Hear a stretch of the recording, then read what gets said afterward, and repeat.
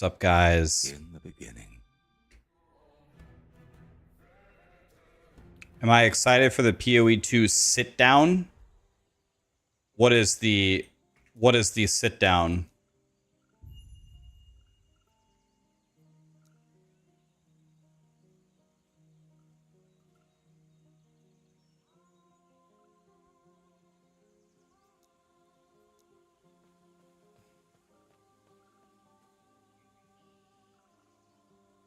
The announcement thing.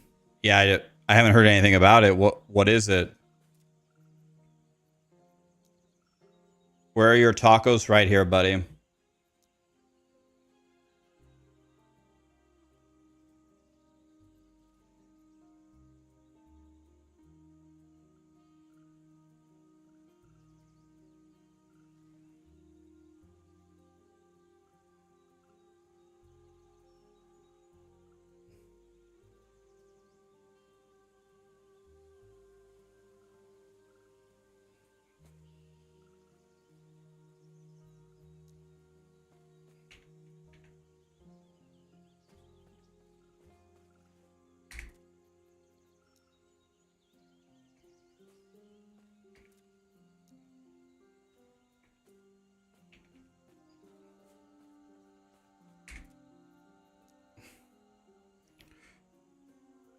I heard that Act 4 is coming. Okay, let's check this out.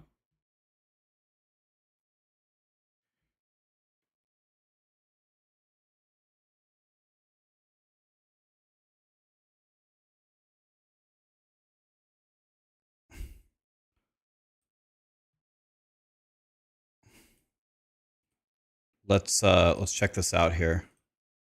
Thanks for showing this to me. This weapon is our only chance to save humanity. We must invoke the Third Edict.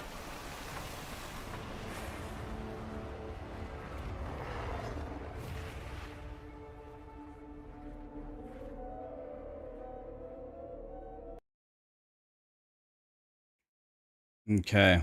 Hey, who wants to be a millionaire? Okay, very cool. I'll absolutely watch that when it comes out. Hell yeah. It starts on the 21st.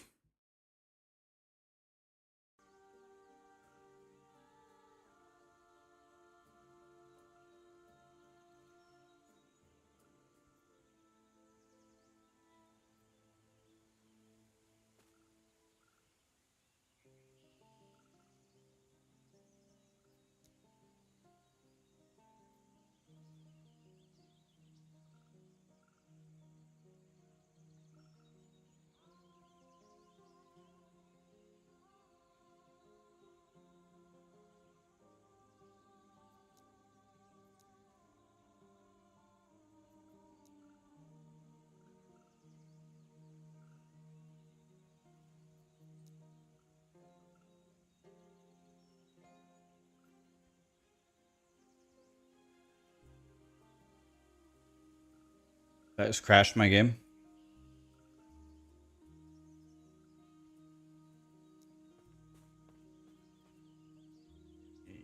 Time is now.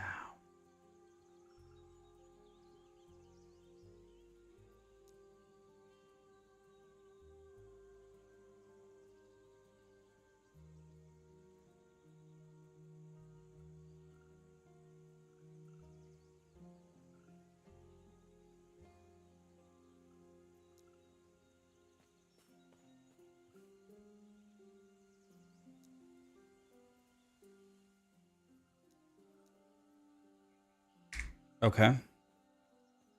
Nice. What game is this? This is Last Epoch. And I haven't seen Last Epoch before. I've got to make a timer.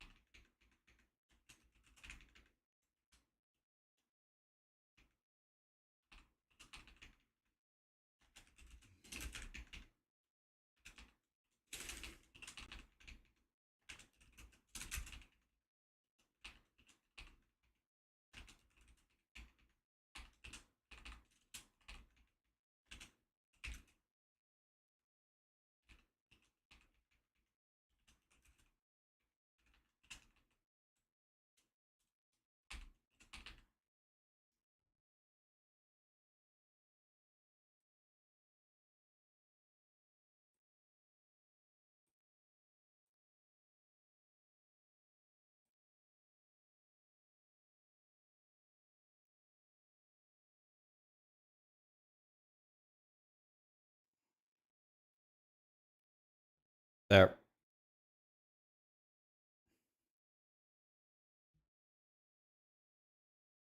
So let's check the stream here and see how the timer looks. All right.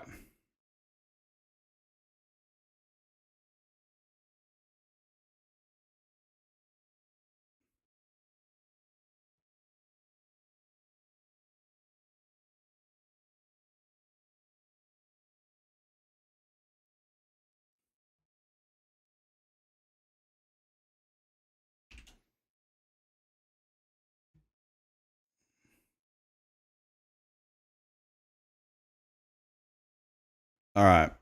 There we go. I can move the timer maybe a little bit. Maybe like there. All right. How's that look? Now we reach a different problem. The category and title are wrong. They are?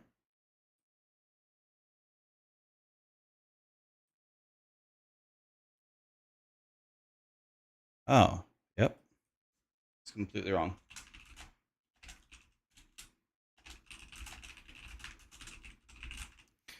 Jesus, my bad.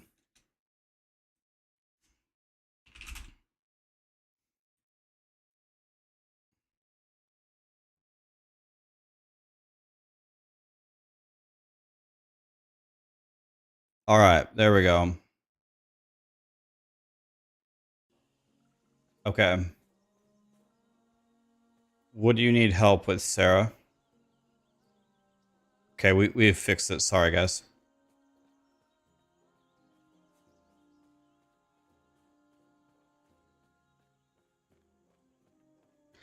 All right. Now we have a problem. I have no idea how to level Warlock. I've done it before, but I forgot.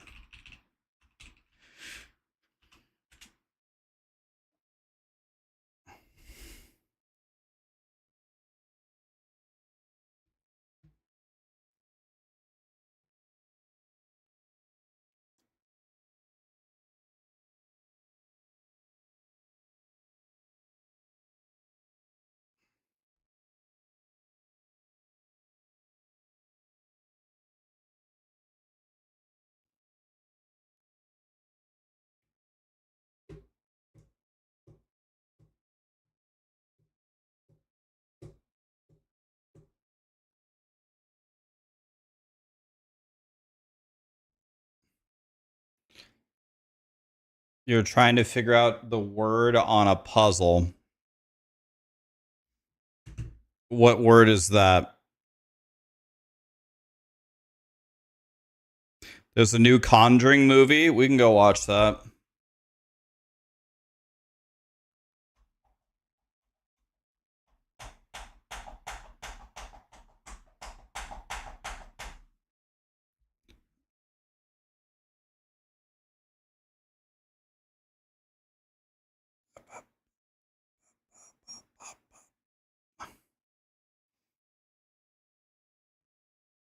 Oh, is this some kind of terrible dad joke?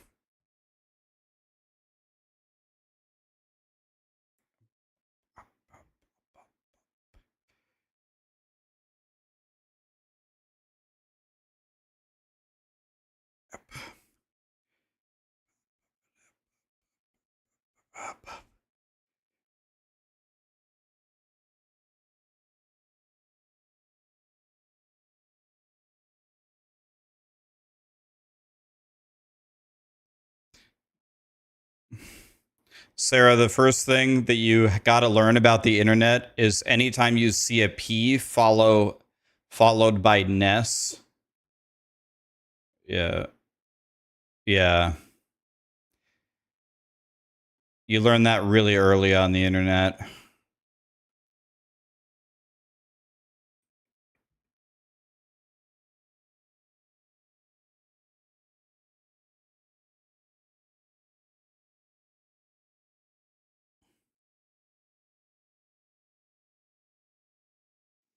Six, 8, 5.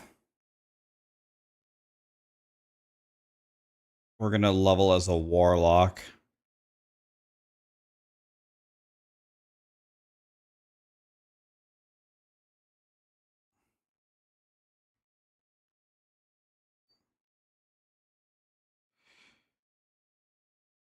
And the main thing that we do is spell damage.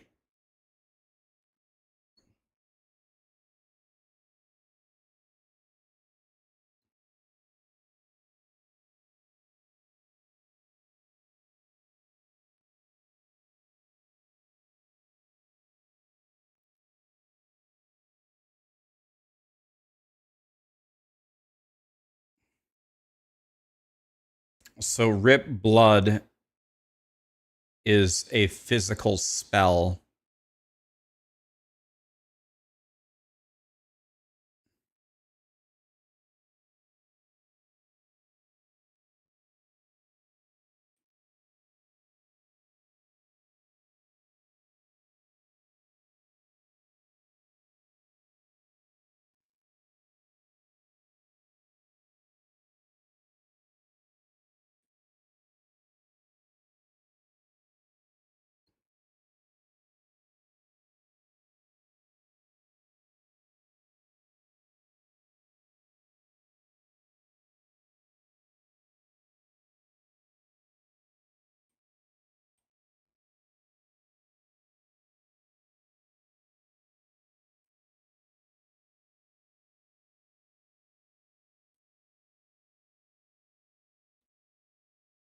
Four and two.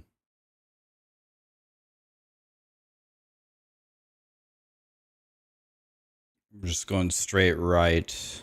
Okay. 4 and 2, straight right, top 6, and then it's the bottom row.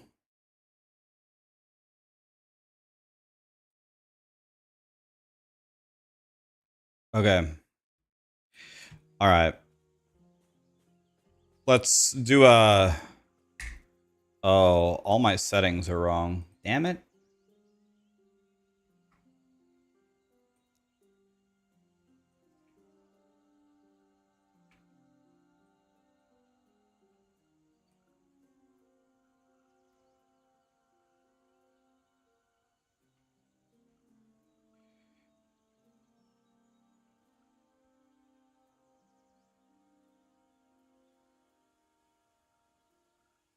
Okay, it's like that, I'm pretty sure. Okay.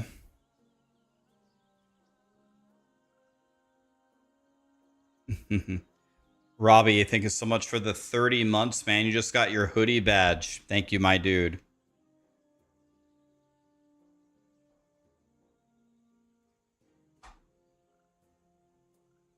Oh, I gotta do Lich or Necro practice? Both. All of this, the campaign run is neither. You actually play a Warlock, but you just play a Warlock, but you can respec. So you just play a Warlock and then you respec to Lich or Necro.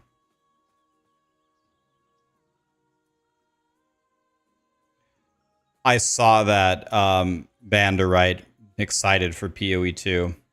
All right, let's just do a run through like Act 1. Again, it's the hardest part.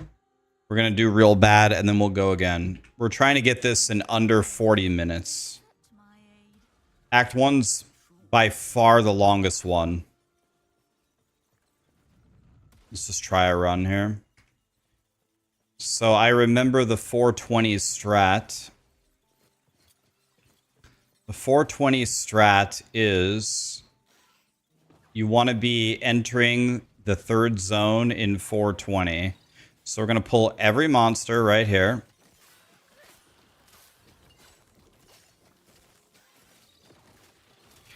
Wow, next.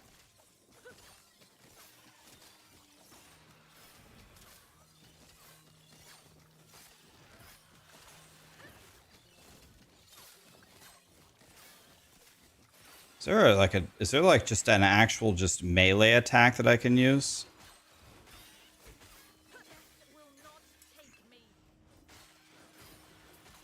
Man.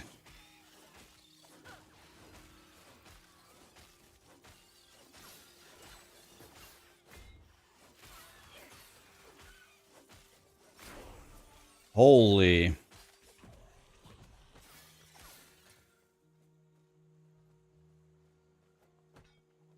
We don't do any damage here.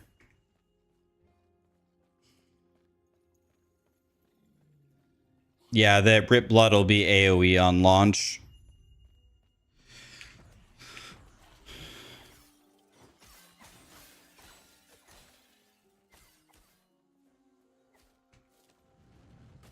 So there's no 420 strat on this one.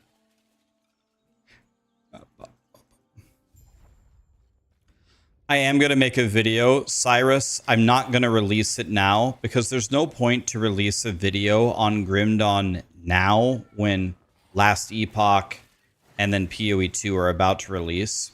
I want to make a video that will actually help Grim Dawn. You know what I mean? Like in maybe some downtime. I want to actually help Grim Dawn.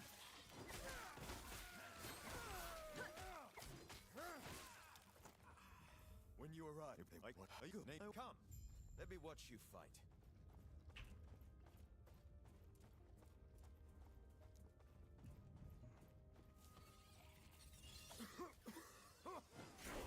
Smoke.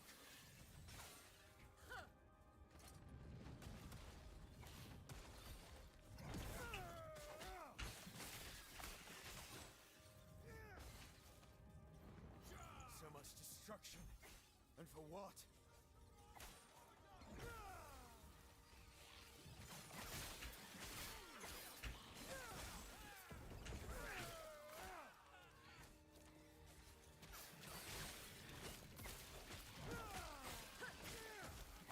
Where'd you learn to fight?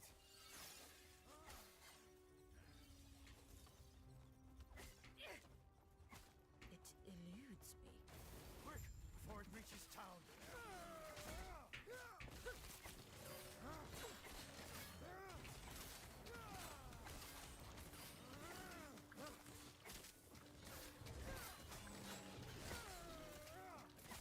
God, this is the Well done.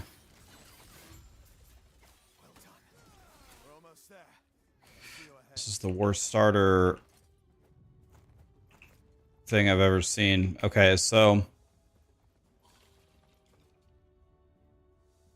we want to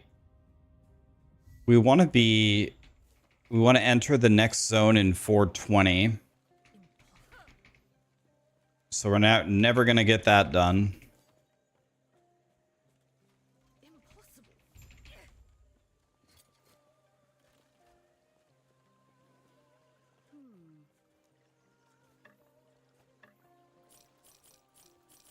Looking for silver rings. There's one.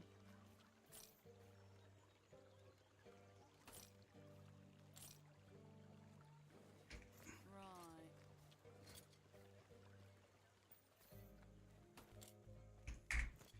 I mean, considering what a catastrophe it was on the very first thing, we're only 20 seconds behind.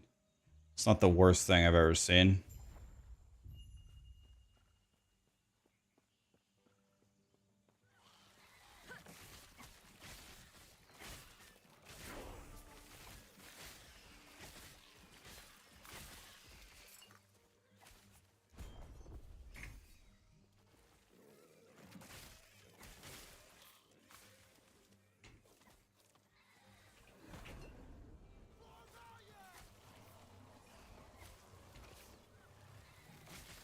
Yeah, next season it will be significantly better because Rip Blood will be AoE.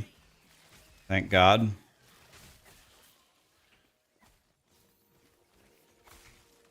All right.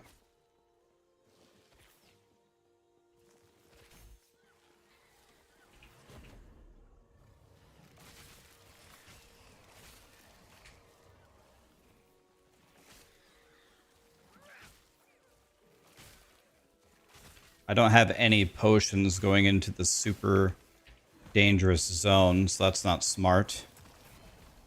Got a legendary shield. Okay. Lit.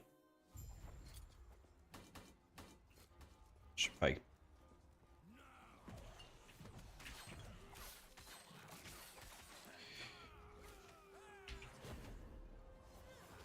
Your death has come.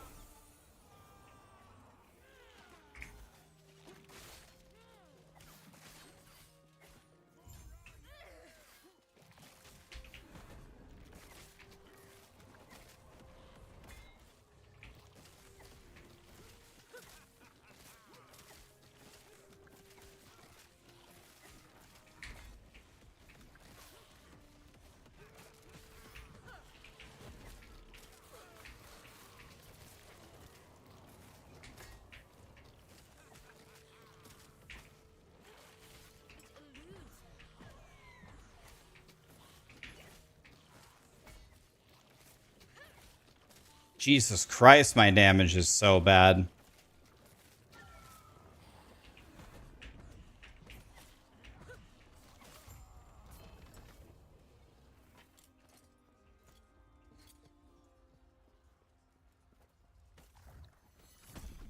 Bro, I got this.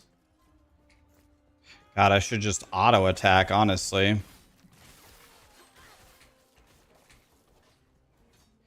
Terrible. Yeah, that axe is so good. What a drop. That's a Keck W. Impossible.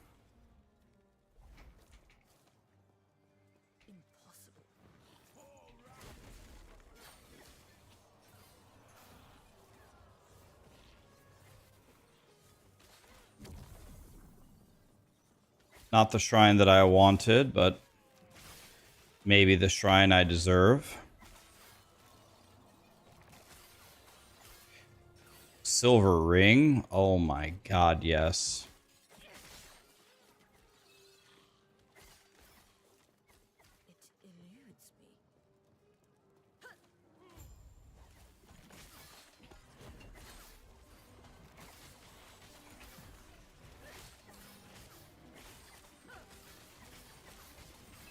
Ow. Take him down, boys.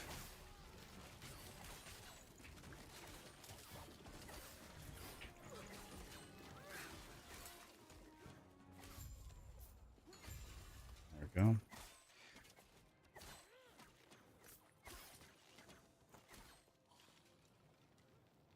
So we're supposed to use this.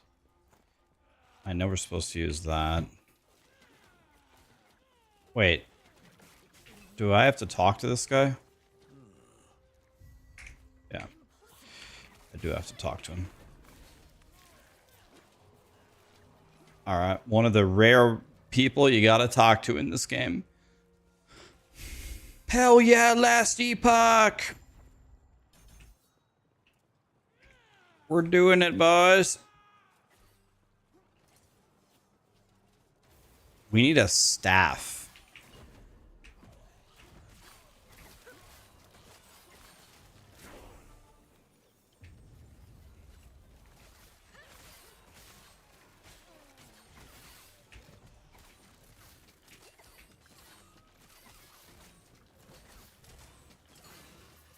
Traveling staff. There we go.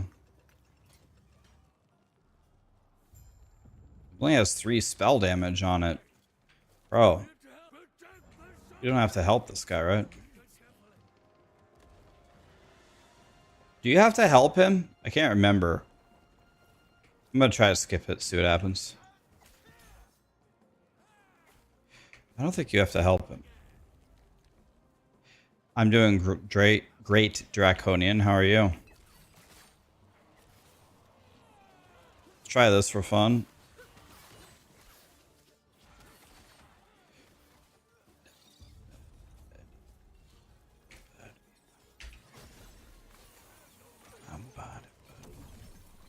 Lucky Sash of Life. Life.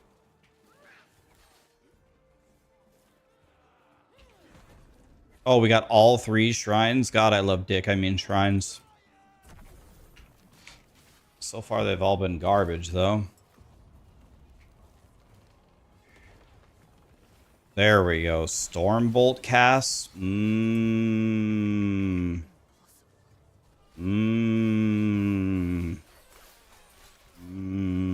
Oh, one shot the elite. Okay.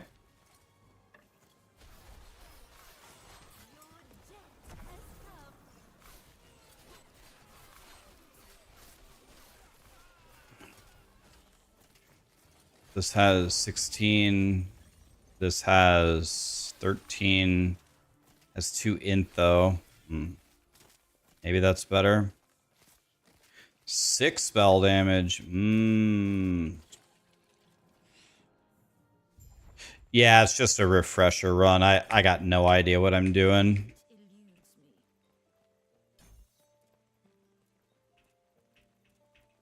Impossible. I got no clue what I'm doing. First run. I'm sure you have questions, but let me first check and make sure the 8 health implicit, 21 health suffix, though.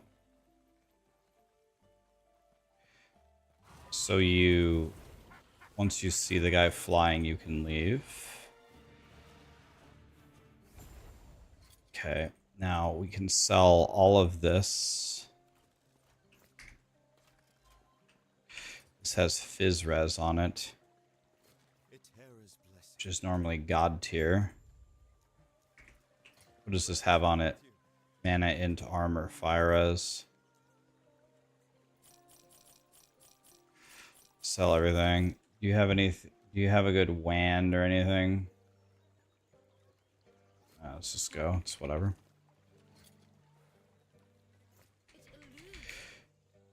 Act 1 takes...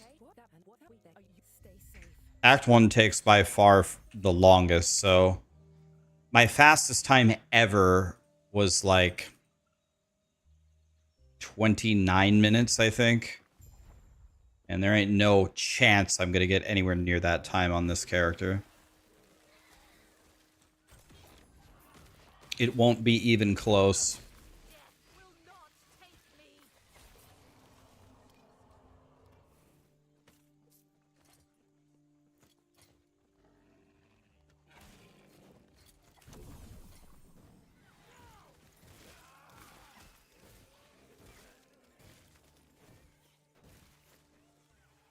I guess like the...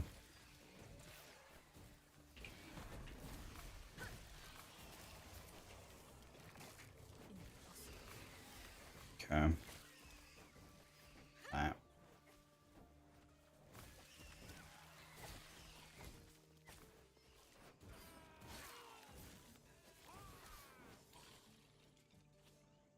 Do I need practice for last Epoch? Are they upping the difficulty?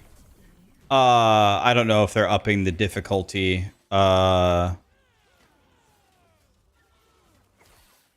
mean, practice is always good. Now, this guy over here on the right, he drops a god tier like melee weapon. But I'm a caster, so... He drops multiple weapons, though. I don't know if any of these are good for casting. We're about to find out. The Maul of Glory, Cryum Broadsword, Bastard Sword. I have no idea. I guess we'll just take it to sell it. So I don't have to actually go down here, it looks like.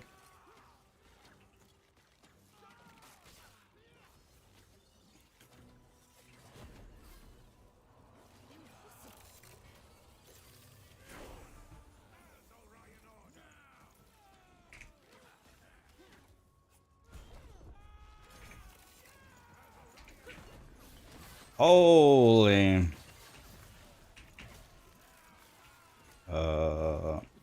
This isn't good. Let's just keep going forward. It'll be fine.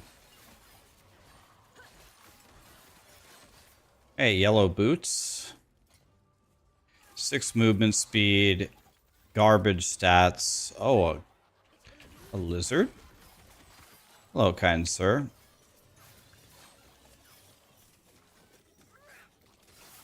Crush. Oh.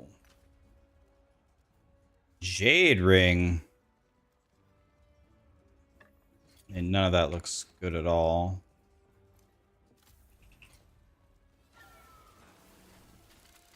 Nah. Fizz res on the boots. We want that 1000%. Alright.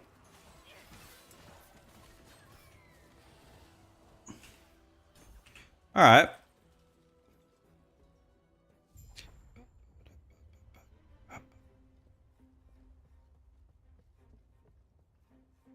Who said, oh yeah, loot lizard? No, guys, they're called treasure goblins. I'm sorry.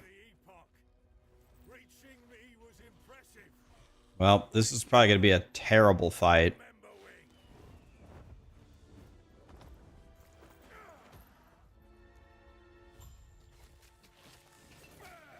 I need my bone curse, by the way.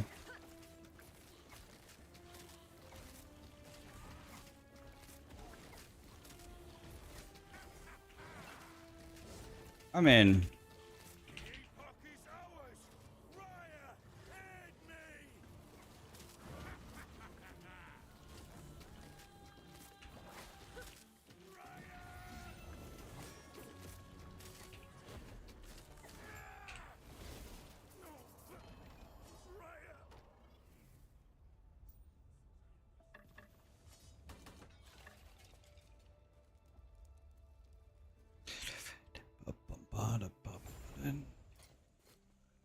So you talk to this guy for blah, blah, blah. Sorry, talk to this girl, then you go blah, blah, blah, blah, blah, blah. Okay, and then he takes forever to port you. 7-5. Let's switch that. Oh shit, the vendor's here.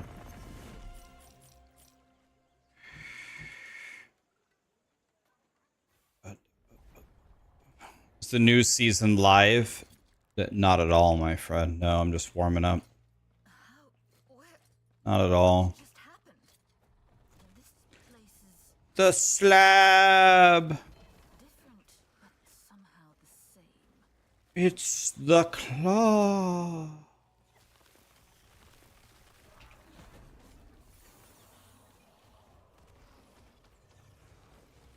Will not take me.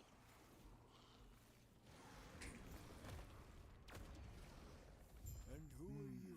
I don't have to talk to him, I'm pretty sure.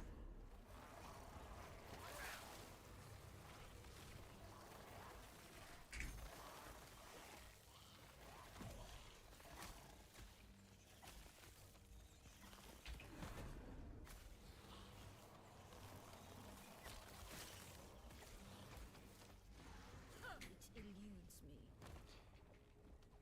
It eludes me. Salty gifted 5 subs. Carby, Stefan, thank you so much for the subs as well. Salty, thank you so much for the 5 subs, man. Appreciate you, buddy. Are you guys happy to see some last Epoch? We just got done with our Grim Dawn rampage. I did kill 1 Celestial. And I got Ravager to 25%, and then he enraged and he killed me instantly. I don't have the right gear to fight him.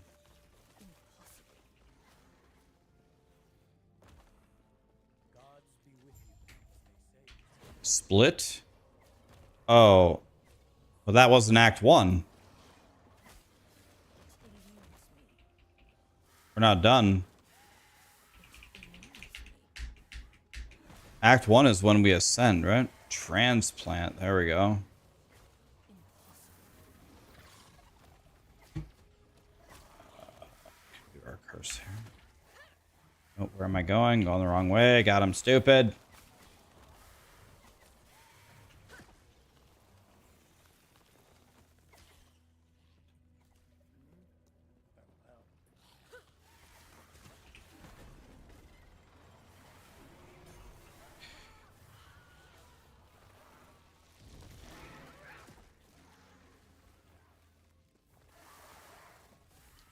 Is the golem better than the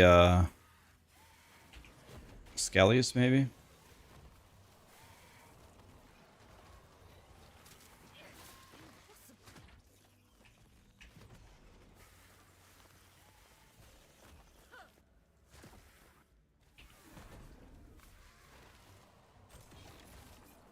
What brings you here?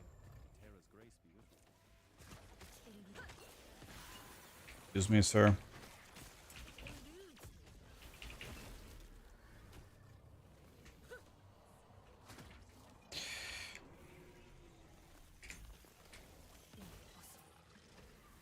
Take those potions. What?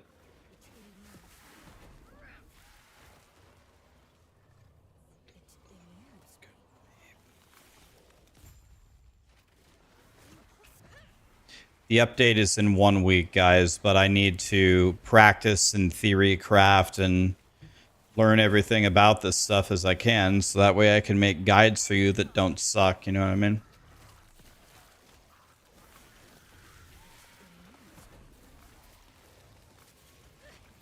We gotta make guides that don't suck.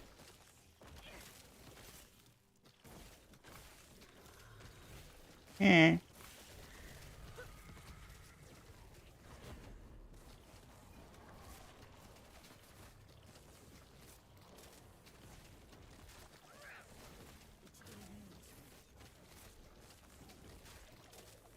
Only a little longer. Press it. Go on. I'll be right behind you.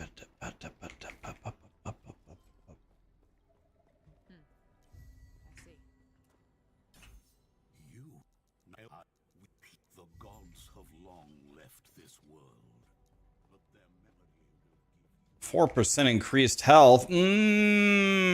Health.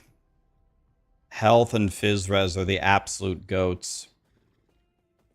This is chance to bleed, though.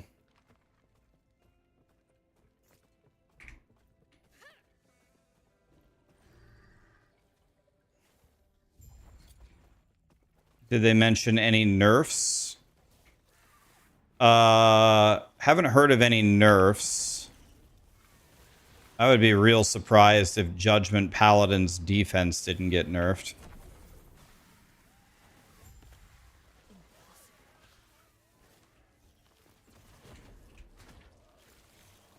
Wow, no shrine in this zone, huh? That's unlucky. I always get a shrine in this zone.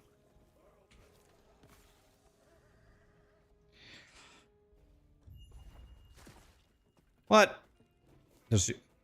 Bro, are you fucking kidding me? Go up the goddamn stairs, you fucking idiot.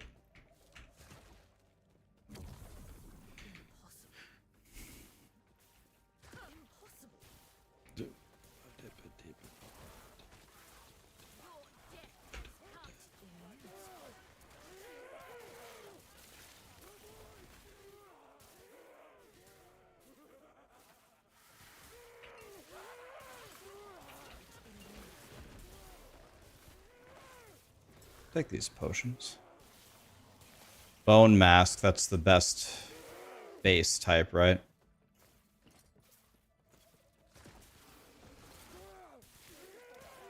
Or maybe I'm wrong. I must be wrong, that's not right. There's one that has flat spell damage on it, I thought. Okay.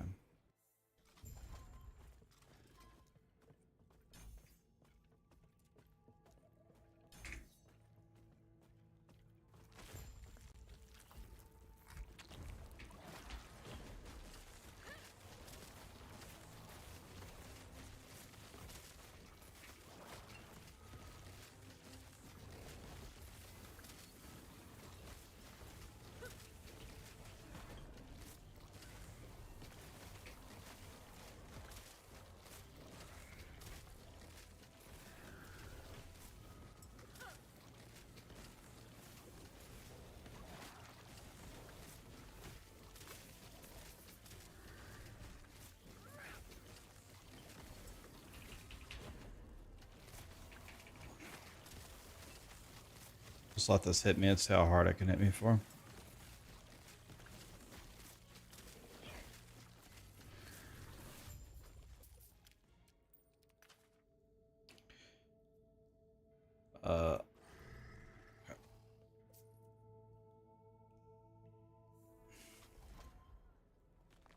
Now we got our Abyss gloves, right?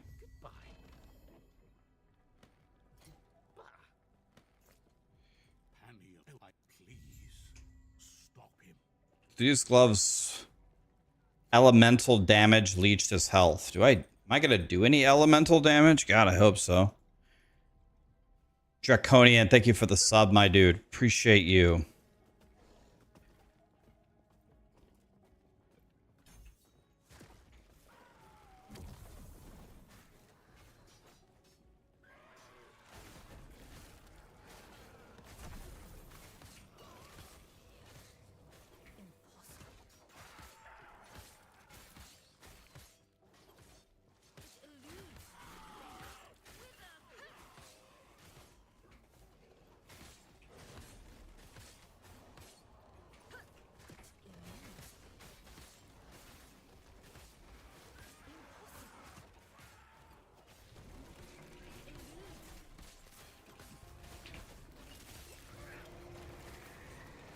Holy damage. Bro, get shit on.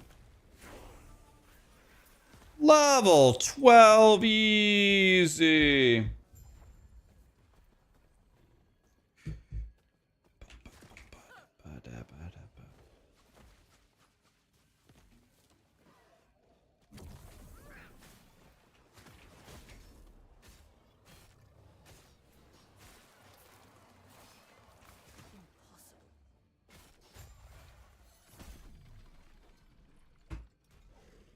Give me 1 second. Let me go grab my coffee real quick. I'm going to pause the timer. Be right back 1 second. Am I planning on playing Flay? Oh, yeah. Will I cover the D4 changes? I have a video coming out in a few hours whenever Lee uploads it. It's going to cover everything. Draconian, thank you so much for the 2 subs. Be right back 1 second, guys.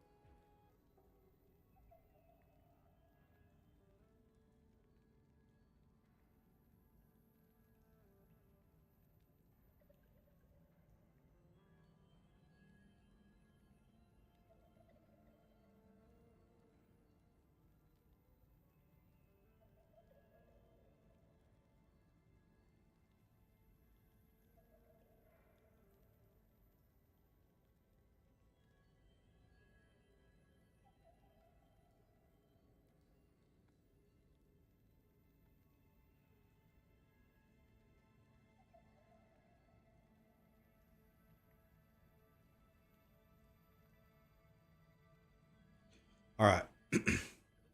Coffee acquired. Lizard is here. Oh, Jesus.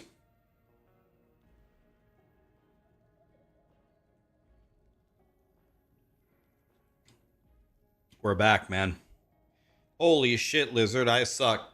Lizard, how do you do any damage as an early game acolyte? Like, I went Rip Blood and I'm casting Wandering Souls, and like in the first 6 levels, it does 0 damage. I know Rip Blood will be better like next patch, but Jesus, man. What do you do? What do you do in the first 6 levels? You just suffer or what?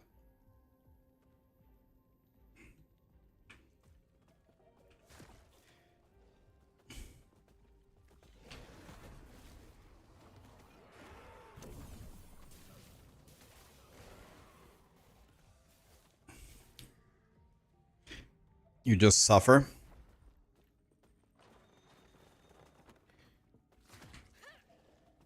Where are you going? God.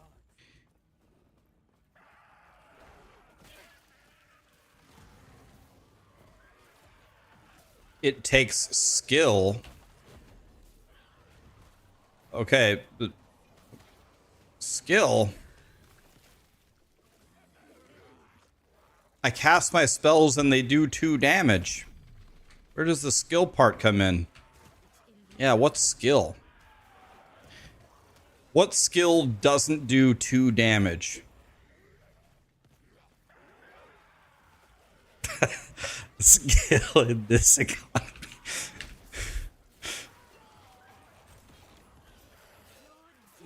Druids do 17. Alright, where's this? Where's the quest guy? Is this him? I don't get it. Did we kill him? Doesn't he spawn? Or does he spawn? I thought he spawns right here. Oh yeah, here he is.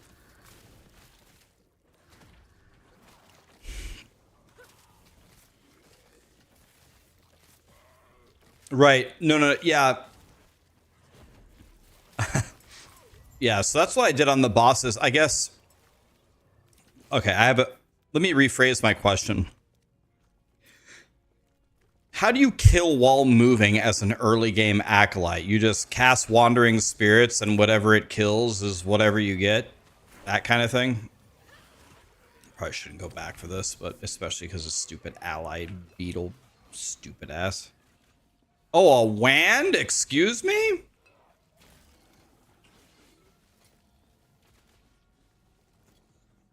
I mean, this thing any good?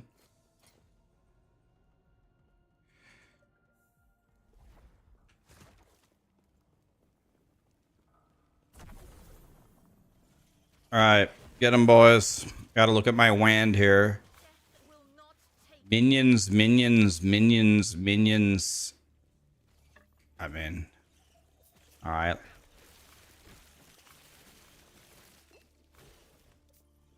Golem, kill him.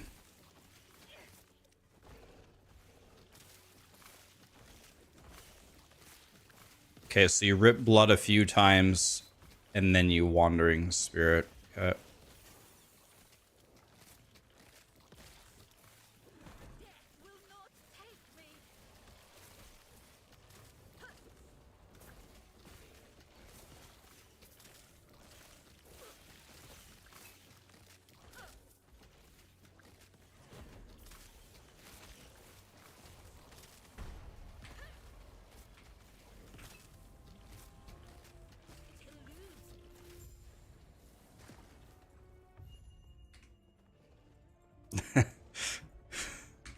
Skill in this economy. That's such a funny line to add to the end of anything. In this economy? God damn it, dude. Skeletons are better than the golem. Alright. I just thought Big Dick would be better, but I guess not.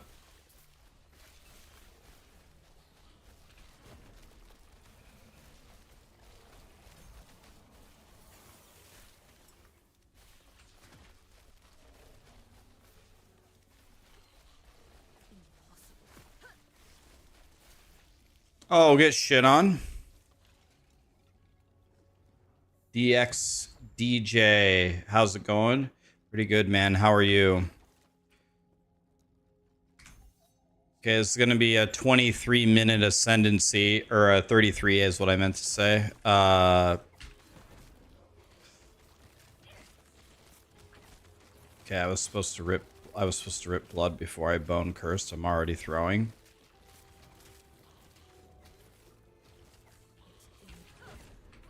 Keep the bone curse up.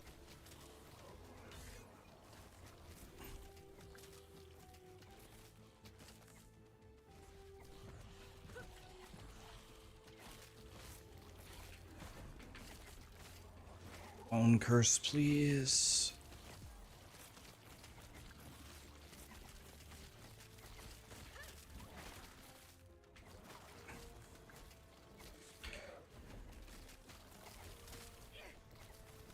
Okay. Seems he failed to handle the void's power. So much for their mighty elder. Pathetic. What is this place? Everything's in pieces. I don't like this at all. Where am I? It eludes me. You've woken. Then I would like to be a warlock. and focus on the. But I see that you are still you. That strength will be necessary. A 33. Okay, is very bad. Actually, Why? 33 minutes for my first run back on this stupid ass early game acolyte is not the worst thing I've ever seen. It says don't respect the masteries until 20, right? Do you play Rip Blood until 20, or do you play Shitonic Fissure already? When do you switch, Lizard? Do you wait till 20? Because the guide says 20, right?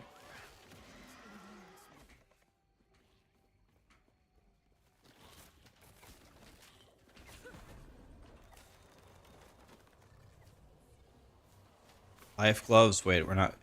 This thing doesn't even help me, does it? Do maybe I? Oh wait, it gives me Ellie res actually.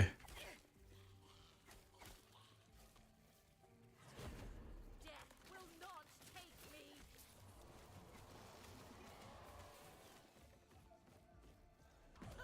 Missing a Skelly Bob.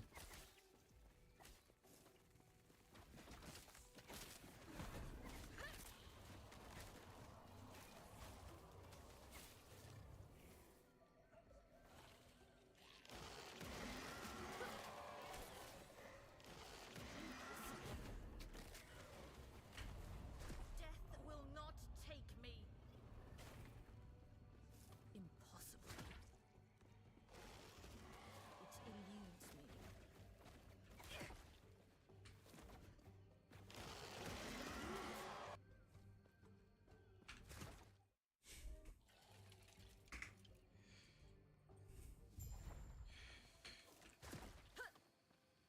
It eludes me.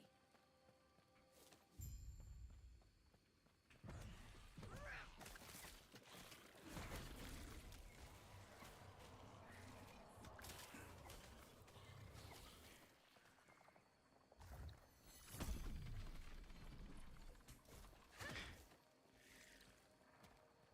Impossible.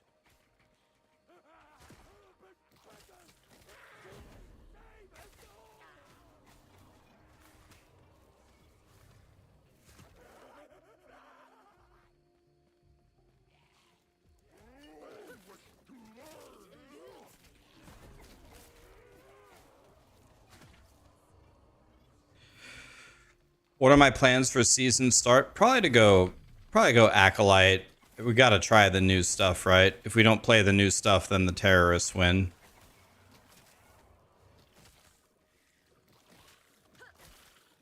Might try to theory craft a flay build. We could go mana man. Stack big mana. Maybe that'd be good. I have no idea. Stack the spell damage.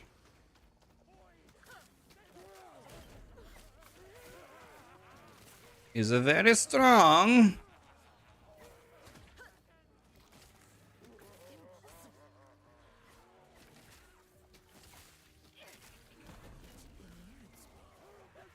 Let's grab a couple potions for the next thing.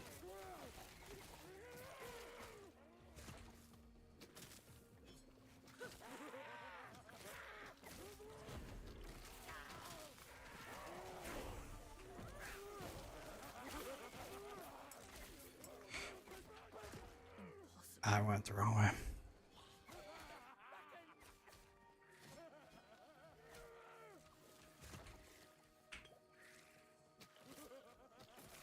I haven't even looked at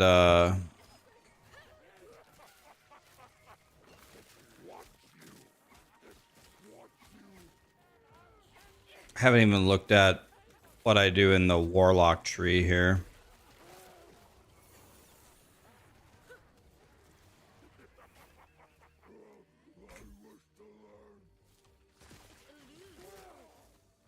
Let's check right now.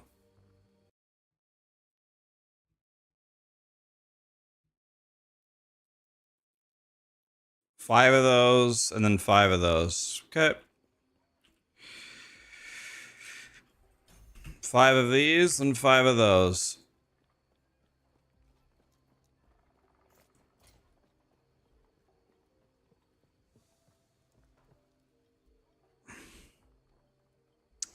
What did I think about Grim Dawn? I really liked it, man.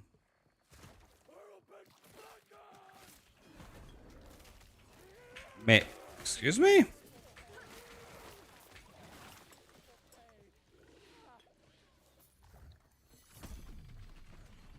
Where are my skellies at?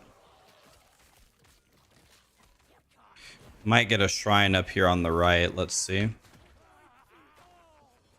Come on, shrine. Shrine.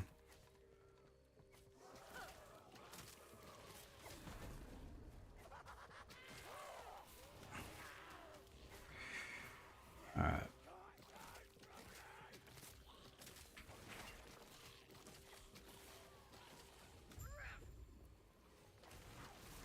It's the Void Peed. Oh, excuse me? Can I just hit T? Does this take me to the right spot, maybe?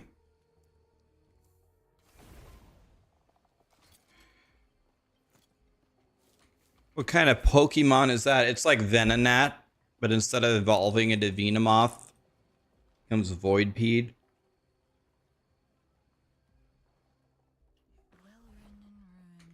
It's Venonat when Venonat breeds with Caterpie. But I feel nothing. No matter. It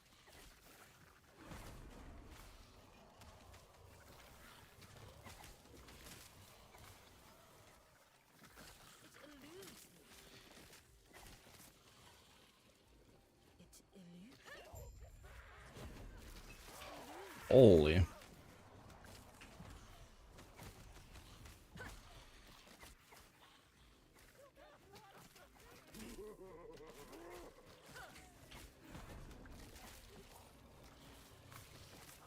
Wandering spirits, please. Can I have those health potions? Is that a thing I can have? Why is everything hit so hard? Yep. Go ahead and kill them, guys. Whenever you're ready. Whenever you're ready. Oh. Ooh.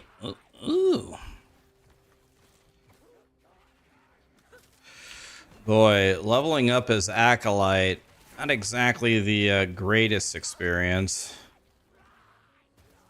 Not exactly the greatest. Can I have my Chitonic Fissure? It eludes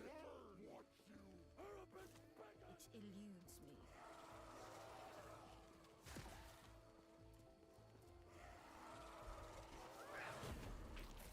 Do I have 0 Fizz Res? How dare you accuse me of that? I have 5 Fizz Res. Thank you very much.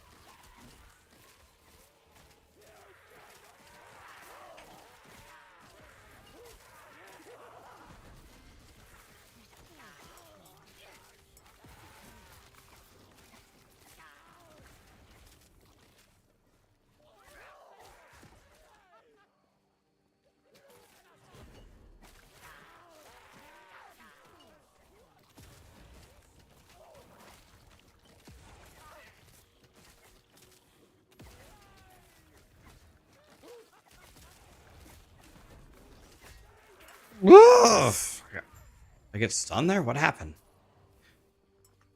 I evaded him. My guy stood still. Hate that.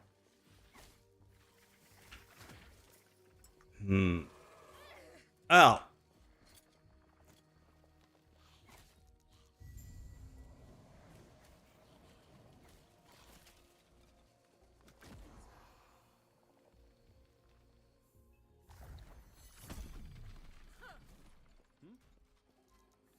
It eludes me.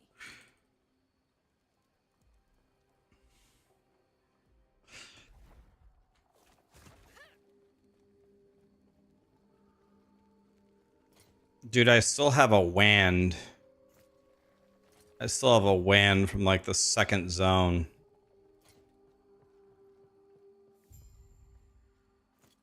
This has 2 spell damage on it. We gotta do that, right?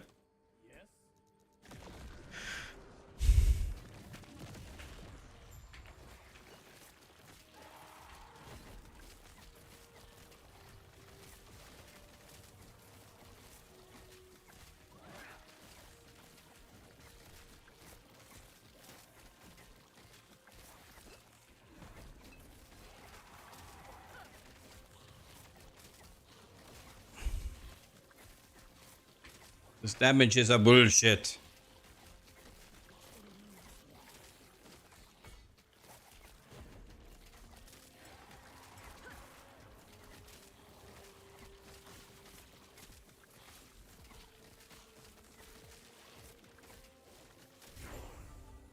Jesus.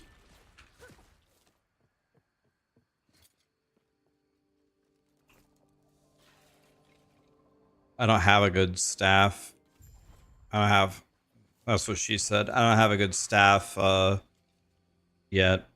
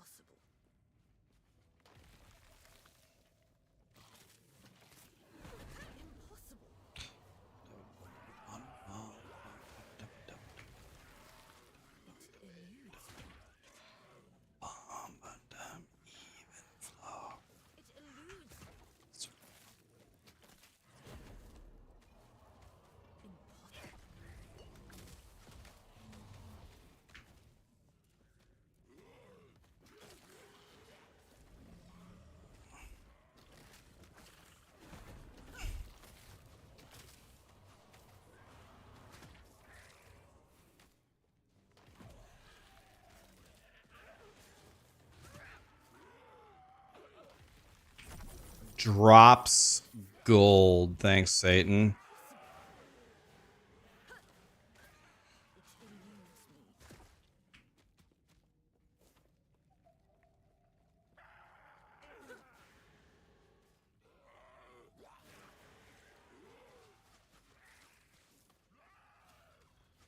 It eludes me.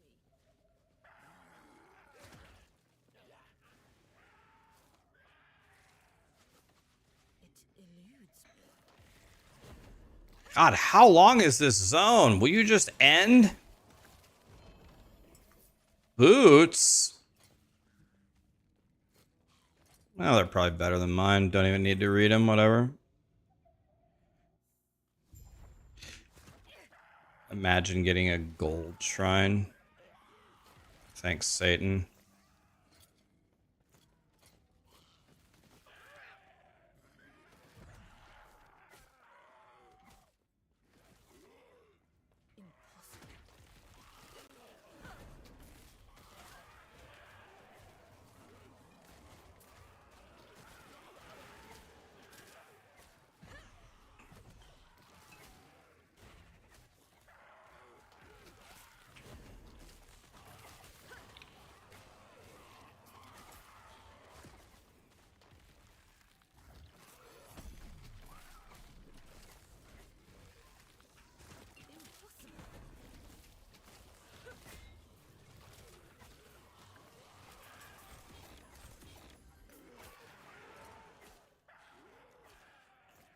Oh yeah, it has auto transfer. I forgot about that.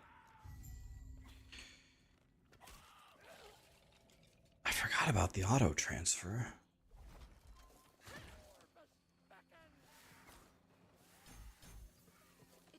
Chaos bolts.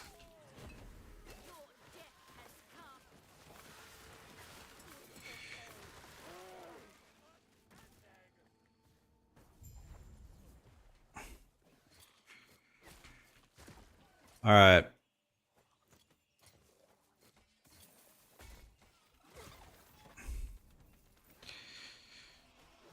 I'm in a bit of trouble here, actually. Ooh, I have 0 health potions. What am I gonna do here? Gotta figure something out. Okay, run around in circles. Do that. Oh, ooh, yeah, level up. That's how you do it. Okay, easy. Ruby amulet. Fizz res. God, I wish I had some health potions. Hey, I'll take this one. Thank you, kind sir. Oh, I'll take this one too. All right. Not good. Not good. Not good.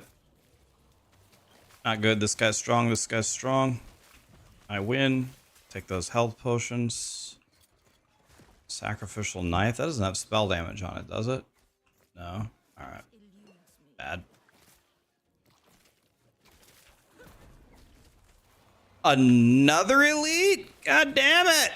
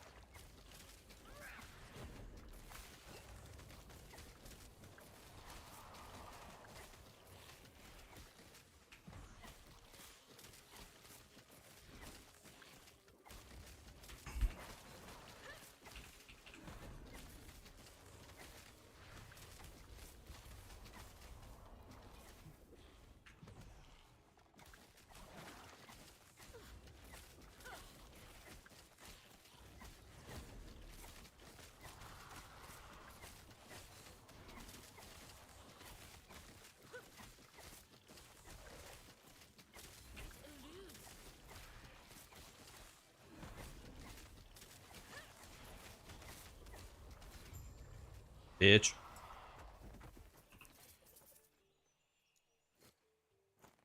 Copper chalice of life, huh? It's here, right? Yeah. So walking with your tab open while reading gear is insane. Oh, there's people better at it than I am. You get used to it as you play a lot. We ain't got no time. We ain't got no time to do one thing at a time. Hi, Kevin. How are ya? How was the Grim Dawn week? It was fun, man.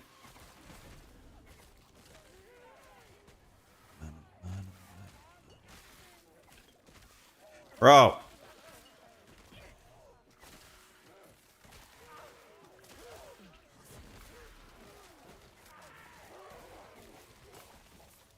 This is definitely not as fast of a leveler as... Or I can't go as fast on this. It's a better way to say it. As I can on Rogue. But it's probably about to get a billion times better. Bro. Stupid lizard!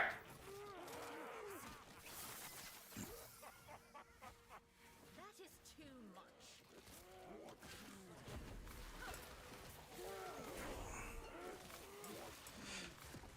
Says don't respect till 20s, so I'm just gonna listen. I don't know why we're waiting that long, but Tarek is smarter than me, so I'm just gonna listen to him.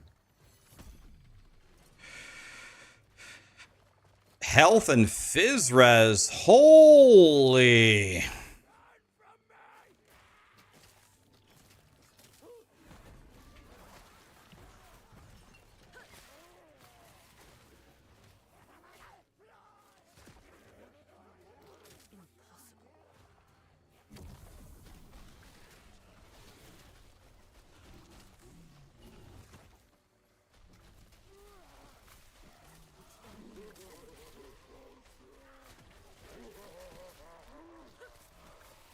These guys are getting cooked.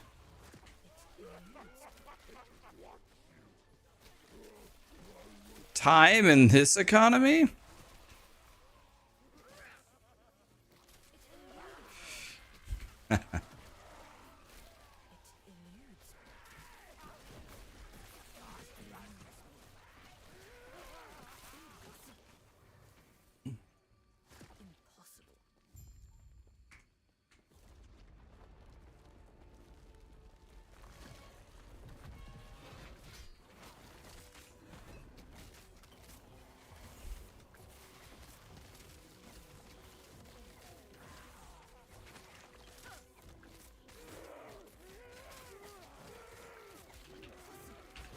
I don't do any damage. I hate this game. I hate this game. Bro. Where's my damage? Jesus.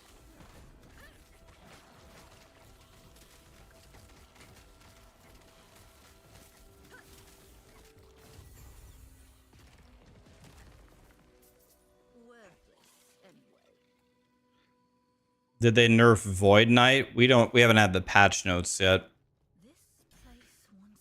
But yes, you can absolutely kiss your Void Knight goodbye. No, I'm just kidding. It'll probably be fine. Alright. 36 health on those boots? Okay, but mine are better though. Oh, shrine lit? Oh, shrine lit? Oh, yes. Oh, yes. Wait, I'm going the wrong way. God, I'm bad. Stormbolt and the hammers? Wow. Yes, dude. Okay, let's do Shatonic. I actually don't know what we do here. We certainly do Shatonic. And then what do we do? Chaos Bolts? Who knows?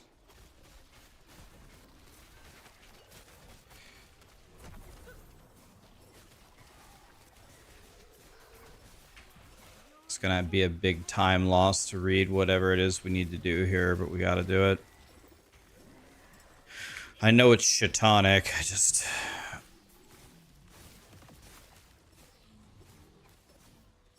Okay, let's see. Let's read this quickly. Gameplay and skills. 20, respec Rip Blood for Chaos Bolts. Okay.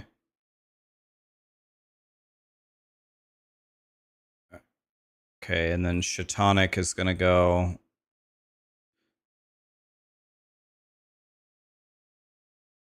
left, top, right. And then Chaos Bolts. I mean, let's just do this one at a time. I'm too stupid to remember all this.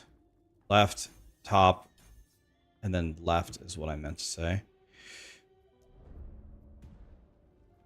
Despecialize it, despecialize it. And now what are we doing? We're doing Chaos Bolts. Who knows what we're doing here?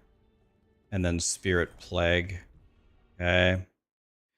And what we're going to do here is we're going to do Chaos Bolts and then max the bottom thing and then do that. Okay, for Chaos, that's what we're going to do for Chthonic. The whole bottom way for the double whammy. Okay, I think I can remember that. So the whole bottom way. And then the Spirit Plague. What are we doing here? Left, up, left, and then right. Okay. So left, up, to here, and then we're going this way. I guess we don't need this anymore. This is going to be Curse the Talk. Okay. Well, that took forever. God, I'm stupid. Oh well, whatever.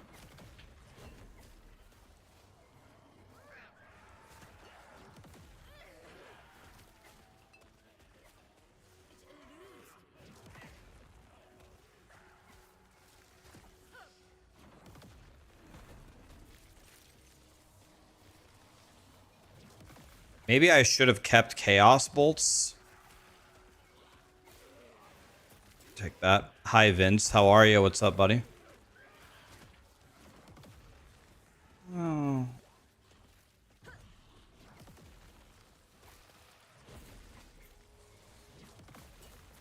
Chaos Bolts in this economy?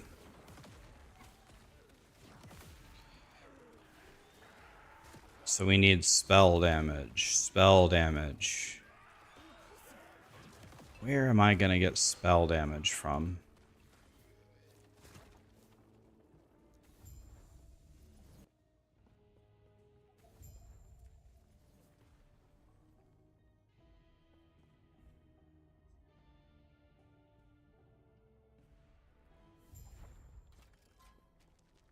What's up? 2 idle slots. The staff barely has any spell damage, Samurai. It has 5 spell damage, the staff that I have, unless I got a new one. It only has 5 spell damage. This has 6, actually.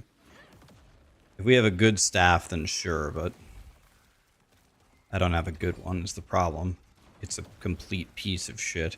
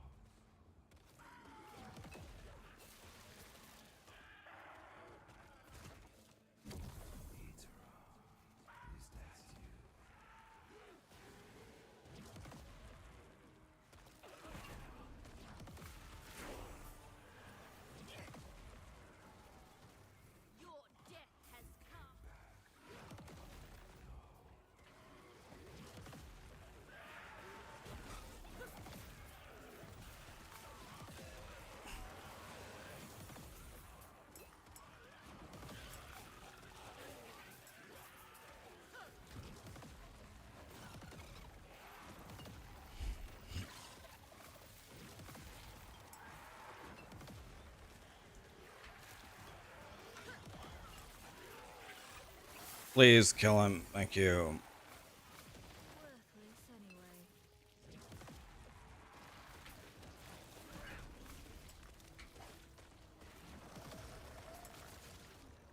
Another pair of legendary boots? The same ones. Oh yeah, I just didn't have room. Oh. I'll take this. Well, let's just wear them. Let's just see what they turn into. Could be a Keck W, you never know.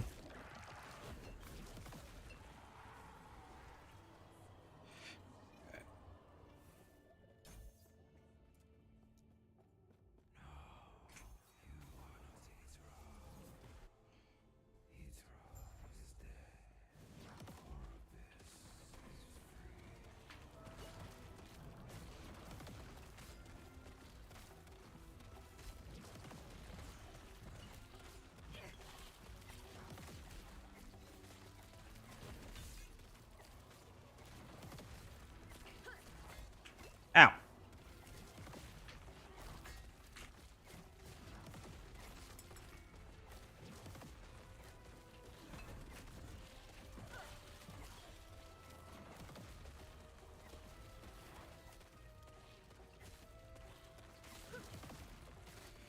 So I'm guessing the reason why you don't spec Chthonic Fissure early is because Chthonic Fissure doesn't do any damage.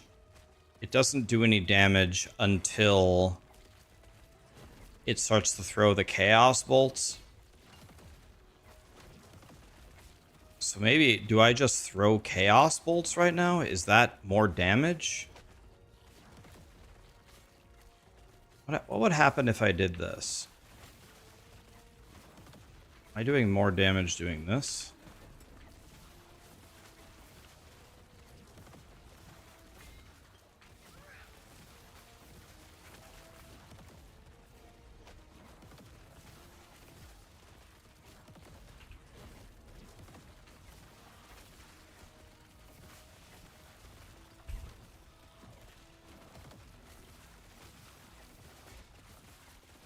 By now, like, my Shadow Daggers are hitting for like 2,000 damage a hit.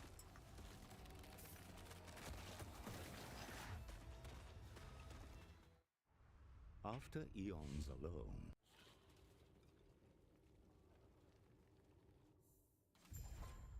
Okay, let's reset this. And let me actually do some studying here.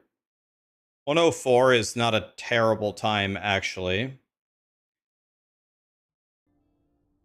But,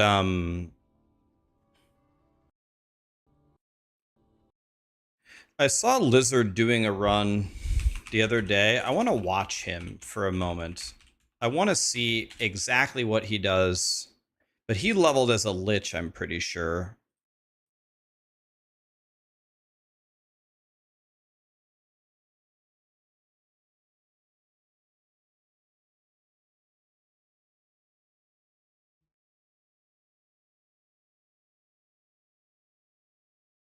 Oh, this is a clip.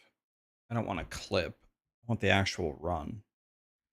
Let me just see. Let me read the guide a little bit more intently and let me see what Lizard is doing here so I can learn. I bet you it's a lot easier than I'm making it.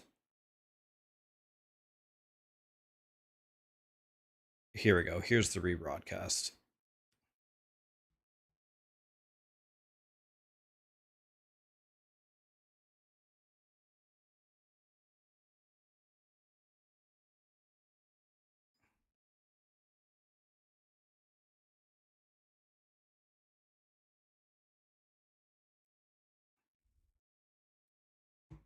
Okay, this also does not seem to be the actual run. This one?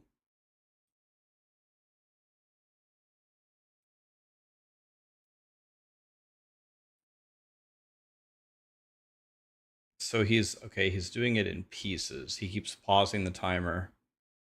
Okay, we're gonna find it.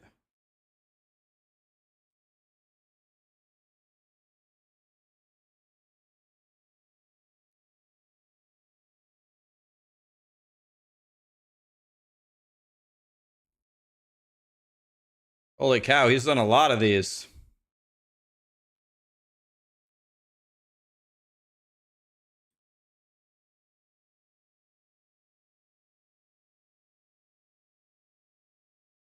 Here we go. This is actually a run.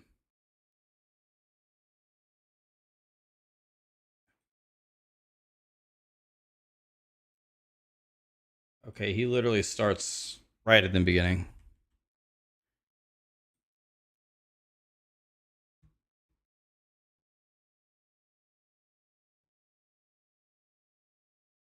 I actually want to see what he does in the very first zone. Let's just start at the beginning. Okay, let's watch this for a moment, guys.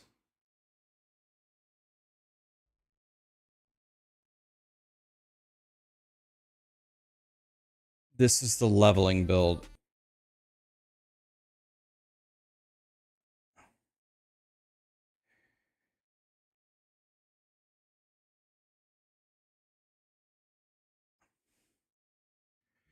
Okay, this is even better. Yeah, the actual YouTube video. Thank you. Okay, let's watch this for a moment. Let's see how he handles the early game.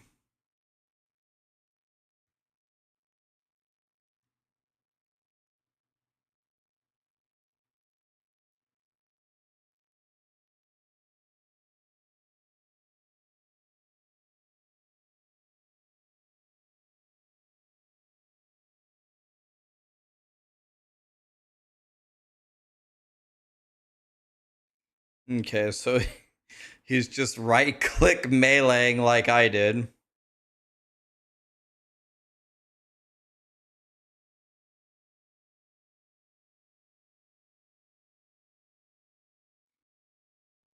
Okay, so that's what I did. I was looking for something better than that, but I guess there's nothing better than that.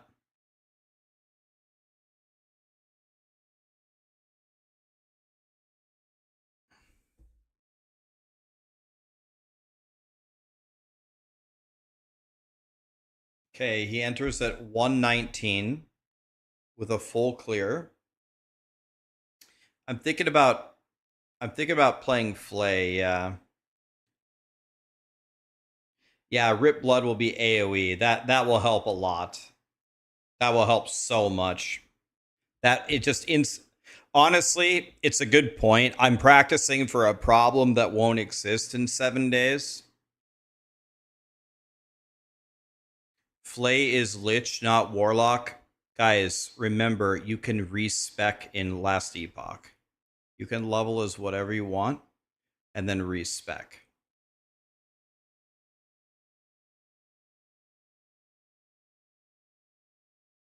You only level as whatever is the fastest base for the class.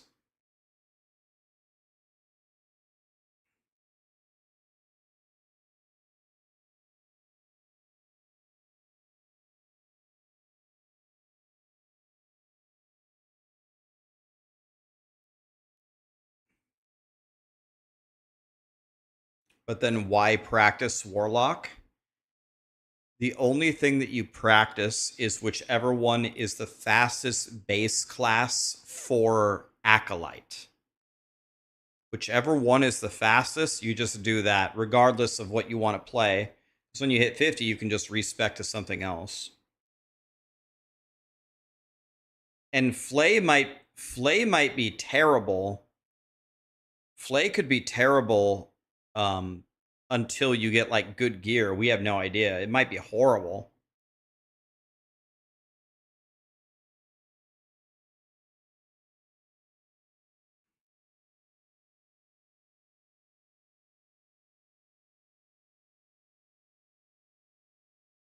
Yeah, I don't think you play Flay in the campaigns, certainly at all.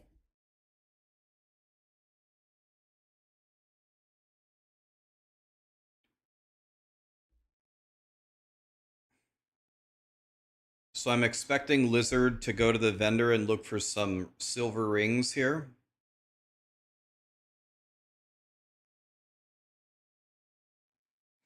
Of which there are 0. He doesn't have the right amulet either.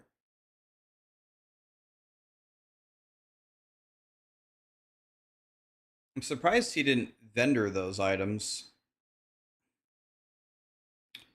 404 is a great time. So he was already 30 seconds ahead of me, but that's because I took off the melee skill. So he's going just the basic staff here.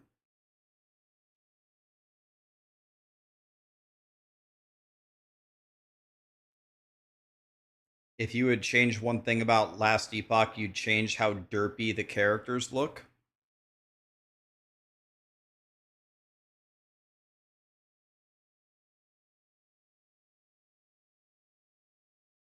No timer speedrun. He has a timer. It's behind my webcam. I'm not speedrunning. This is Lizard playing. I'm just watching. So far it's exactly the same. Exactly what I expected.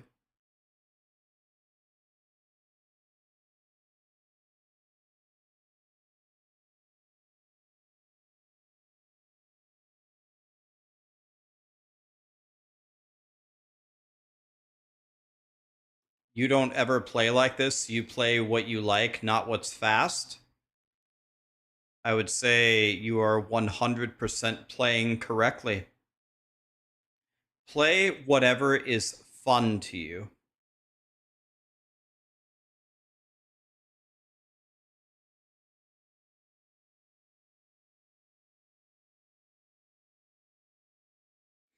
Play whatever is fun. This guy took me forever to kill.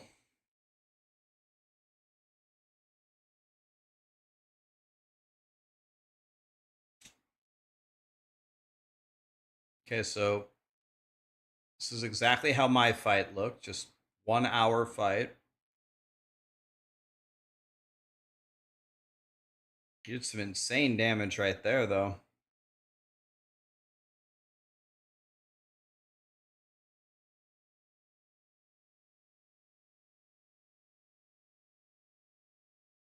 I always take the left bridge, not the top bridge. He probably already saw this. And the reason why I take the left bridge is because sometimes there's a shrine that gives you a couple kills right there.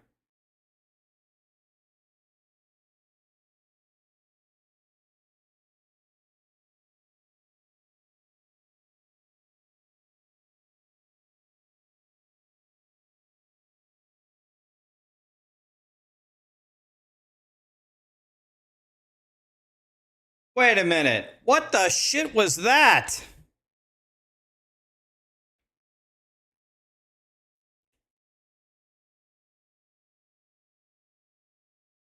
What?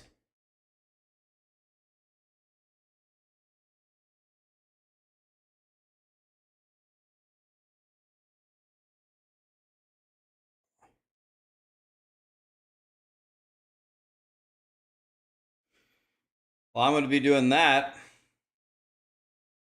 We call that the big skip. Yeah, that saves at least a second.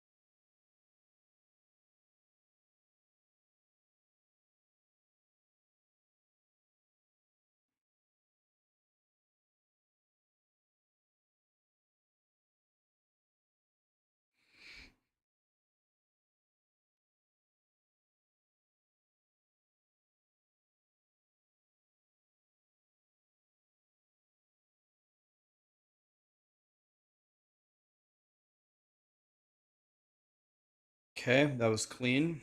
This part's all boring. You walk, click on M.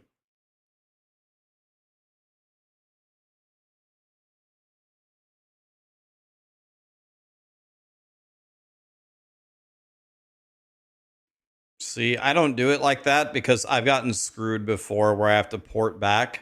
I don't leave until I see the bird. So double silver. Yeah, I know why you got that. Helps with the spell damage. 8 movement speed. 5 and 6. Okay, that was smart. Well, it saved us a second or two. He bought the silver rings. He didn't even check which ones were better. Then he ran and looked at them while he was running. That's pretty cute. There's no patch notes yet.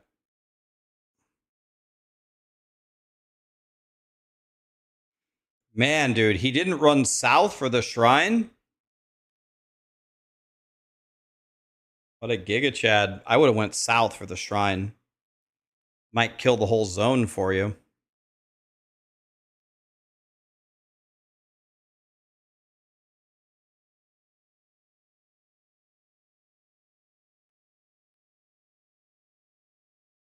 I'm gonna play Lich. I'll make all the new stuff. I'll probably make a Lich. I'll make a Necro, and I'll probably also make a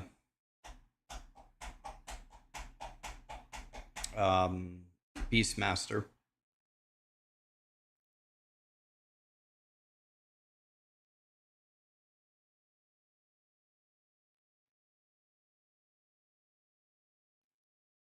There's another. See, Lizard doesn't seem to do this, but I definitely run for the shrines. Like sometimes the shrines just clear the whole zone for you. Plus they're just fun.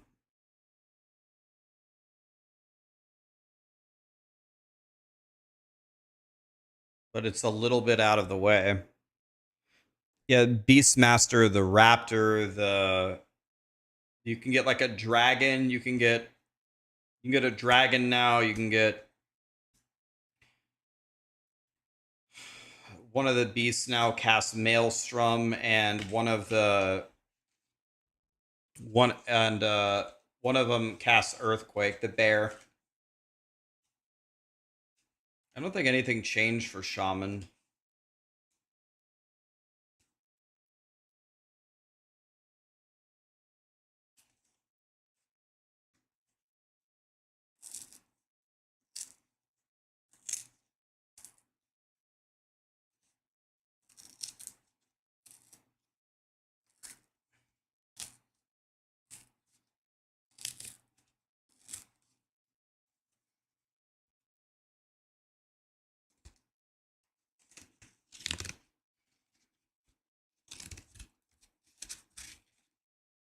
Yeah, the raptor turns into a fire breathing dragon man, doesn't it? Next season, I'm pretty sure it gets like dragon breath or whatever. Doesn't the raptor get it? I'm pretty sure.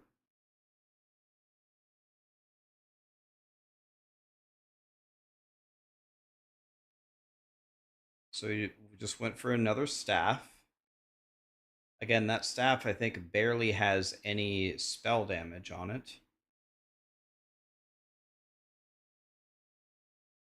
Let's see, how much spell damage on the staff?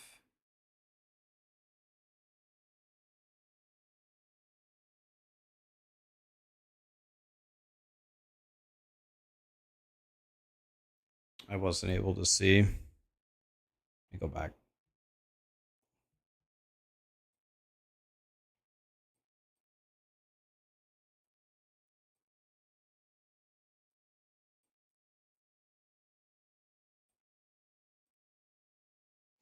Bro, the tooltip doesn't even load before he equips it.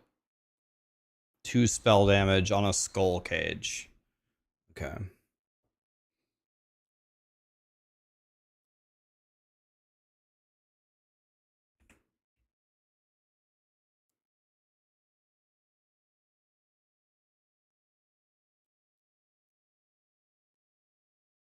So 7-2. So he has 9 spell damage already. Plus whatever you get 16% more. With 16% of 9 would be about 1.5, so 10 spell damage right now.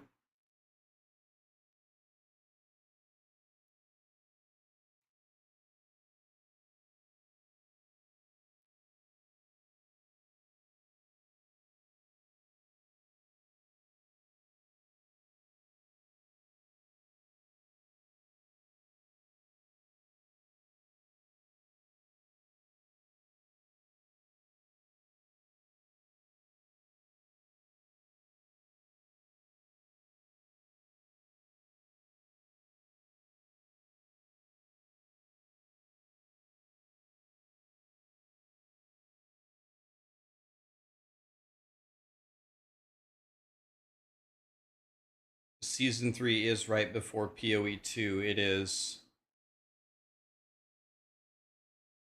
Okay, I don't need to watch this zone. I know how to do this zone. But I do want to see, does he have any movement tricks right here? Or does he walk all the way around?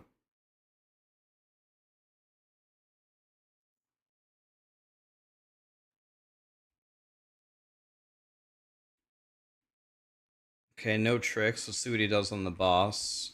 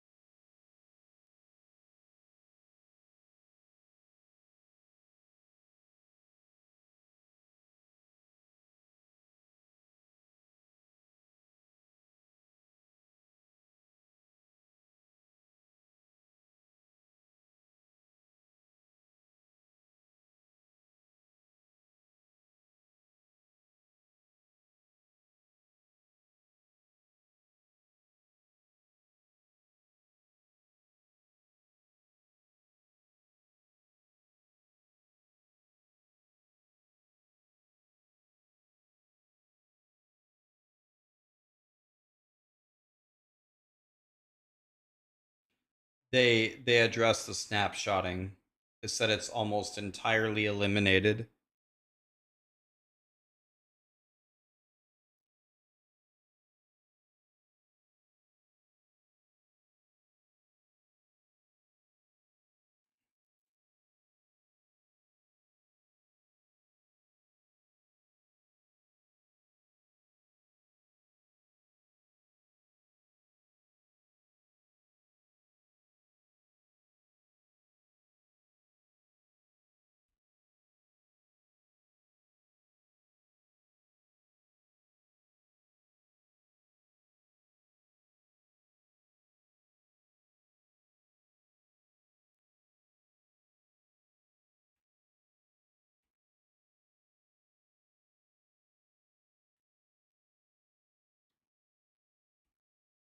Okay, he takes the gloves.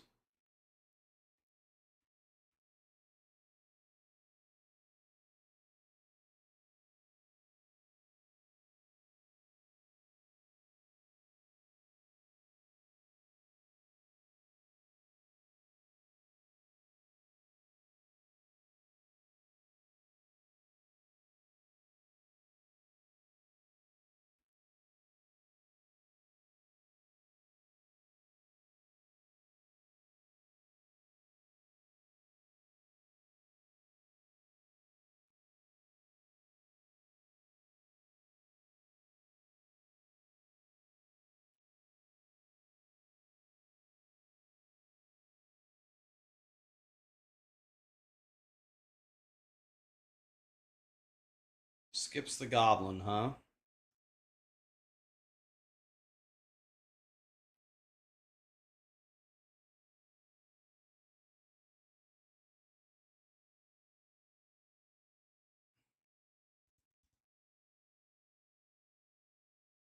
Last Epoch only has 4 hours of content. Man, if you can beat all the content in Last Epoch in 4 hours, you are by far the best Last Epoch player of all time. You can beat the campaign, the regular monolith, the empowered monolith, kill Aberoth and Uber Aberoth in 4 hours?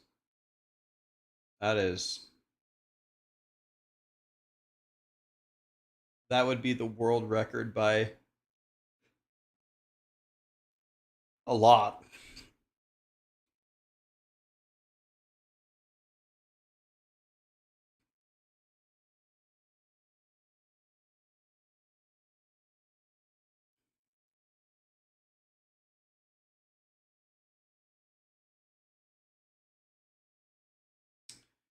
I think I've got to play Lich first. But when you play Lich, you may not have to start Lich. So we'll have to see. 'Cause I don't know if the I would need to see the patch notes, but I don't know if the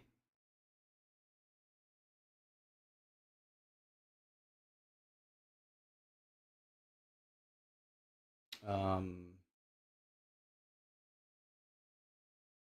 I don't know which build is going to be good. Yeah, that's Lizard.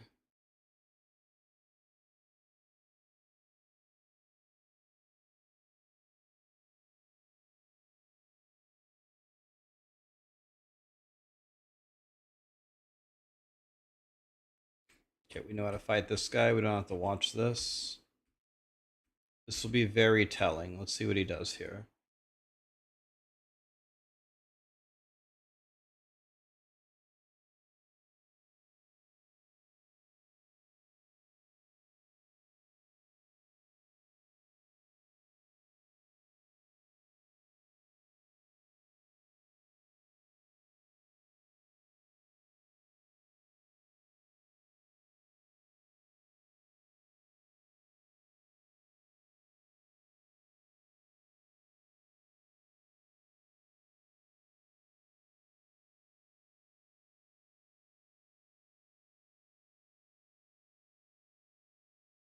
By the way, he ascended at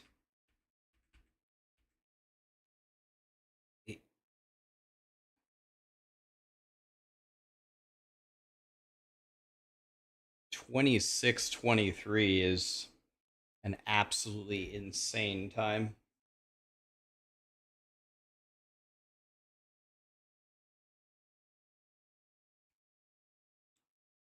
I full cleared ultimate difficulty in Grimdawn, and then we did endgame, and I fought 2 celestial bosses, but I didn't have the right stuff. I killed the first one, and the second one I got to 25% HP.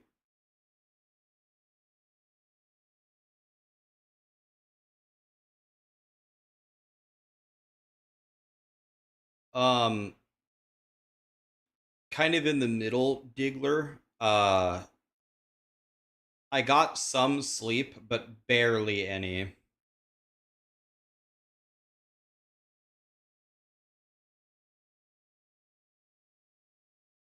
Okay, so now this speed run is not comparable to what I'm doing. So this is no longer apples to apples.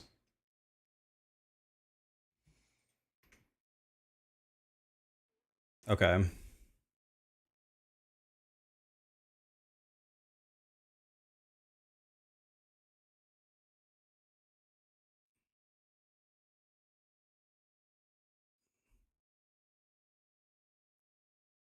Let me read something here.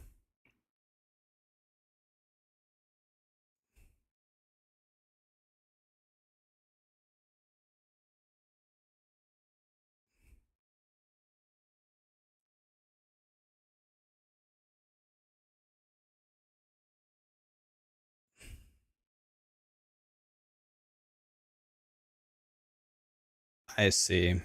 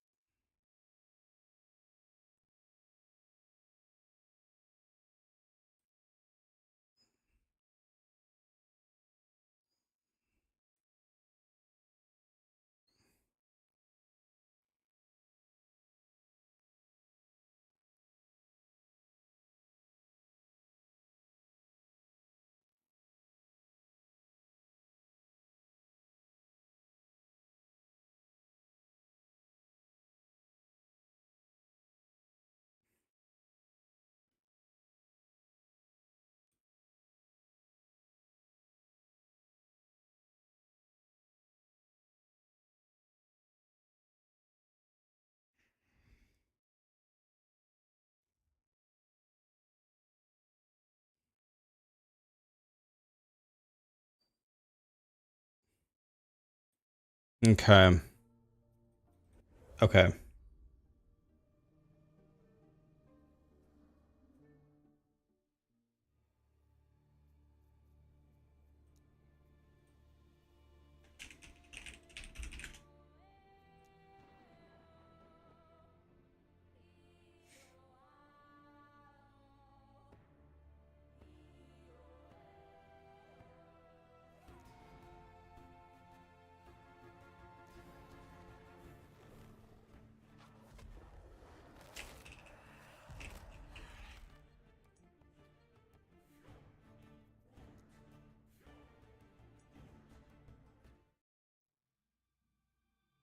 In the beginning, All there right. was darkness. Let's see here.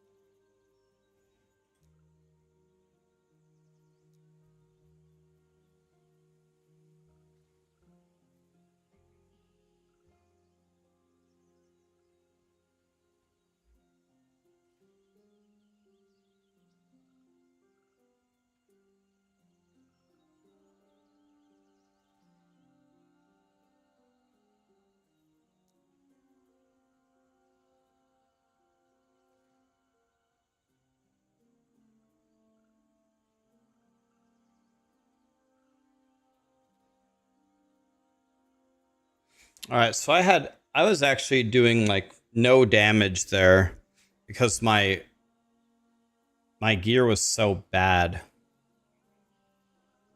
My gear was so bad there.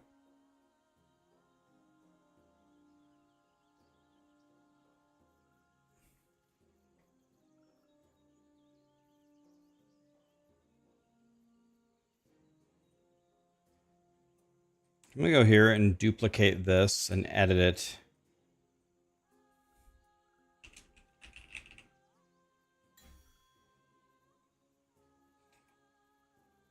I want to go down here.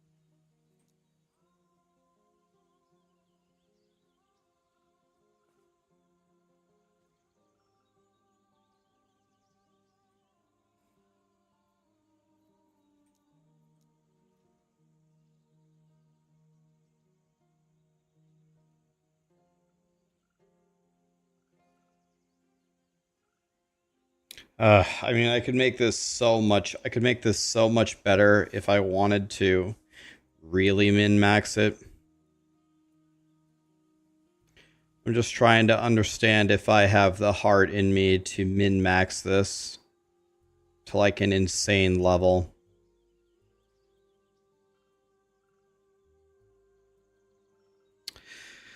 Ah, God damn it. All right, fine. I'll make a super godly filter. God damn it.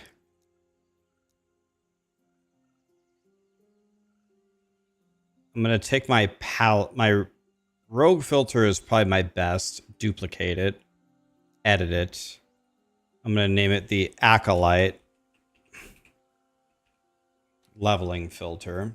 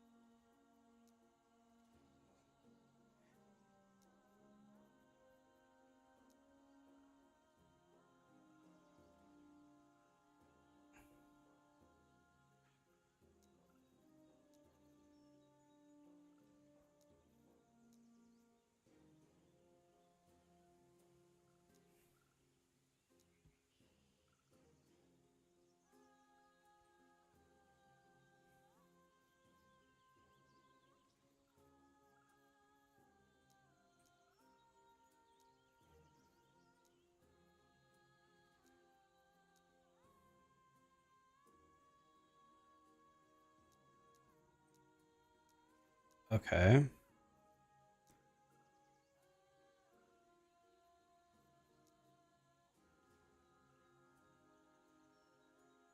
This.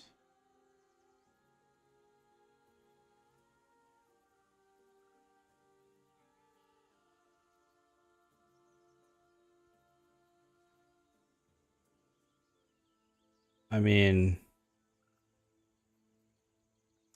these are decent. Why wouldn't I take these? I'm going to take these also.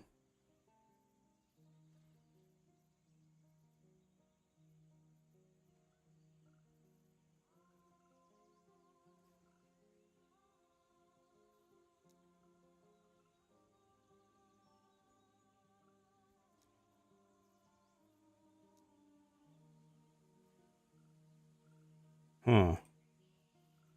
Why do I have 2 idle rules? This is the base type, all of them, with 15 things selected. And then this is the same thing. Oh.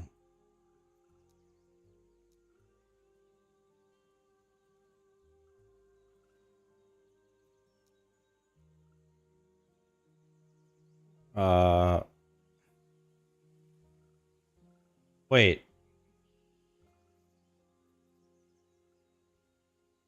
Wait a minute. This rule, the rule that I made for rogues doesn't even work correctly, does it? What? This isn't even made correctly. This is set to filter to only idols, but the affixes picked are the class-specific rogue stats, but they aren't the rogue stats that go on idols. Can these stats roll on idols? I don't think they can they? This is even made correctly. Yeah, Torchlight Infinite has no friction. It's all blasting.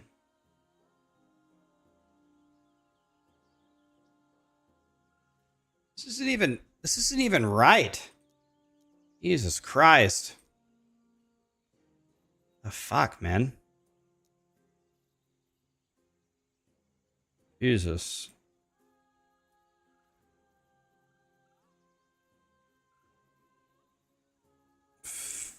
Who's the stupid ass who made this filter?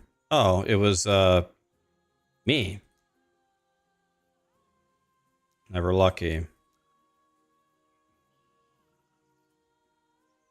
Luckily, in the grand scheme of things, that doesn't actually matter at all, but... And actually, you want to know what? Even better? I don't even want this thing at all. I don't even want to see this anyway. I'm just going to get rid of... I'm just going to delete this rule.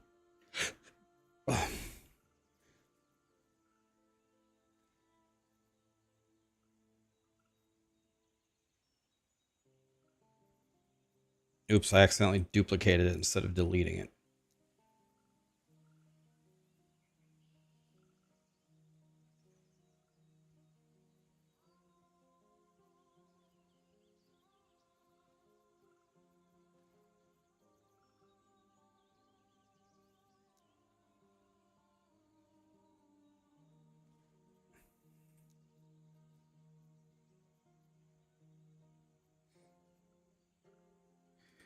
So a lot of these should actually be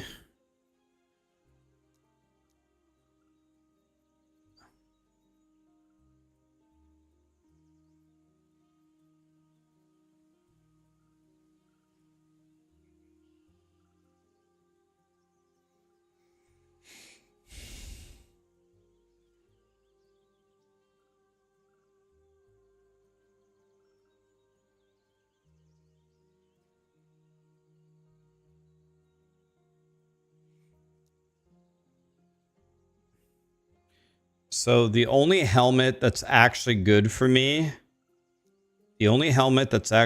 me, is the skull cage, and that'll fall off at like level, I don't know, let's say 16.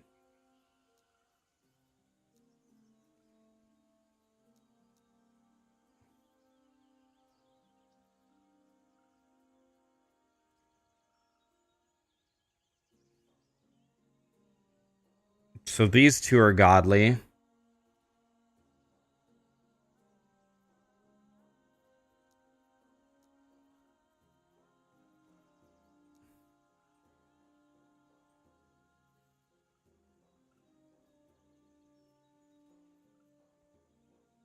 Yep, that's correct.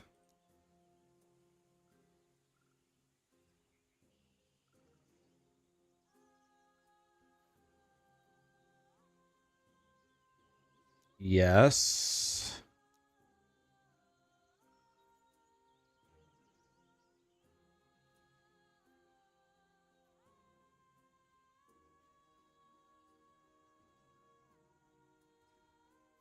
That's the only good one for leveling. I actually don't need any gloves. Don't need to see any gloves because I will already have the gloves. This is the wrong relic.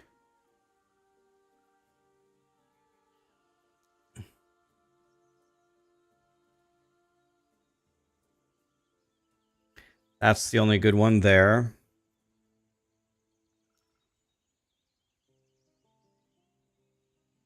This is only good till like 10.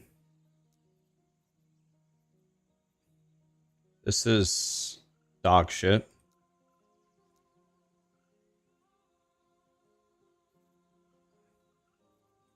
Yeah, you have to make it separate rules because Silver Ring. Yeah, it's only good early game. That's correct.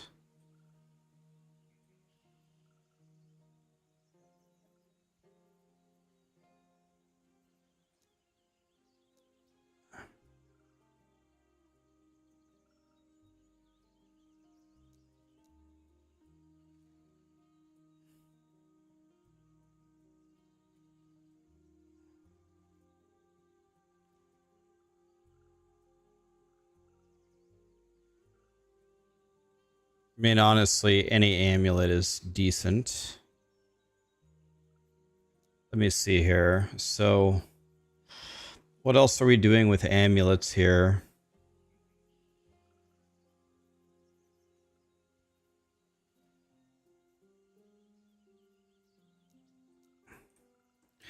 Let's recolor wands.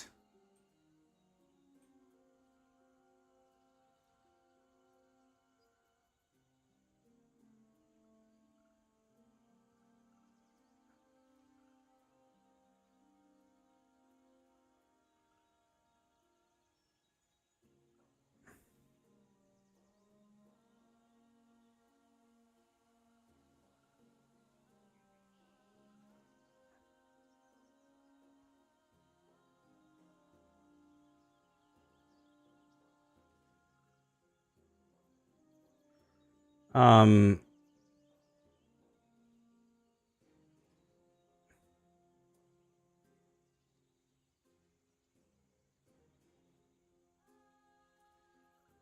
All right, let's go like this. And let's call this 5 to 15. Or let's go 0 to 15 on an archive wand. And then I'll copy it multiple times. And then I'll pick the next wand and pump that to 20. Let's make this a 14. A 14, a 20, and then the archive wand. Archive wand goes to rituals. No, birch. And this goes to 31. And then we copy it. And we can put the next one. We can do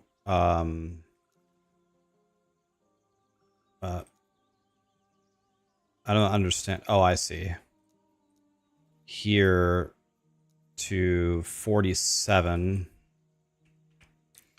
then we can copy it one more time and make this into Spriggan branch.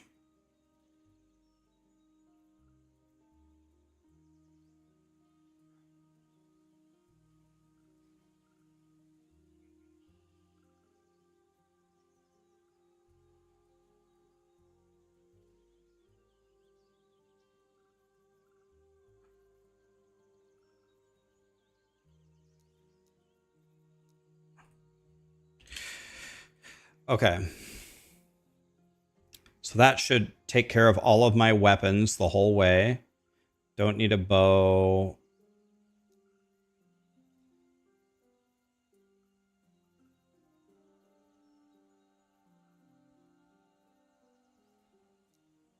Quiver, huh? Don't need quiver.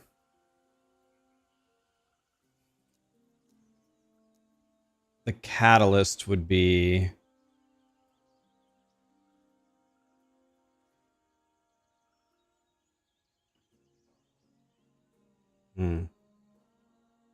I don't think the catalyst really matters.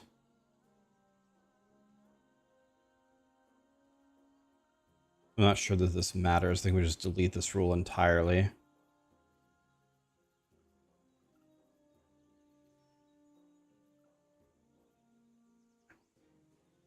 Okay. I don't think we just want physical res. We also want any kind of health. So if it has anything, health, any health.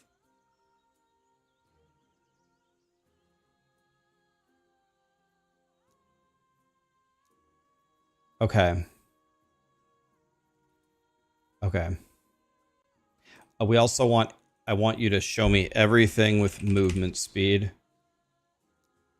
Okay. Okay, I think this will be really, really, really, really good. Will actually show me every great thing that will drop. Of course, now I say that, and then I'll play, and it'll be completely wrong, and I did everything wrong. That should be good, though. Wolf, ill-fated, Huber, thank you so much for the subs, guys.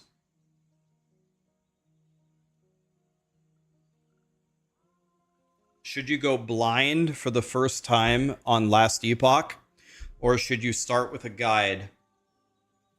Last Epoch is a game that you can make a good build on your own that will work. There's almost no chance the build that you'll make will be better than like a max roll build from like Lizard or something. There's like no way, unless you're just a genius.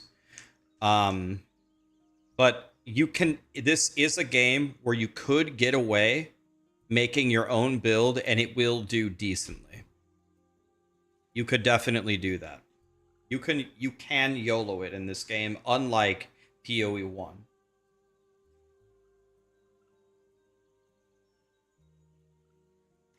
So I would play an Uno reversal card, and I would put the question back to you. How do you have fun? Do you have fun making your own build, or do you have fun following a build guide? Whichever one's going to give you more fun, do that. Why is the timer going?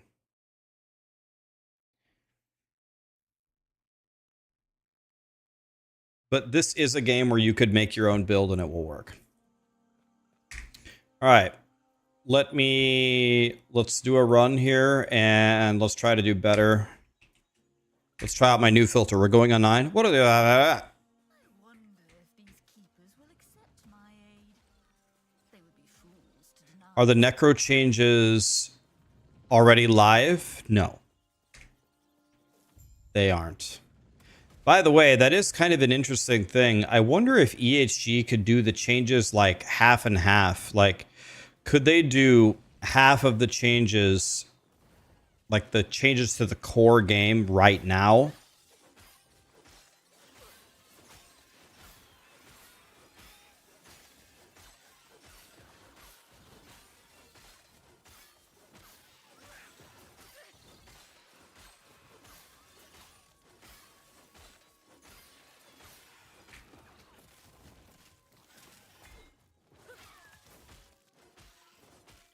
Jesus, my guy's a piece of shit.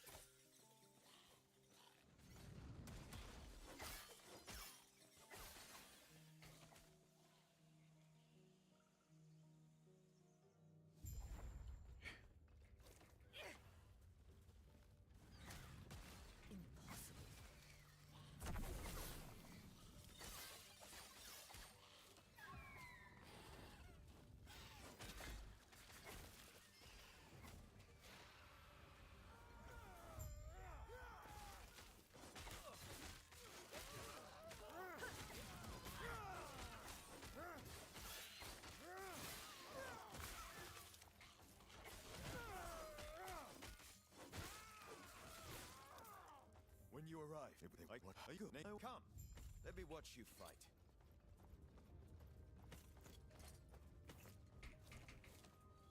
It eludes me.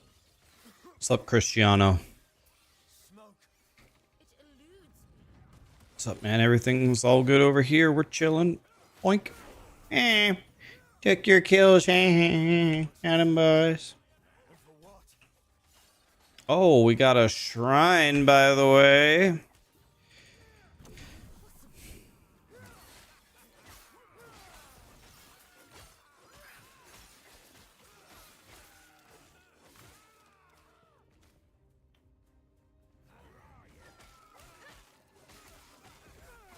Where'd you learn to fight?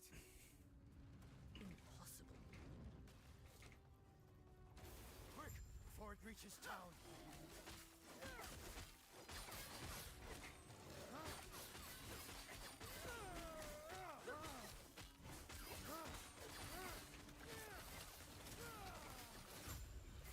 No time. We're almost there. I'll see you ahead.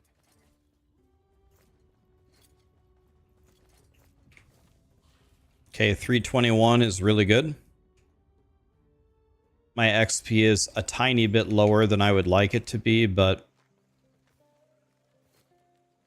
So what we're going to do here is we're going to hope for a staff and 2 silver rings and a ruby amulet.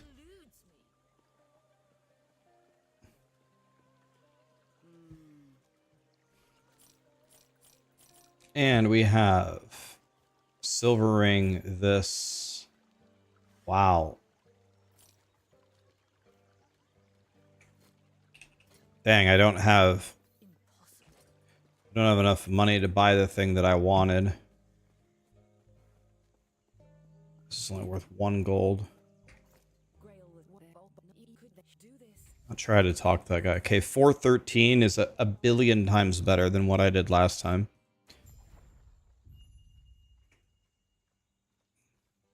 Well, I don't have a staff, so that's bad.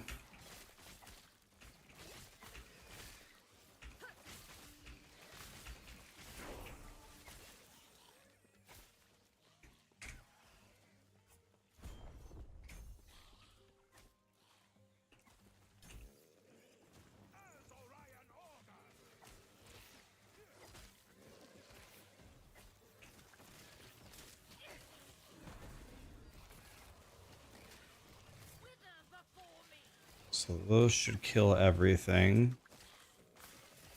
Trying to get some XP here.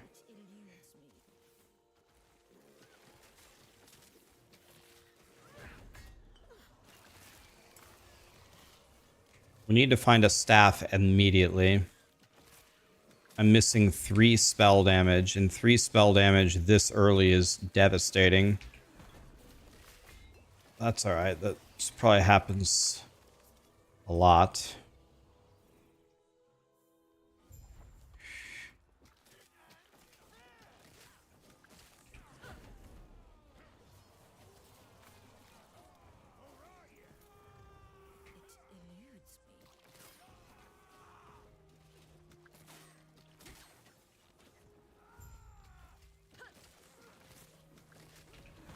Okay, that should kill them all, hopefully.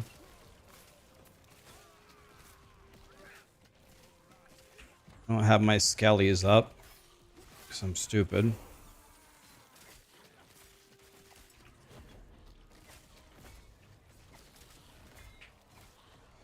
Holy mother of God.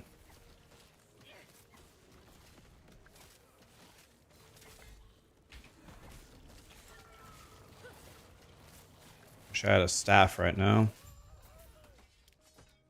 Okay, something was colored purple. Wow, this has health on it. It's good. See that double shrine over here.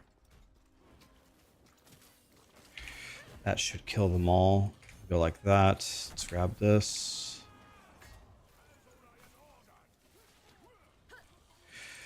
Okay, 646. We're about 10 seconds behind Lizard, but I don't have a staff, so...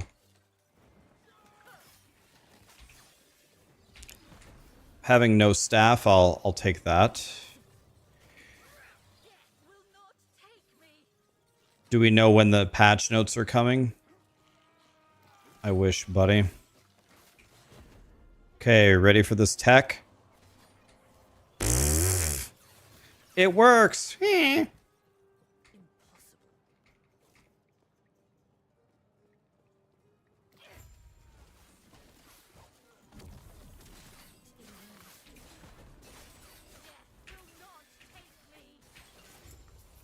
Absolutely shit on.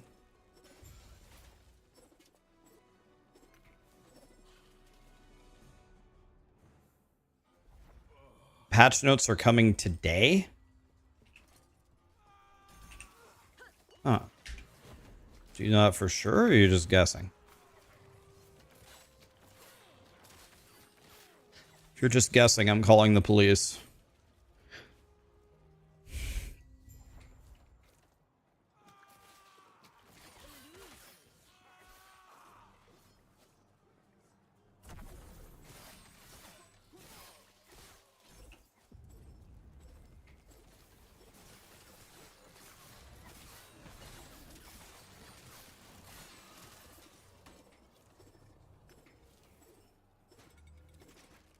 Anything with life on it will be that color the whole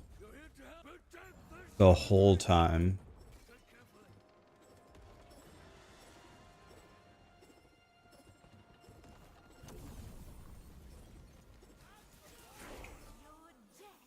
Okay, I have the right hat. This is better than this.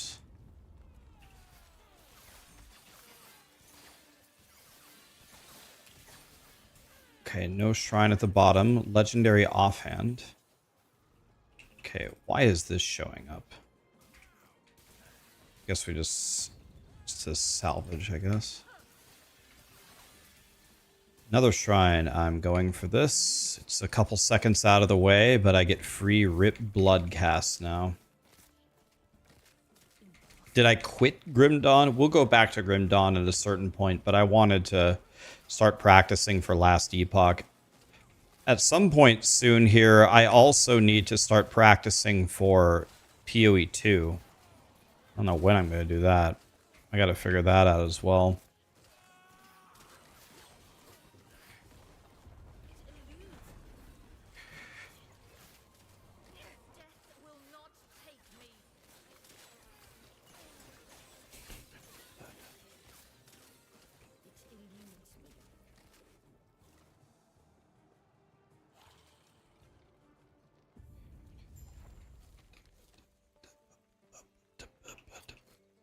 When is POE2?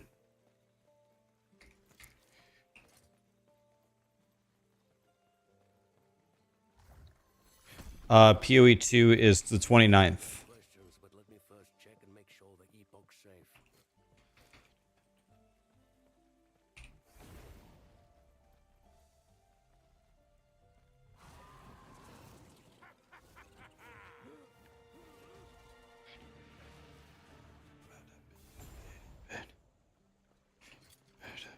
Okay, we need a staff. 3 spell damage. We need this. We need this. Very nice.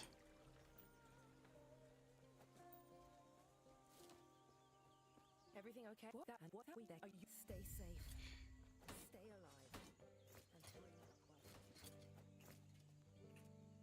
Oh, I messed up. We didn't want that point. Oh well. Excuse me, game? What the fuck? Go!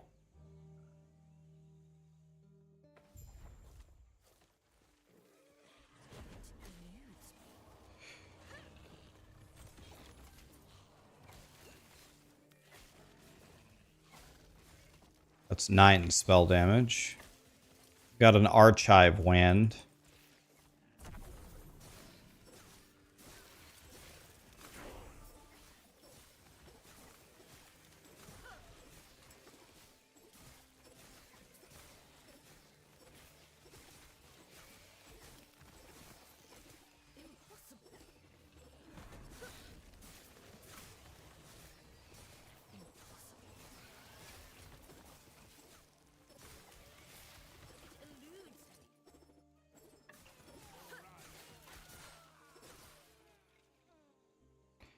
Okay. Very good, yes. I put the point in wrong passive because I am a bitch.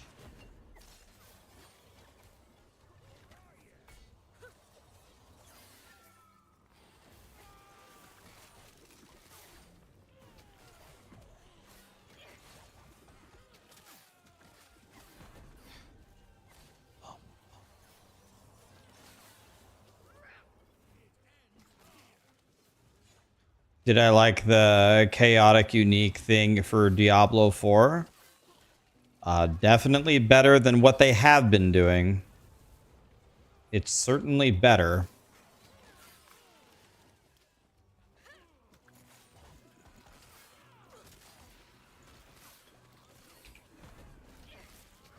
These guys should all be dead. Let's check out all the...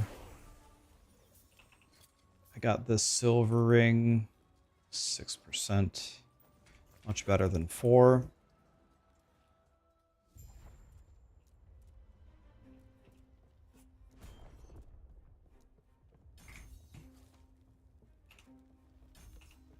eludes me. You're here for the Epoch. Reaching me was impressive, but it's mine. Core member wing.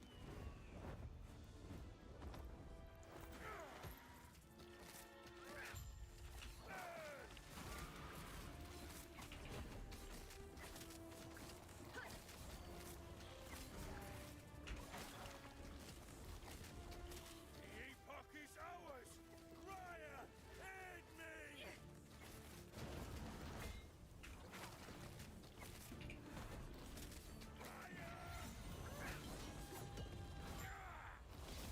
No, Raya.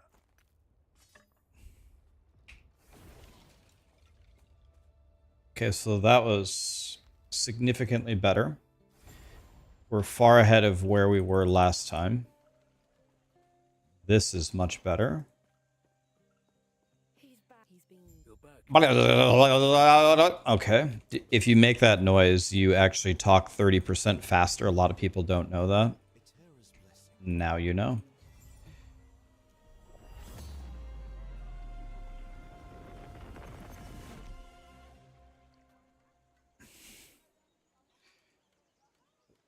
I made a slight mistake there. I think it doesn't really matter though, but tiny mistake. How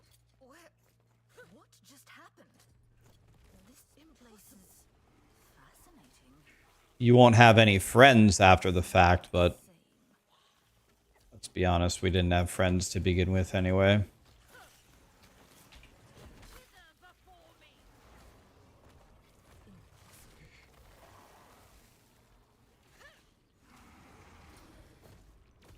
who are you? 6 spell damage, 5 spell damage. Cast speed, crit, ignite, necrotic damage, lightning damage.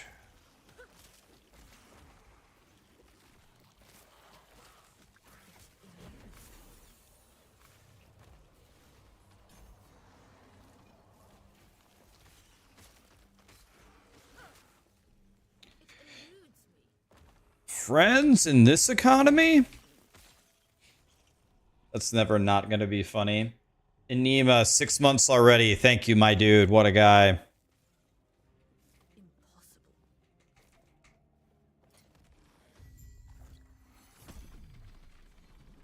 Minimus, run your stupid one.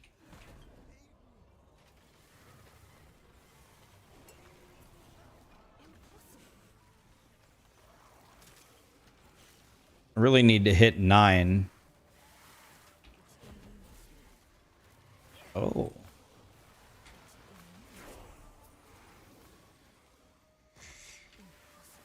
Thank God. Can I actually move now? Gods be with you. Stay safe. Okay, so my previous time was 34 minutes. So let's beat 34.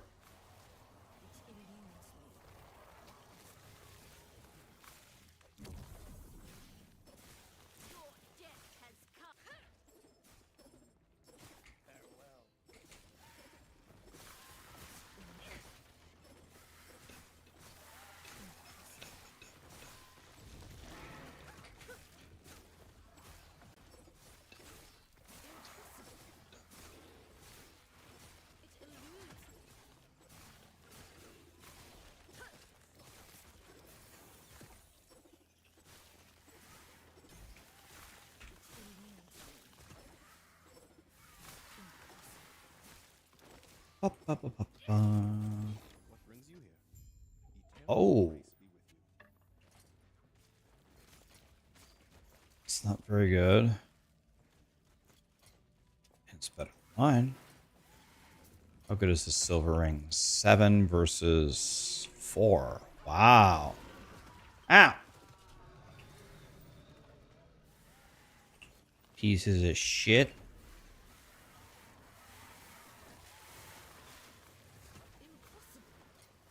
Should have picked up that purple thing, whatever that was.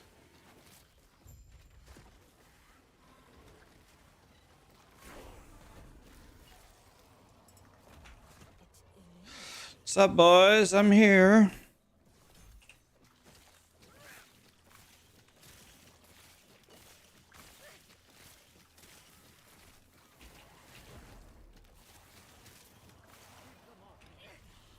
Okay, I need to get my skelly bobs going here.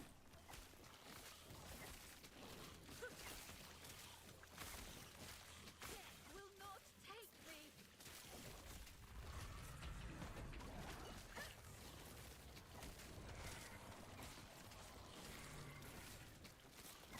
Only a little longer. Press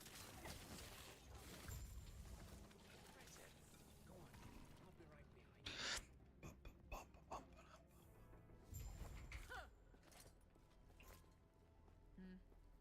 I see.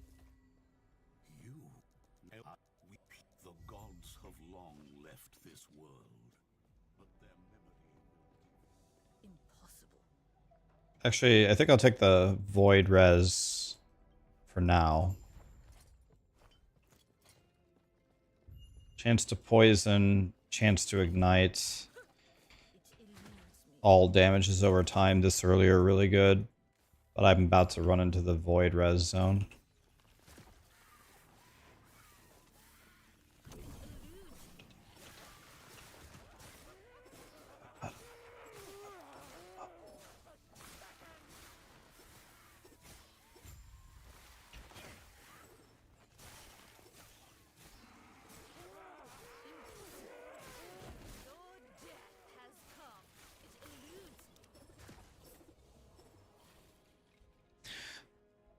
Very nice, not much.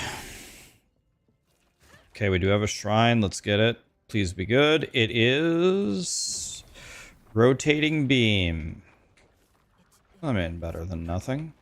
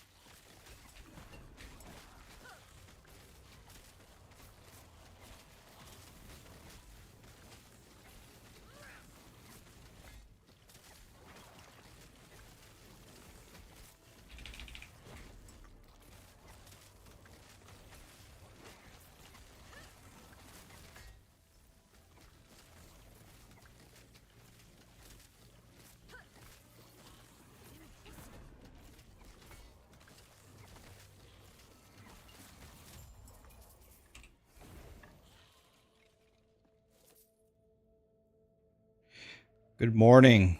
Germany is the greatest country. Well, Goodbye. I don't know if I can argue with that. You might be right there. It might be the greatest country, just straight up.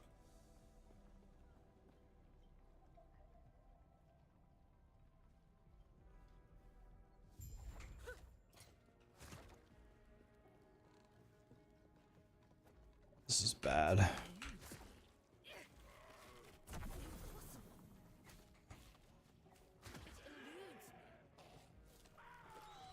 Germany was the best country 50 years ago.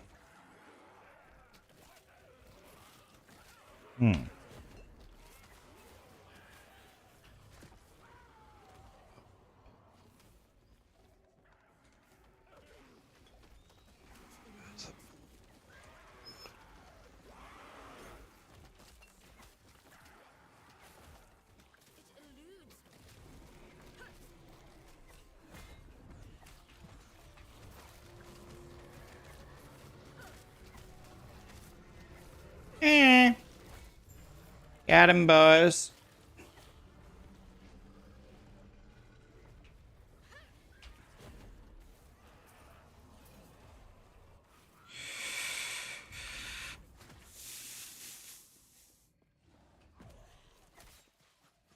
Impossible.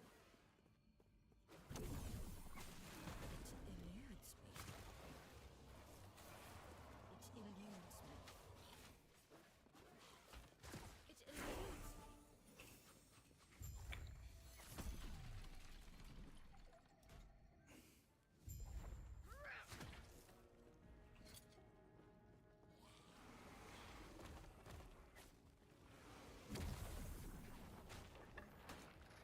Impossible.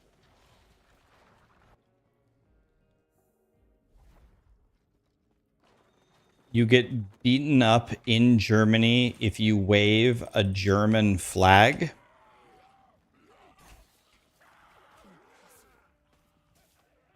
I don't get it.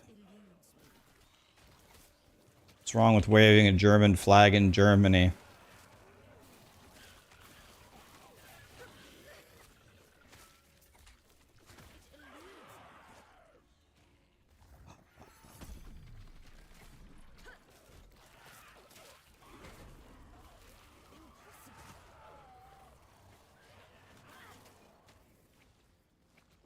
That doesn't even make any sense. Why would the Germans hate their own country? It doesn't make any sense.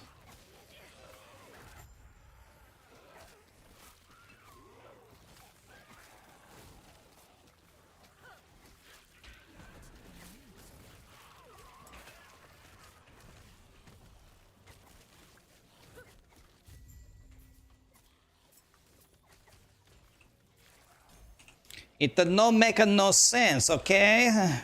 Okay.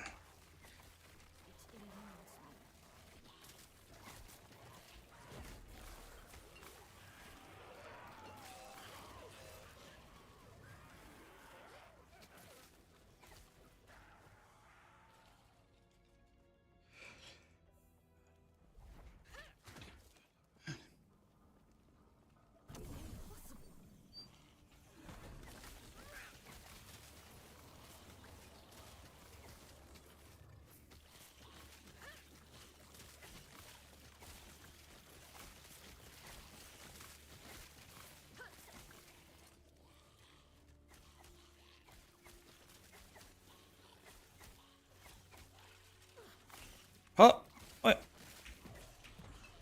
Protect me, Skellies. What is happening? Die!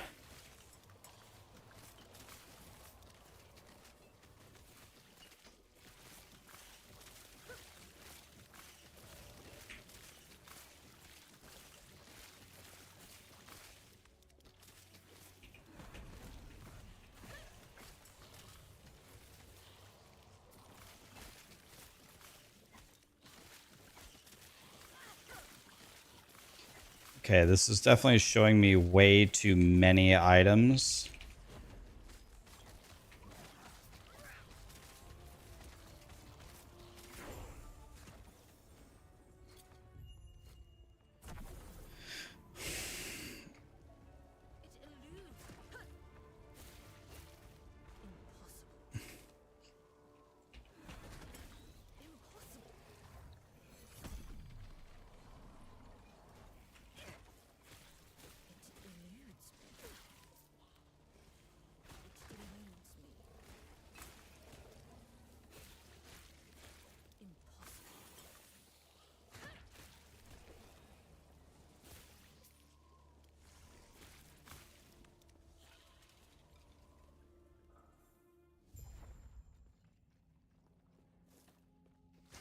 You need to practice. You can finish Act 1 in under 4 hours.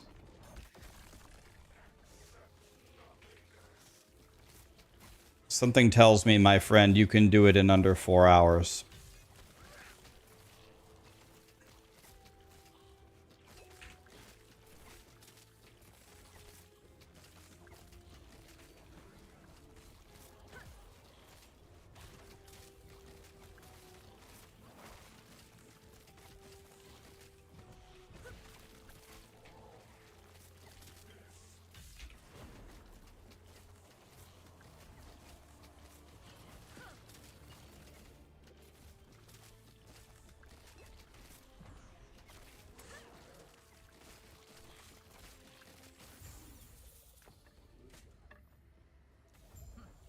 Seems he failed to handle the void's power.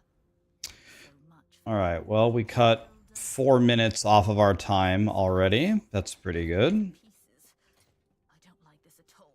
Cutting 4 minutes is good.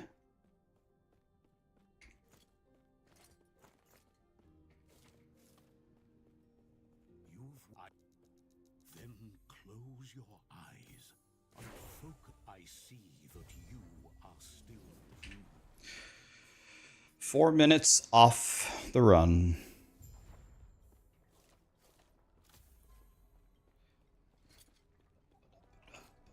Why? Thank you. There is an old passage to the service. Greetings. Do not dwell on regret.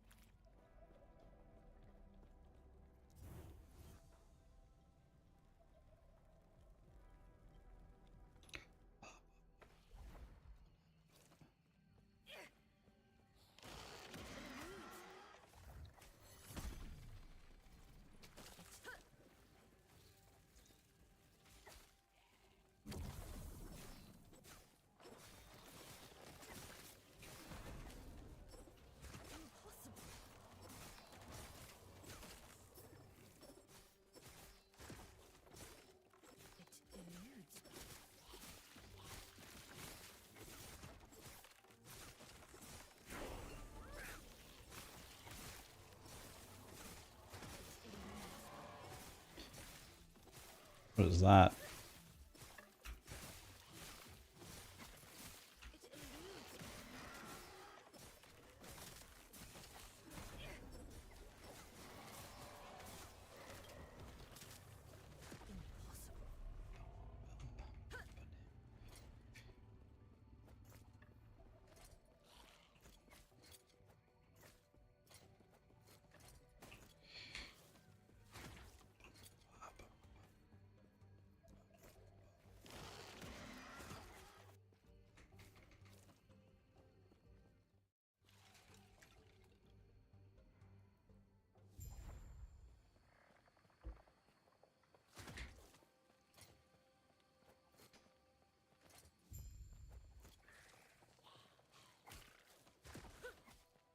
It eludes me. Impossible.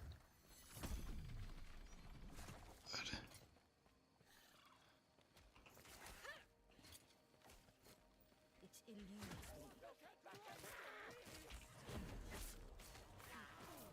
Death will not take me. It eludes me. Impossible.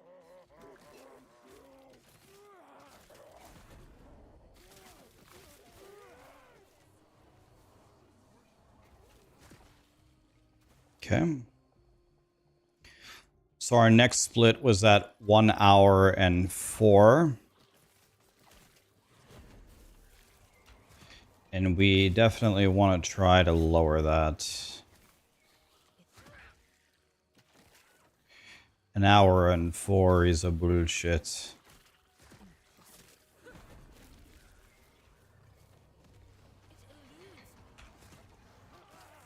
I mean, I already saved 4 minutes on the first split, so as long as I don't bleed time on the second split, it will be under an hour. If I'm done with Act 2 in under an hour with no deaths, I'll be happy.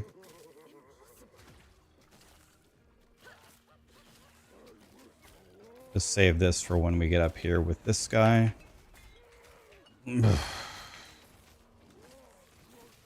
we go, he's dead. Jade Amulet of Sparks.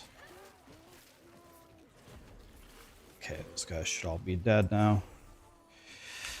At 15, this is my wife. I can't fucking move. I was fucking body blocked. Well, let's reset it. God fucking damn it, man. I tried to move around those guys 100 times. They literally formed a perfect cocoon around me. Oh well, that's why we practice. Fucking stupid, man. Fuck. I got body blocked.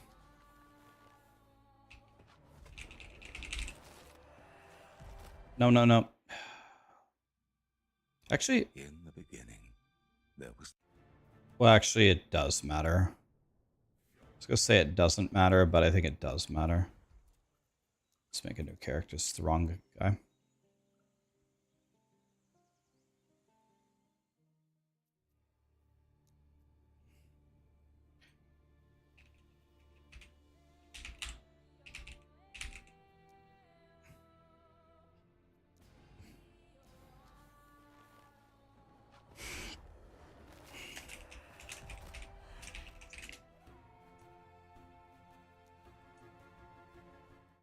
That was also not... That was also the wrong thing.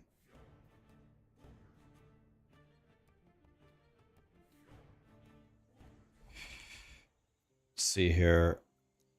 Oh yeah, this is not gonna work. See, I'm practicing creating characters, guys. Imagine dying to being body blocked.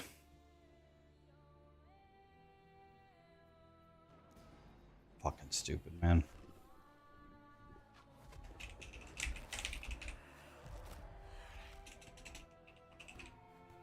See if we can click the right button this time. We did it, boys.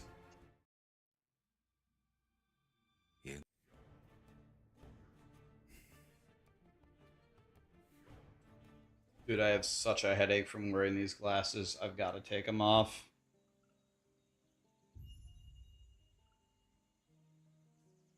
I have such a headache. I've got to take them off. All right. There is one thing that I want to change about this leveling filter. These archive ones are sticking around with me way too long. Let's put it at like 10. And then some of these...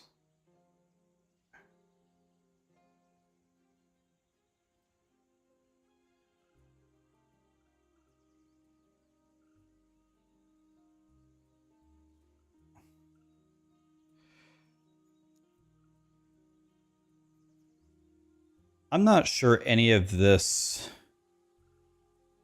is particularly helpful. I think I'm just going to delete this rule entirely.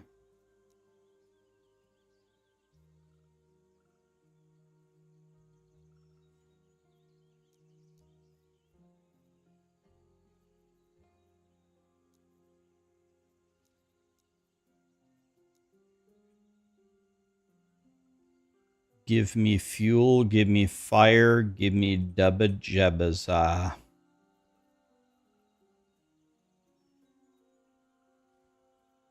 Very nice lyrics, Mr. Hatfield.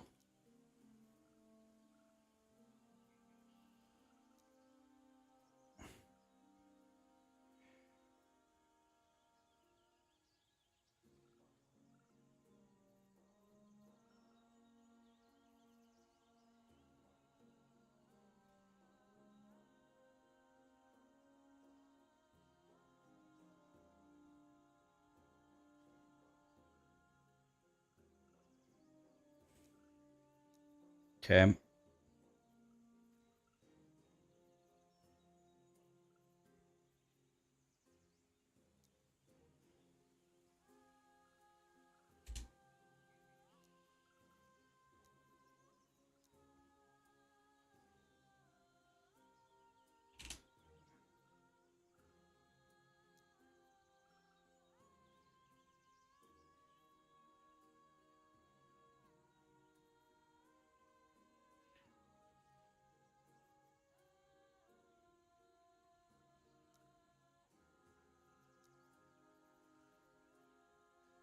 Okay. That should be better. All right. We're going on 9. I wonder if these keepers will accept my aid. They would be fools to deny my power. Will I be posting this filter? I'll post the filter. I need to see the patch notes, Theorycraft, the actual right build, and like perfect it.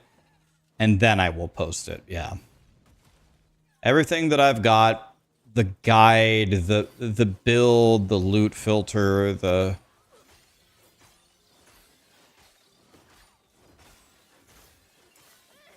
I'll give you everything that I've got. Am I like in the wall or something? I don't understand.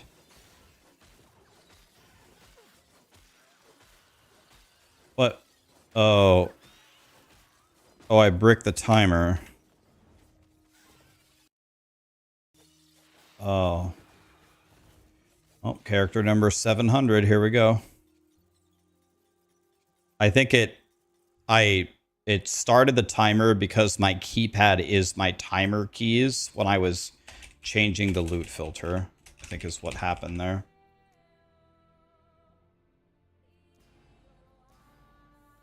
Where will I post it? I post it on YouTube, but it'll also be here on the stream. Like I'll make a video about it. All right. In the beginning, there was darkness. Okay. I just wanted to practice creating characters, guys. I haven't quite gotten that down yet, so I thought I would practice making 100 characters, you know? Going 9. One of the... These keepers will accept my aid. They would be fools to deny my power.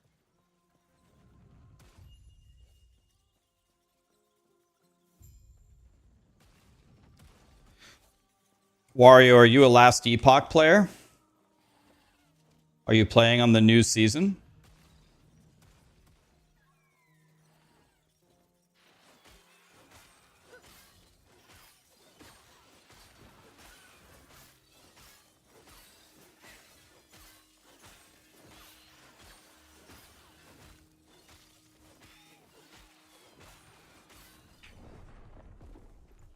Dang it.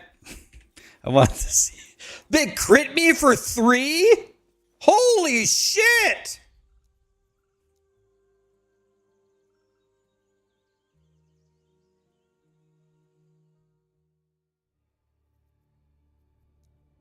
Dude, that guy crit me for 3.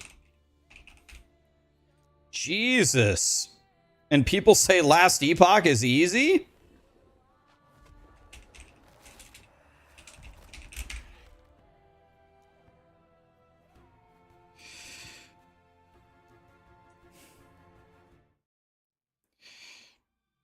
In the beginning, there was darkness.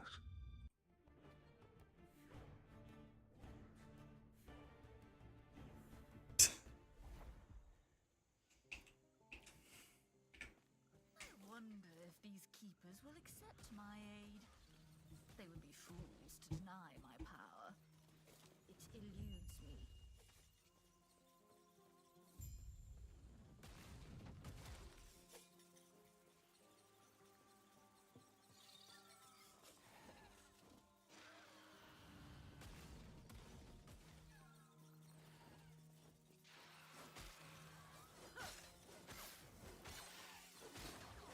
Your death has come.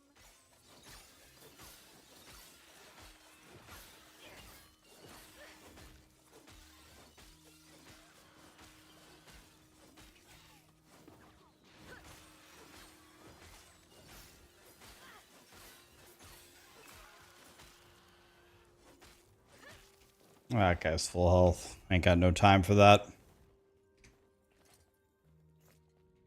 Impossible.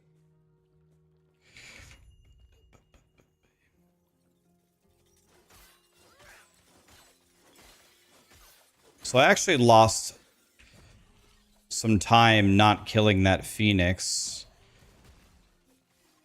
because I didn't have my skellies up.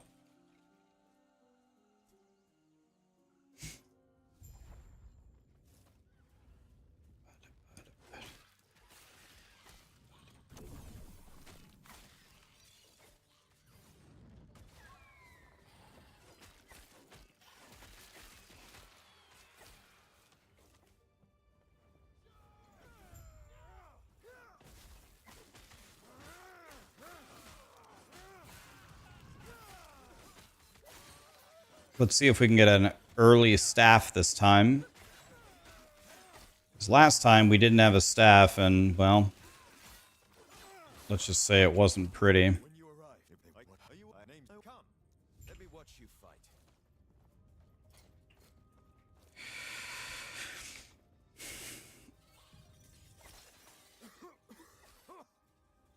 Smoke.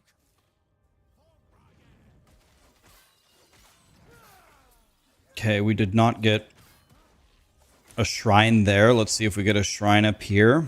So much destruction. And for what?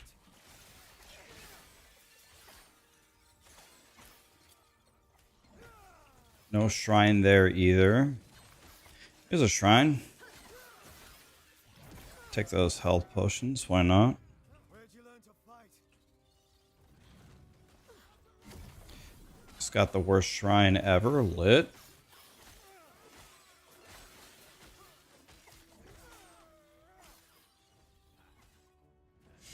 Okay, well.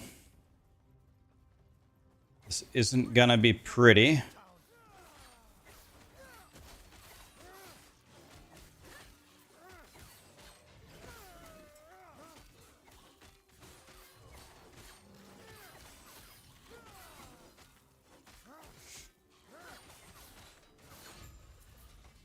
done.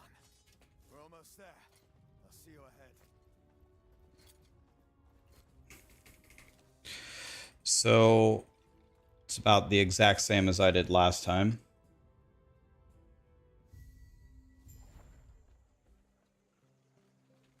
All right.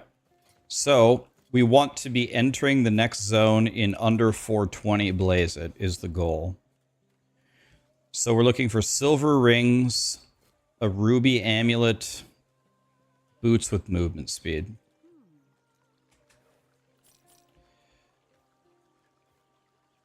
Silver ring. We got the silver. Oh, okay. You have a staff that I can't buy. Damn it. I didn't have enough money. I probably should have bought the... Well, both of those are really good. Damn, I needed just a little bit more money to buy that staff. That staff would have been huge. God damn it. Maybe we have a shrine on the left side here for lucky. Or right side, I mean. Nope.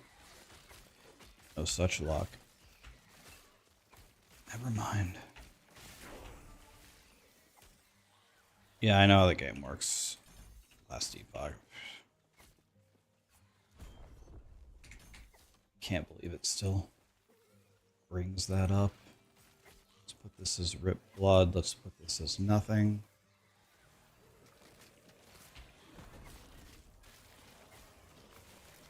Oh, a staff lit. Lit. God, I love life. God, I love life. And everything dies instantly. Nice. Nice drop. Nice drop.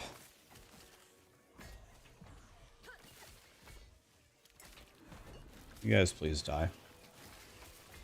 Okay, they're all dead. I'm not level 5. Probably should have picked up those gloves. They're not that good though.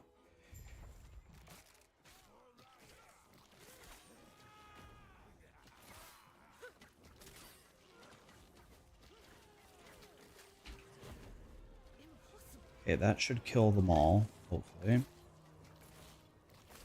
Okay.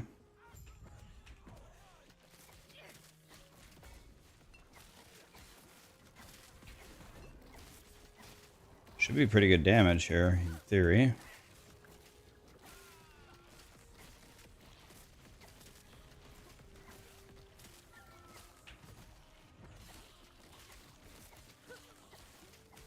That wasn't bad at all.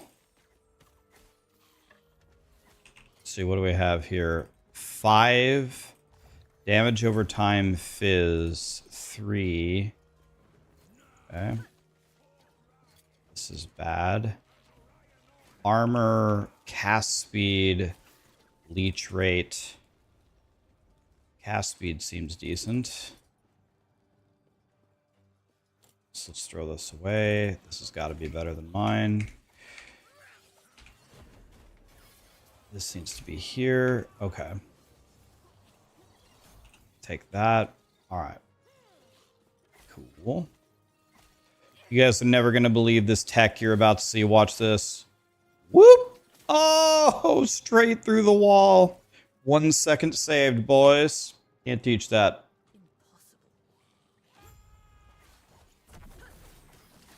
100% chance to crit, huh?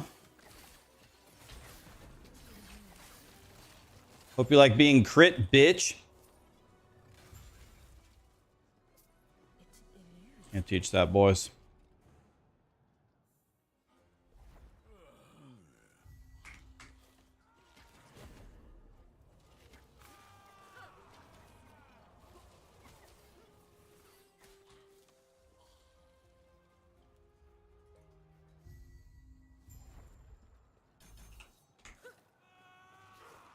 No shrine, I'm crying.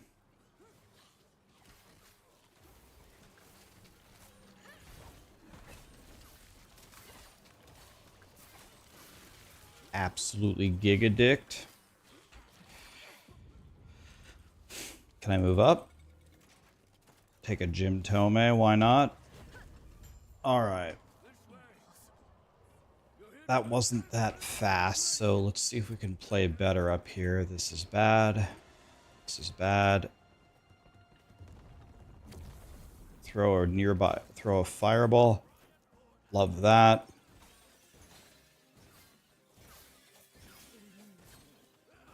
Love the free fireballs.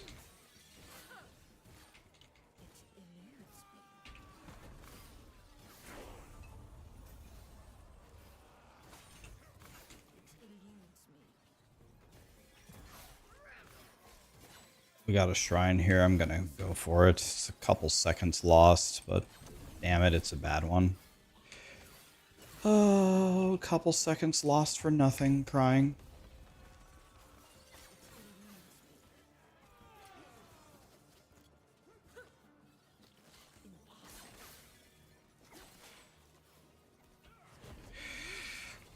Fucking game. Run. Might die here, going in anyway. I ain't no bitch.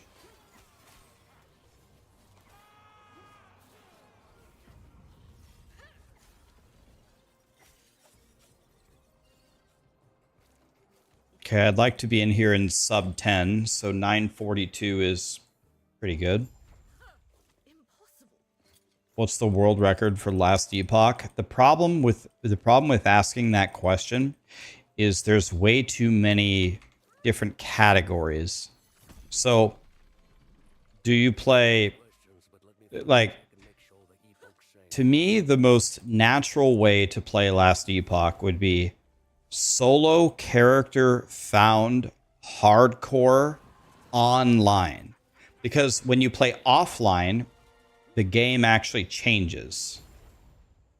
The game becomes a lot easier because the loading screens are a billion times faster, and shrines persist through zones.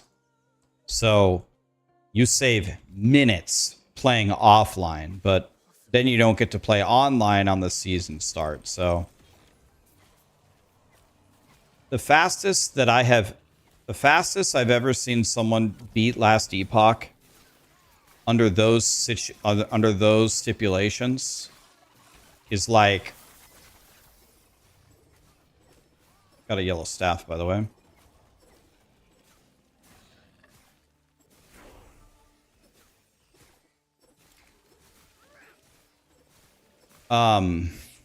It's like an hour 39. It might be able to be done faster. I don't know. The fastest I've ever seen is an hour 39. The fastest I've ever done is an hour 44. So I've seen Lizard do it 5 minutes faster than me, which is fucking insane. Yeah, I took off my glasses. They're giving me way too bad of a headache. I can't even think, so it's not worth it. Yeah, but an hour 17 minutes, I'm betting that's offline, so that's still a godly time, don't get me wrong, but it's completely different. Nerd alert. What are you talking about, Hog? You love last epoch.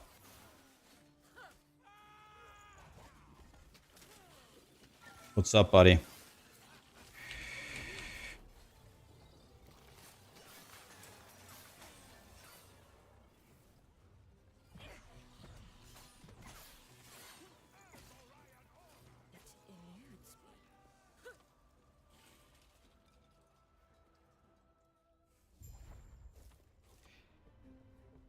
I think the 1 hour 17 minute is offline. You can go way faster offline.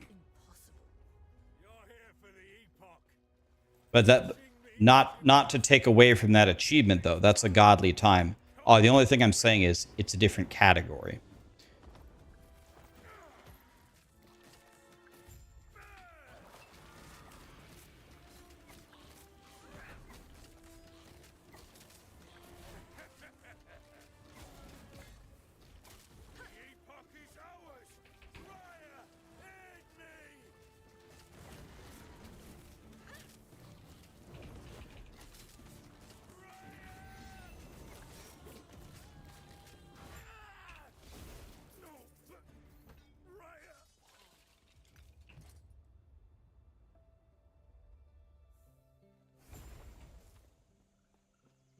He's been...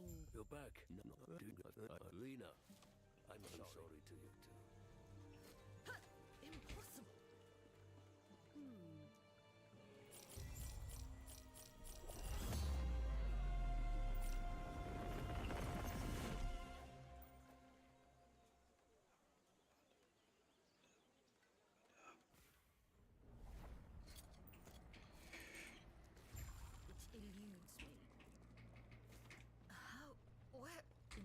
Am I going to play Relic Hunter Legend again? By the way, I did, Professor Tater, I did ask if I could have more keys. If they give me a bunch of more keys, I will give you one of them.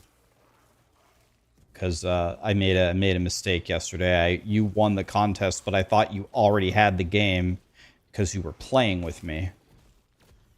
So that was my bad. But I will give you one of them. If they give me the key for my error, you will be getting one of the keys.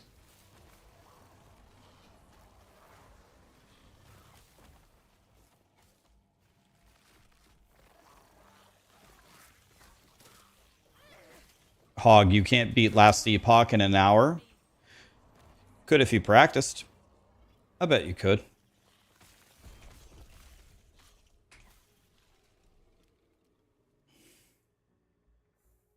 Yeah, I think it's very obvious I didn't do it out of malice. You were just playing the game with me. You were in the game with me. I'm like, oh yeah, certainly he won the contest, but he doesn't need the game. He has it. Nope. You're ass at life and you're okay with not being fast.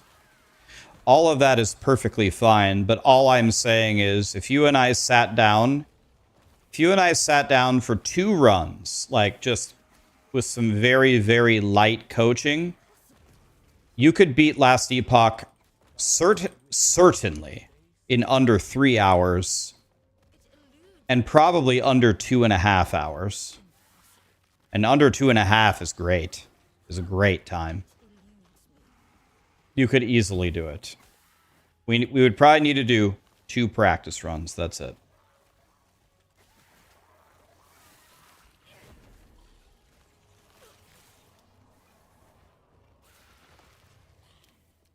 Last Epoch. How many times do I have to click the lever?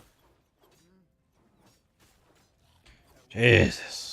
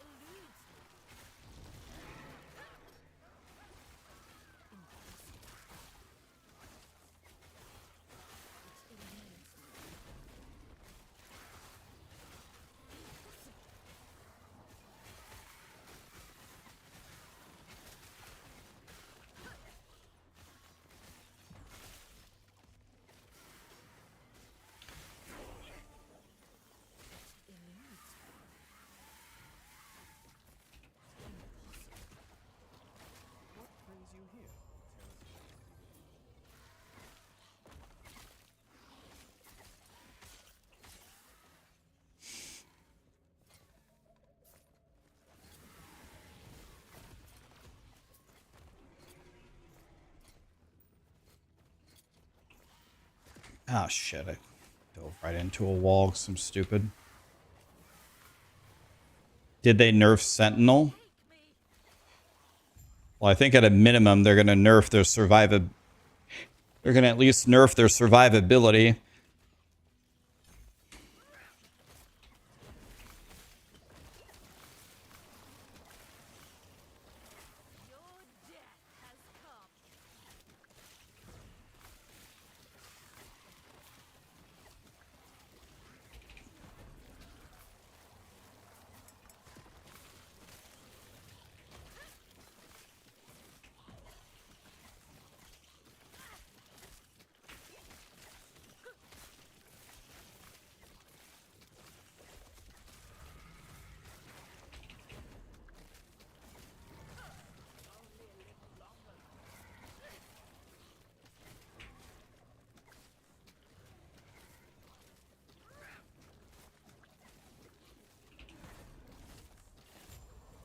God, that was a terrible fight.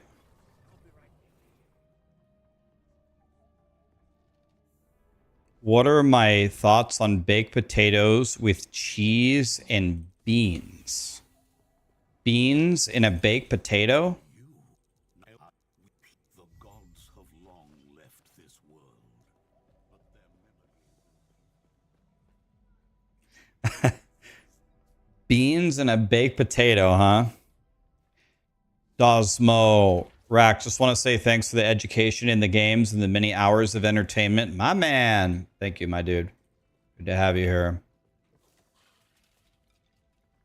It's a British thing. I would not be putting beans in a baked potato. I wouldn't be doing that.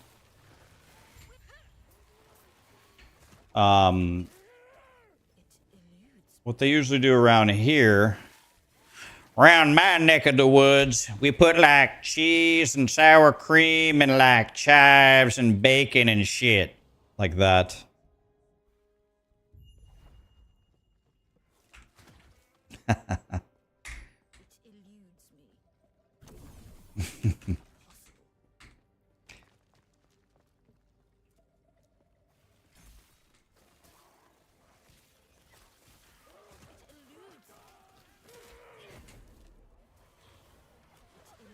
Beans and cornbread.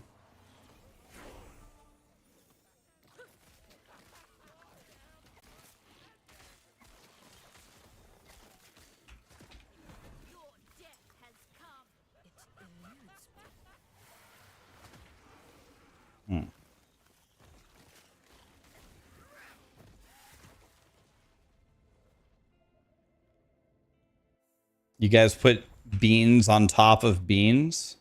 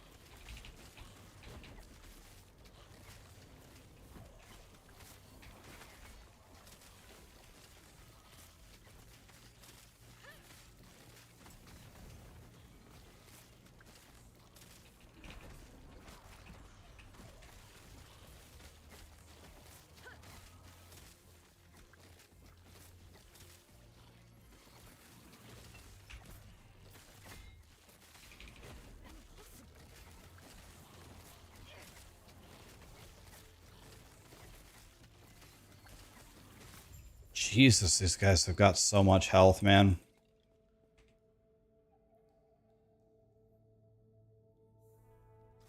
My Borat is so much better.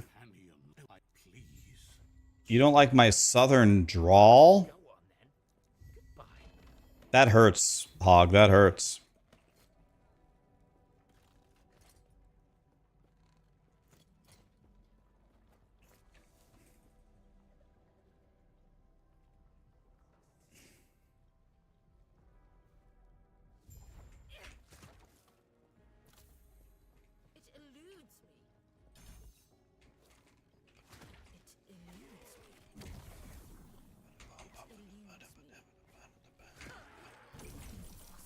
Gold. God damn it, man.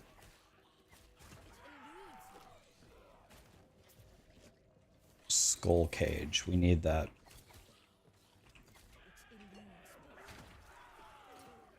Just got 3 free spell damage. 3 free spell damage in this economy. 3 spell damage don't come cheap. I don't have any health pots, by the way.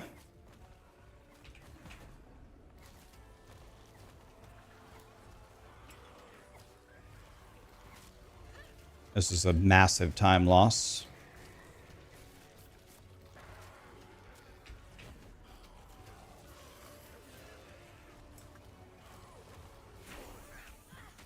Well, I saved the run, but I just don't understand what the dude. Warlocks are so bad early game. God, I can't wait for the rip blood change, man. Next patch. Jesus, they're such trash cans.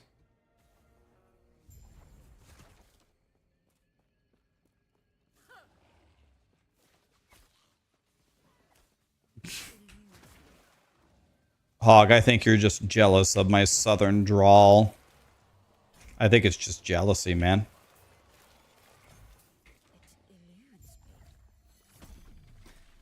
I'll tell you who it was. It was that goddamn Sasquatch. God damn it, Bobby.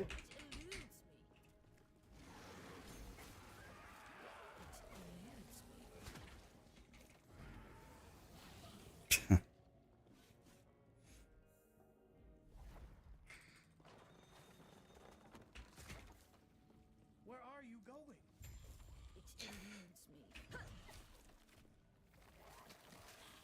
Boy, I wish I had more than 245 health.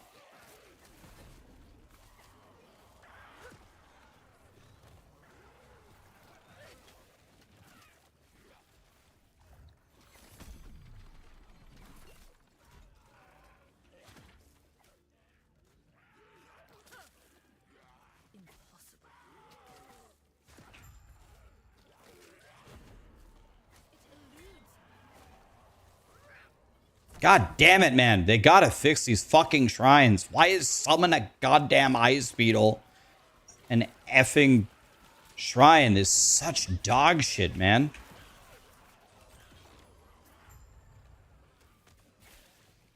Summon the fucking ice beetle?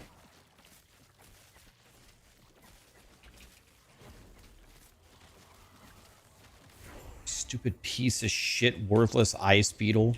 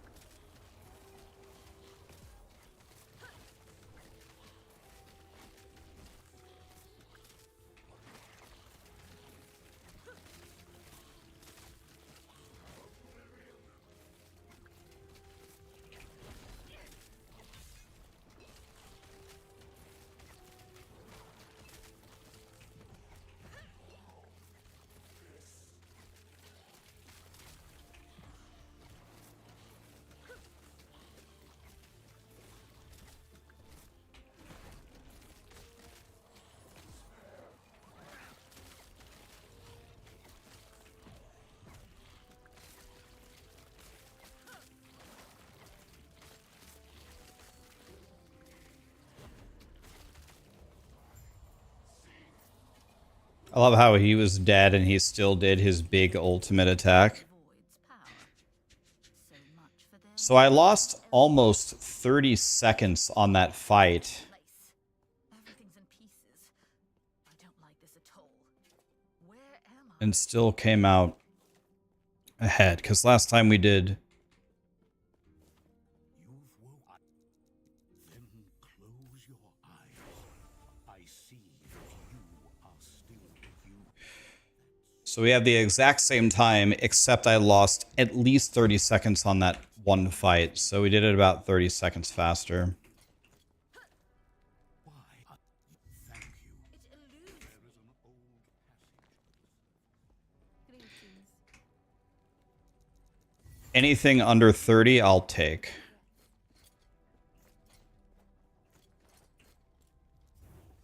I don't even have... It took me forever to get a second silver ring, and I don't even have a relic right now.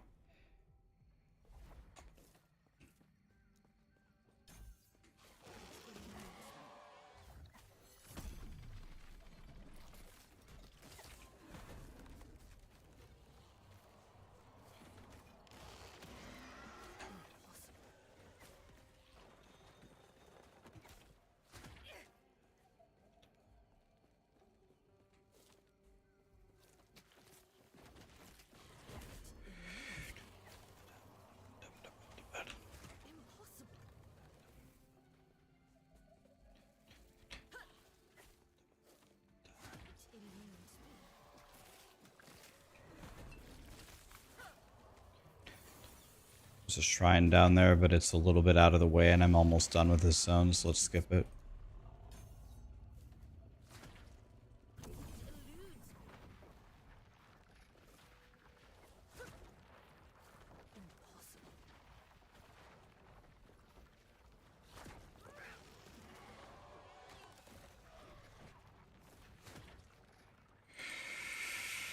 All right.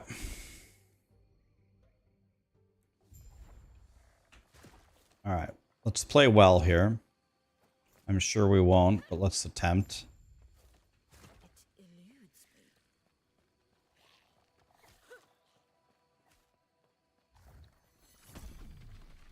It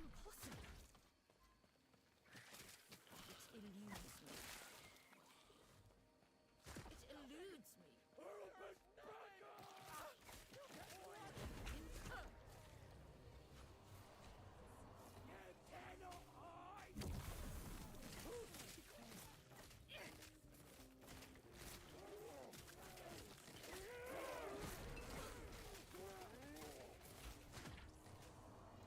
Okay. I should hopefully be able to get this down. Oh, what? What? Almost killed me in one hit. Hate this game. Alright, I've got to find a way to get some health pots going here.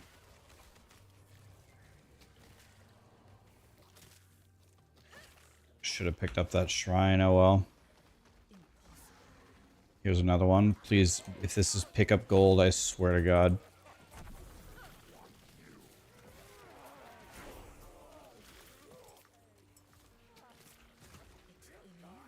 Don't want to fight a nemesis. Absolutely no interest in that.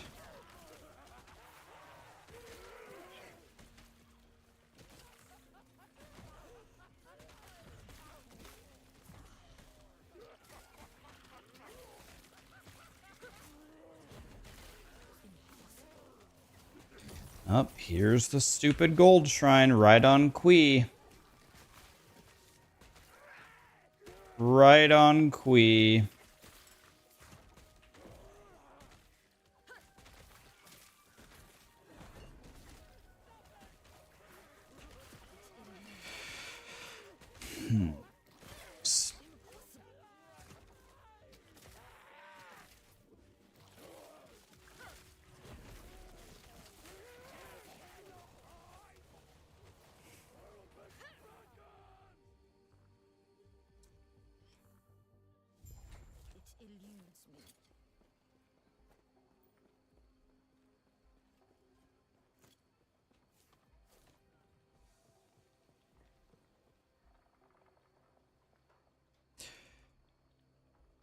It's about at this time where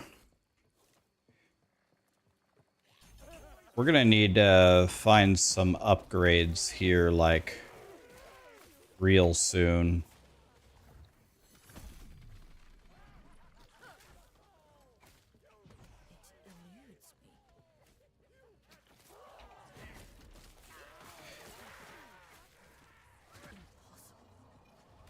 No shrine again, I'm crying. Same thing happened last time.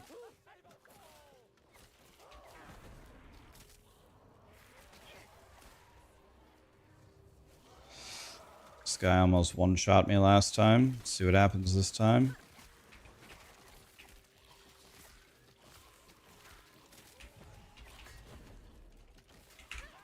Oh my god!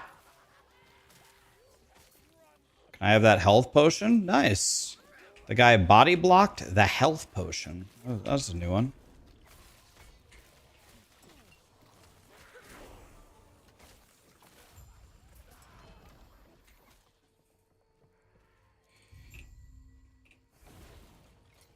What an abomination.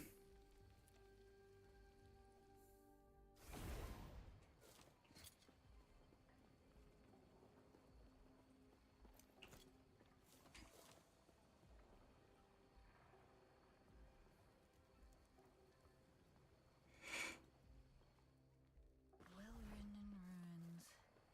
I thought this would be satisfying, but I feel nothing. No matter.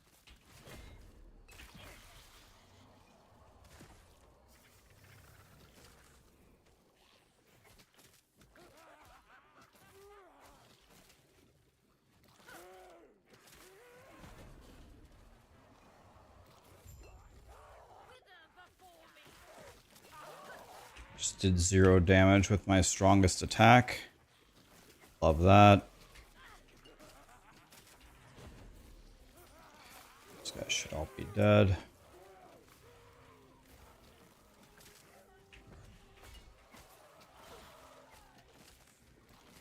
Imagine putting crowd controls in ARPGs.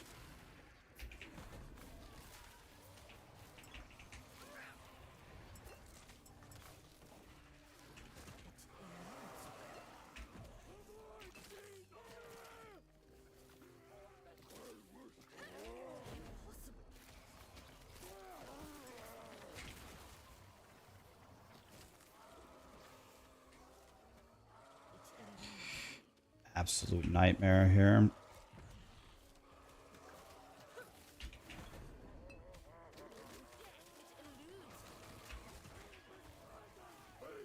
I don't have a health potion.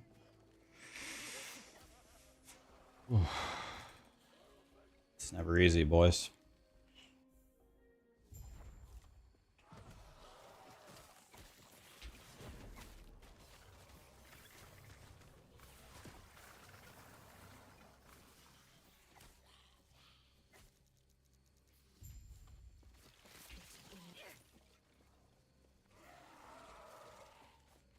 Please be good. Please be good.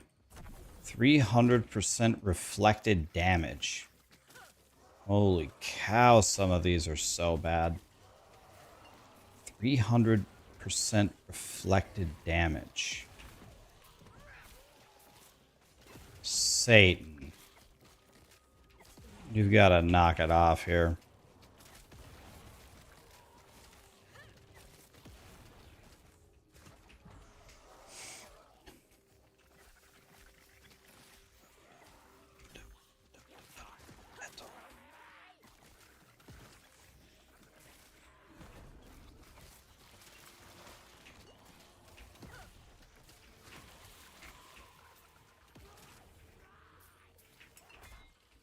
Stun me right in front of the thing.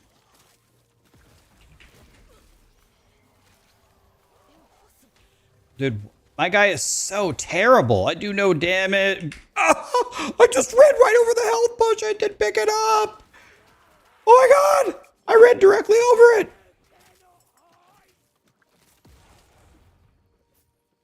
Last Epoch. You've got to be barbed wire anal fisting me.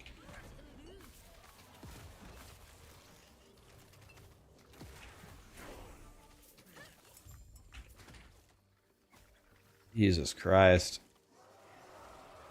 This is the most dog shit character that's ever existed in the history of this game. This one right here.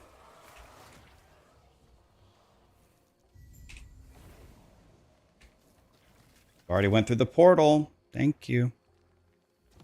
Where is the damage? Where's the survivability? My minions get one shot by everything. This guy is an absolute trash can. Bro, I have to talk to you. Let me through the door.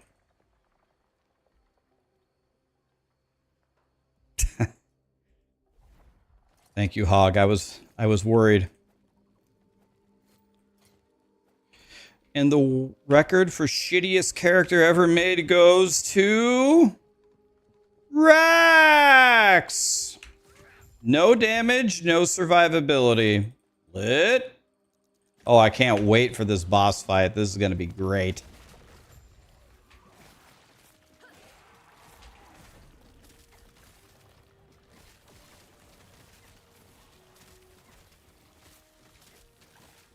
Bro, is this real?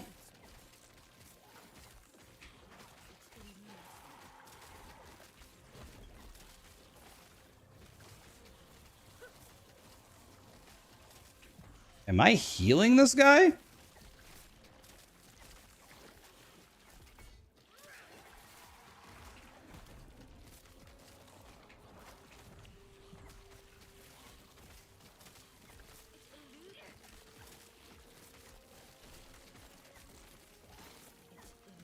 Bro.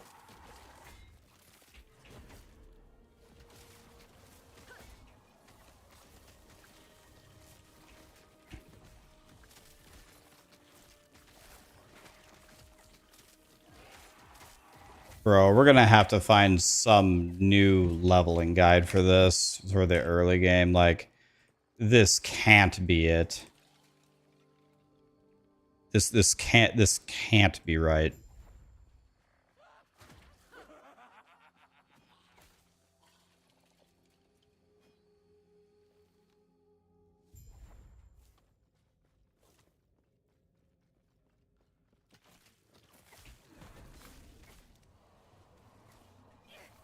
For the love of shit, this is garbage.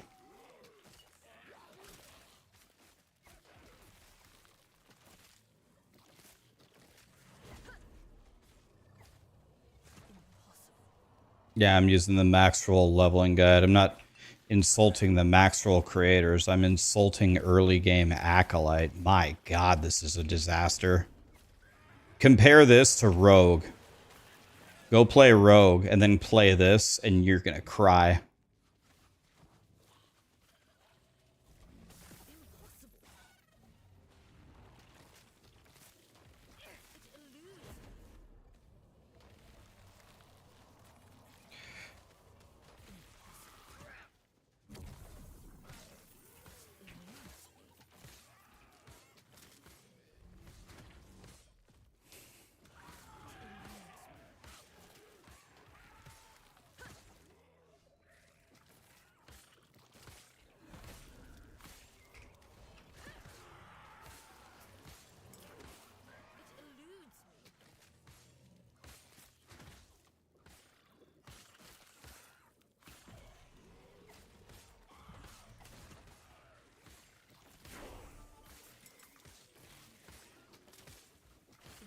Death will not take me. Impossible.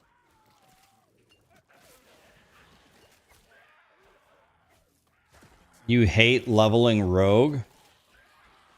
You mean you hate moving at the speed of light, one-shotting everything? You hate that? Oh. Well. Okay. Guess everybody has their preferences. I prefer to just move at the speed of light and one-shot everything, personally, for my leveling build.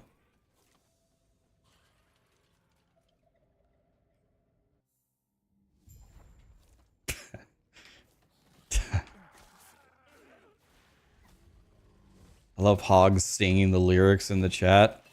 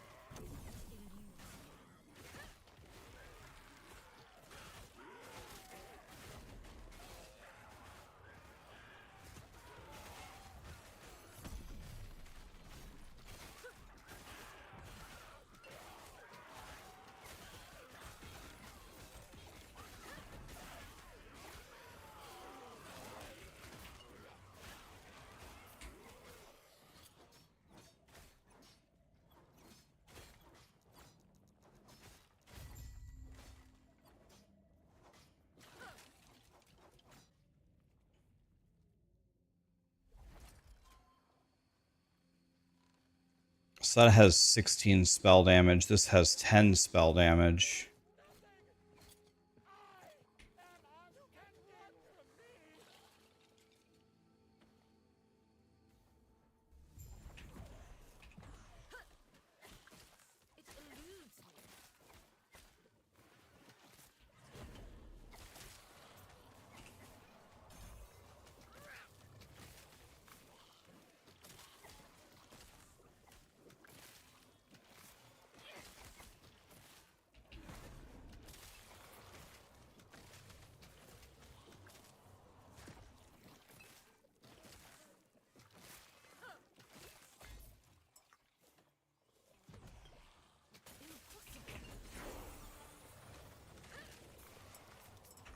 Pick up these health potions.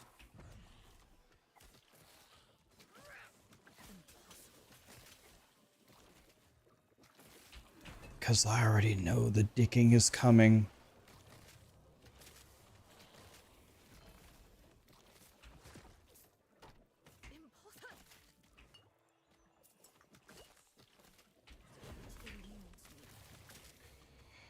What's that? It eludes me. It eludes me.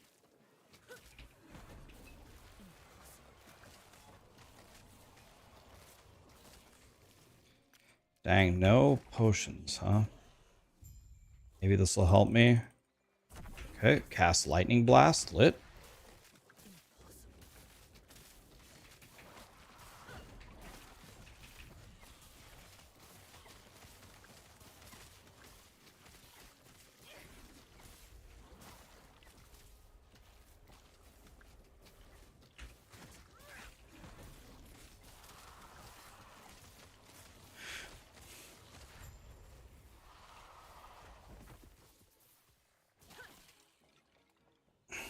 Okay.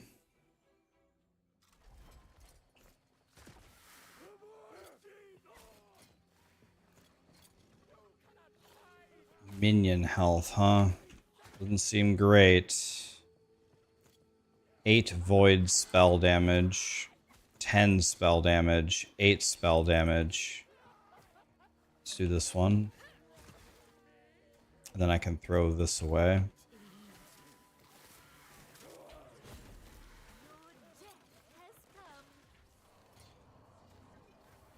Fizz res.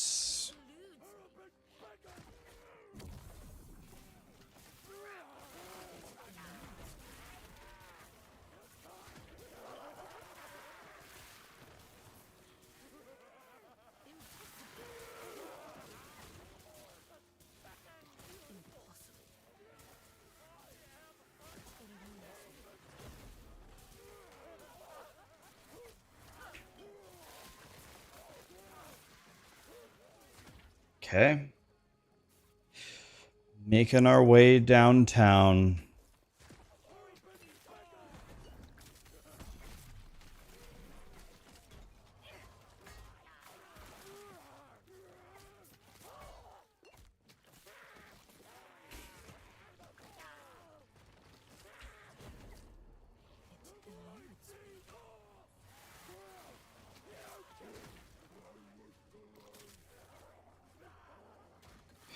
I have no health potions here.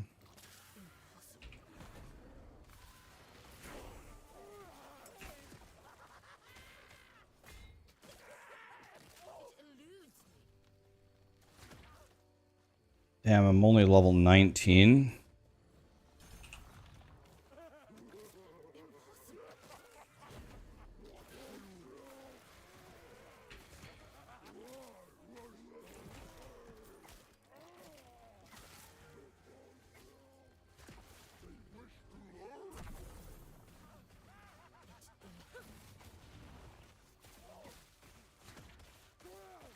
Now that's a cool shrine. Look at the chaos bolts go.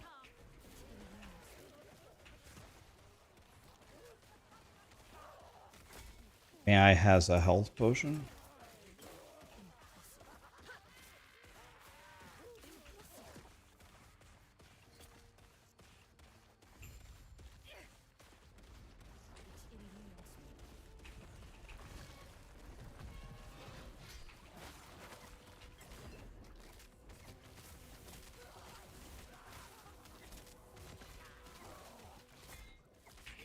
Ow.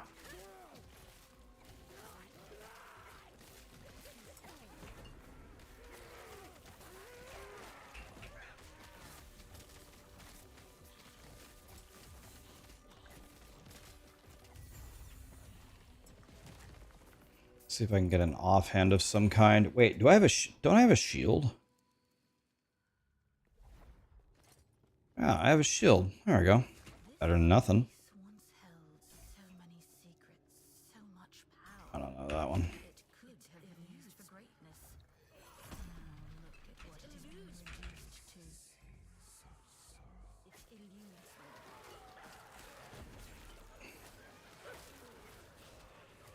Any shrines?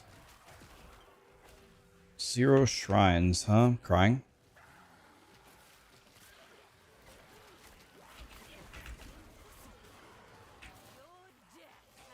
Okay, let's kill everything around here. Alright.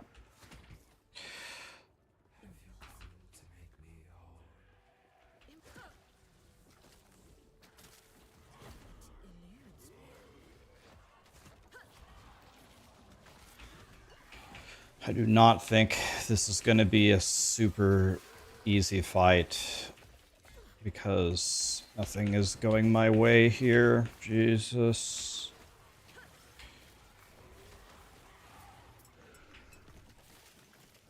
Well, I was right about that.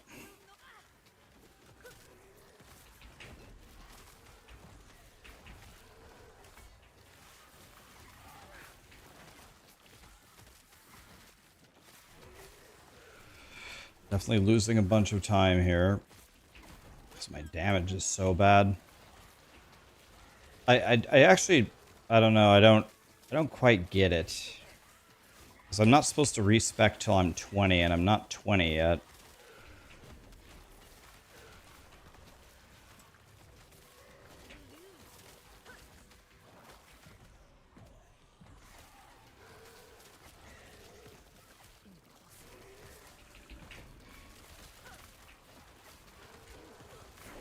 Jesus Christ.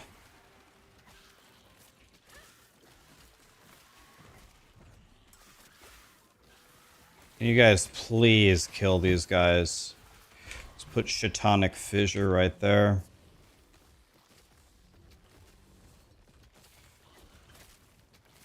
My god, that was such a bad segment.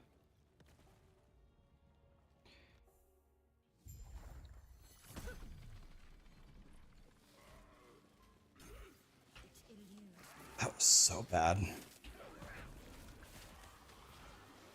will not take me. Impossible.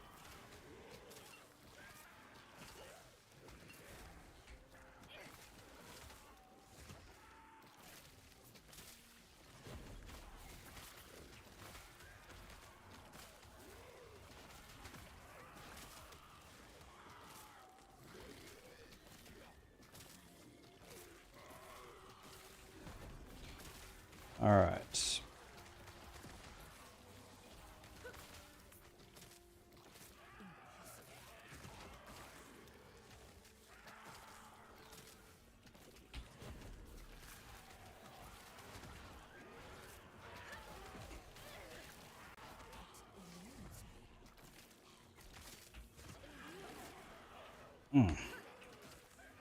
Feel good. Please give me a health potion, somebody. 0 health potions dropped. Thanks God.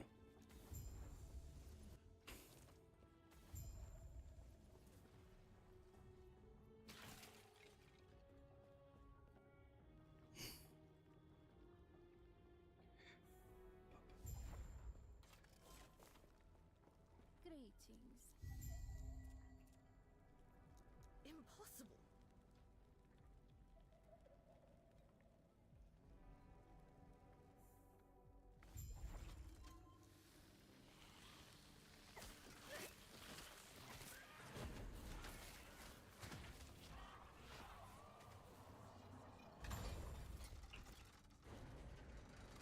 Uh...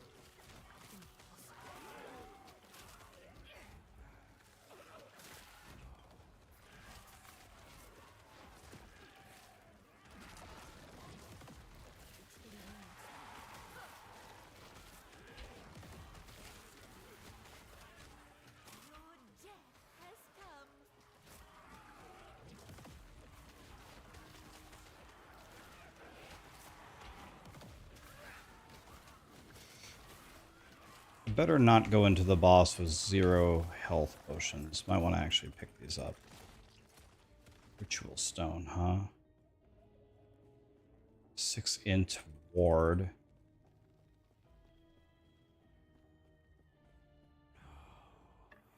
Let's go like that, maybe. Let's do that.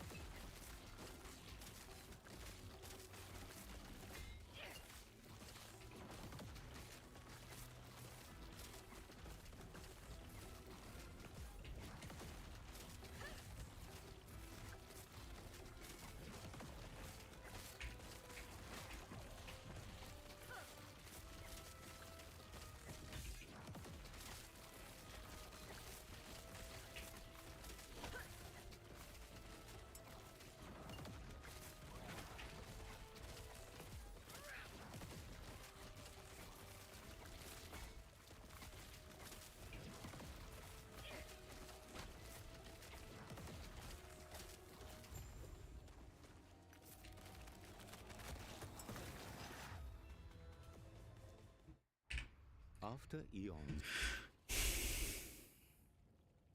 Okay, so we're 6 minutes ahead now. Much better.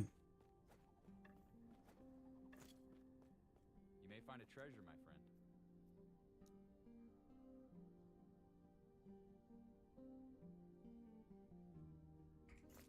I don't have enough to buy a single item. Or, I don't know, I right-clicked it. It wouldn't, I pressed the wrong button to... Minion health, necrotic damage. Okay, let's get in here.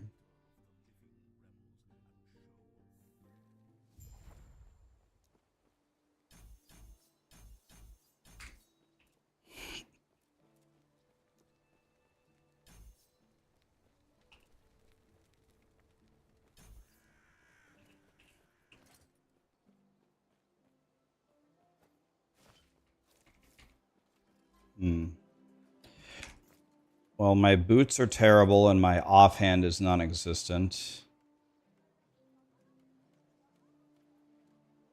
I mean, at least these have 14 health on them. I mean, 17 mana. I don't understand. Why are we not buying stuff? Buy it. Oh, it's shift right click. Shift right click to buy something? Thought it would just be right click. Shift right click? Satan. Satan.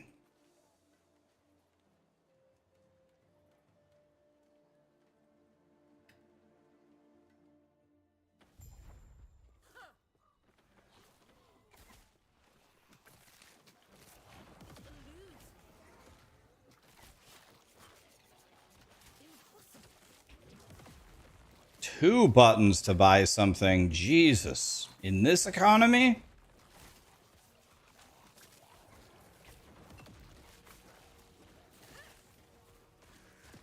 Will not take me. It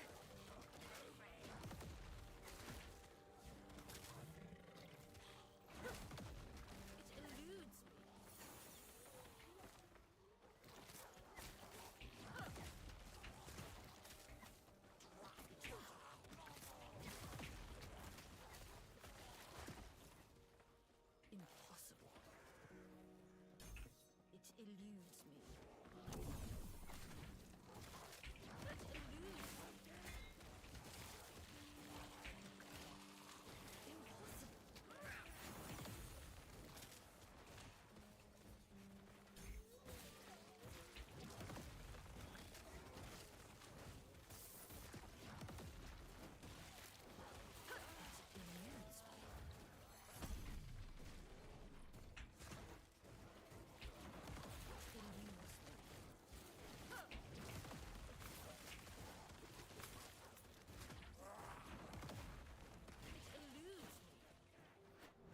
Okay. My build is almost coming together.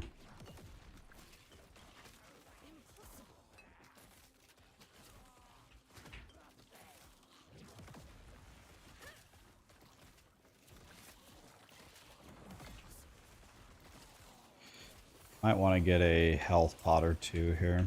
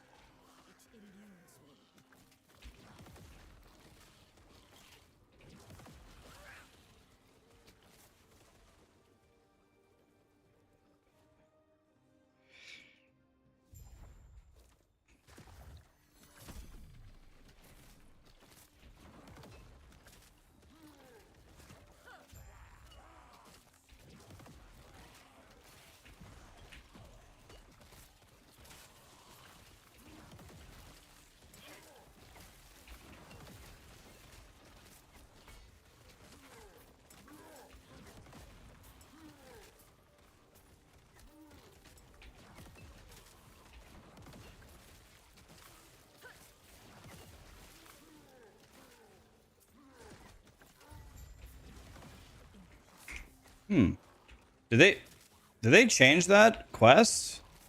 That seemed way easier than it used to be. Did they change that? They had to have. Make it shorter or something, or make the monsters spawn easier?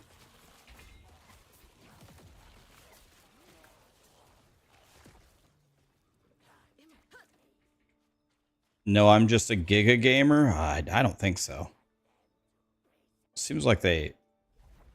It seems like they changed that. So I'm just on crack. Oh, lit? Spinny boy? Alright, I'll be a spinny boy. Why not?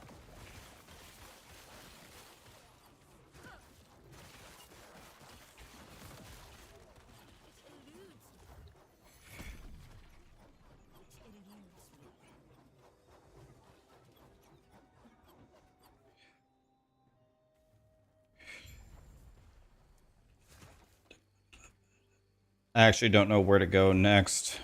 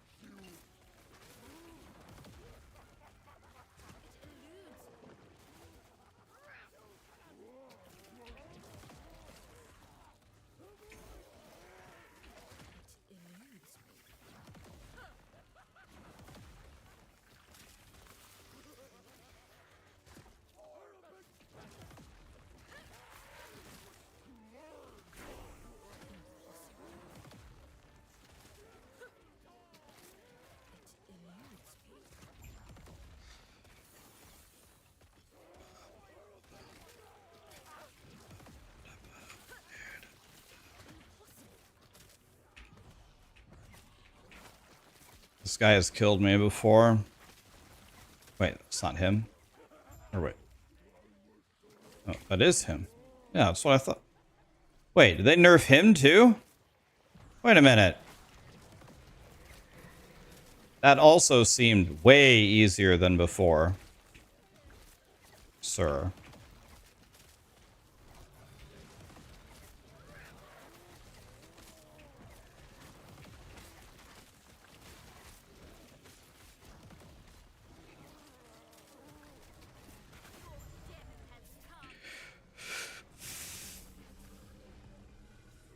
It's a good time to check the old passive tree. Now we get 5 blue bobs and then 6 red bobs. Okay.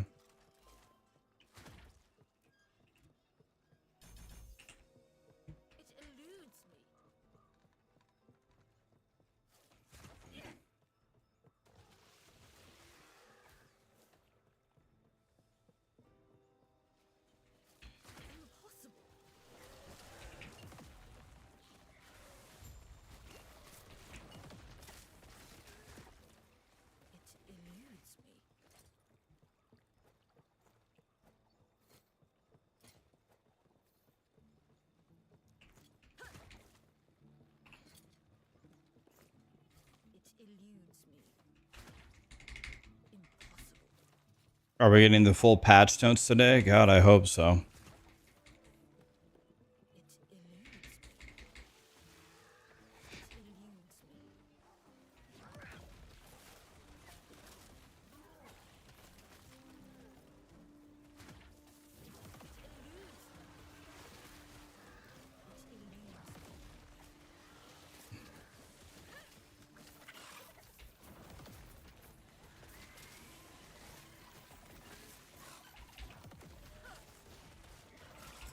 I mean, I have a couple of idle slots. I better actually kill this guy.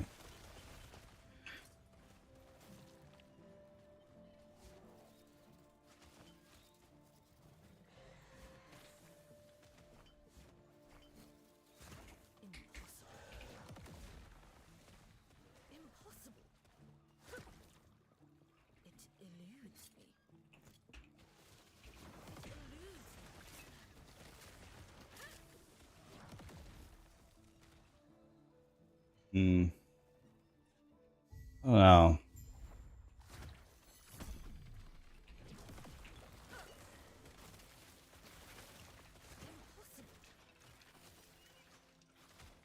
Oh shit.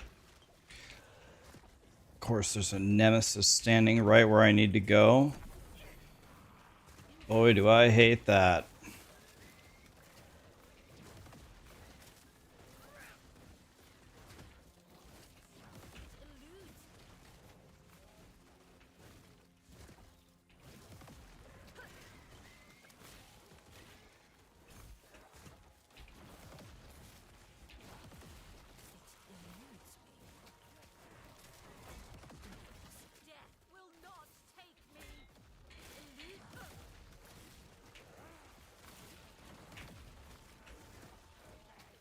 Why are there so many Jim Bobs here?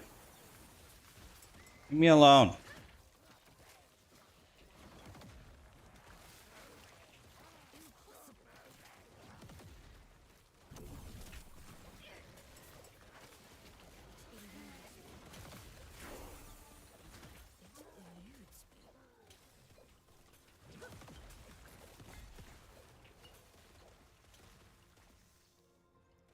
Okay.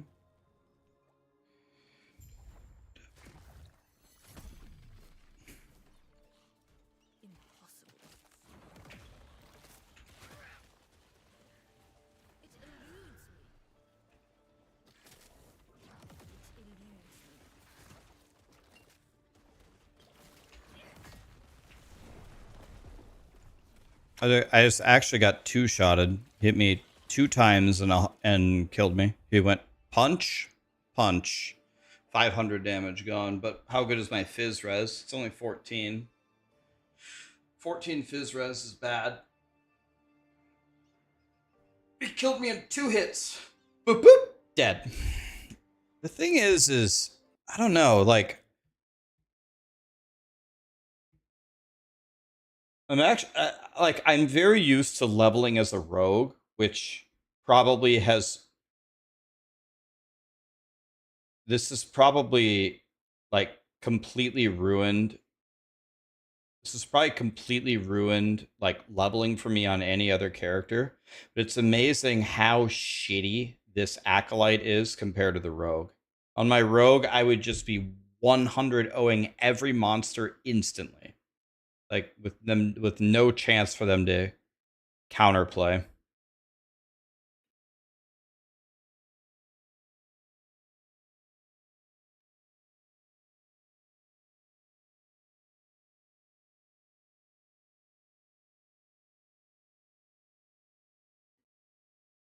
You start as Falconer.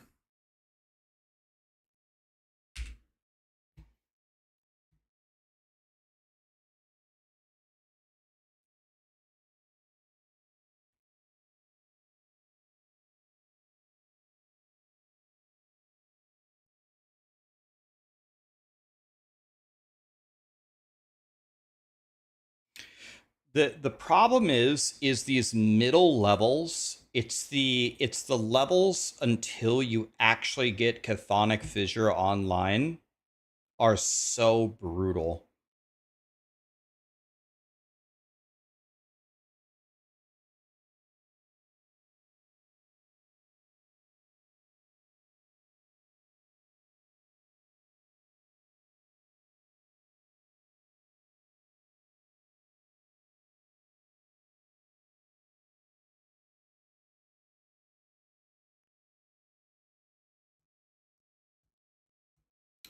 The patch notes will make it way easier in theory, yes. Let's see here. Let me find the article. Let me read exactly what it does. I'd need to read the patch notes. Like, this might be the way. This might be the way, but man, like, it's only a problem.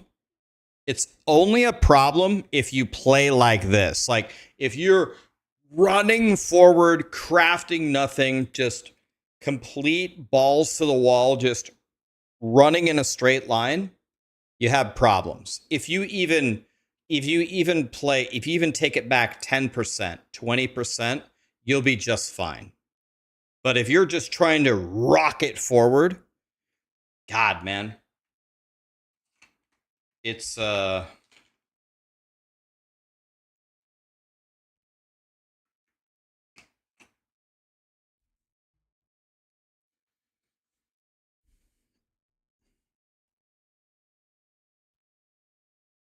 I need to find out something. Unless the patch changes it, I'm definitely going to do something different than exactly this.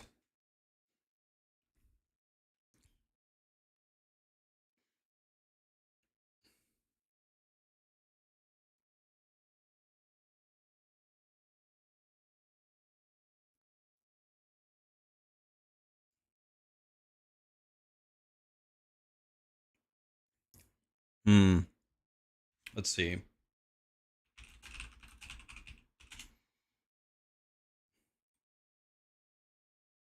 Let me see here.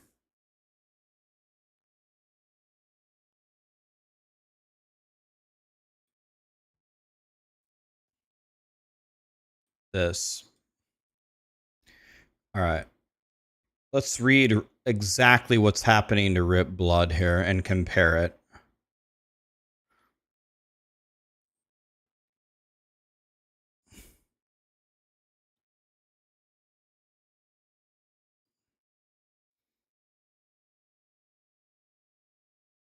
Each hit creates an orb of blood.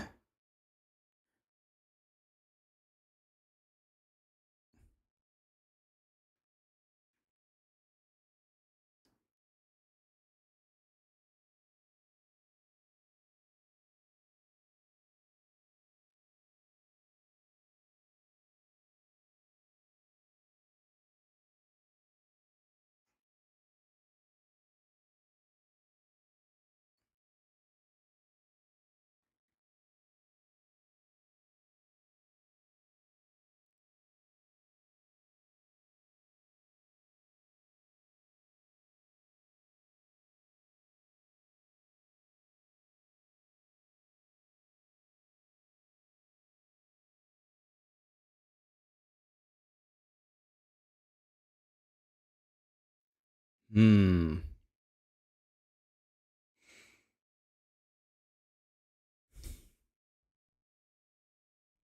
Hmm.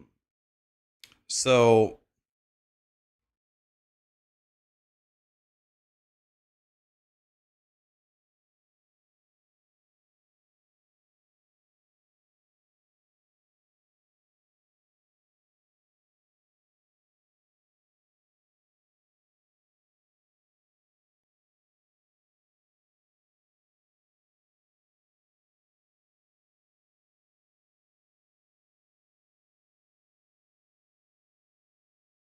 hmm.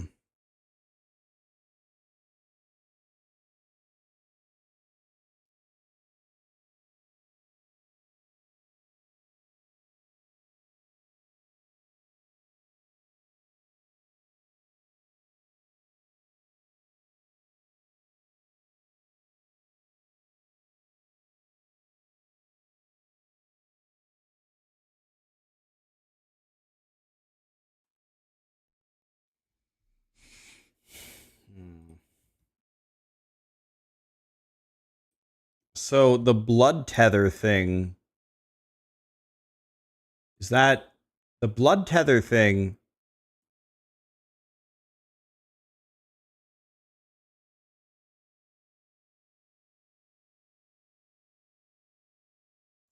is a passive is a skill point for Rip Blood, which we almost certainly won't be able to reach, right? Because when we're just starting out moving to Chthonic Fissure, we only get 6 points. Unless it's very, very close. I don't know where it would be. Unless it's literally like here.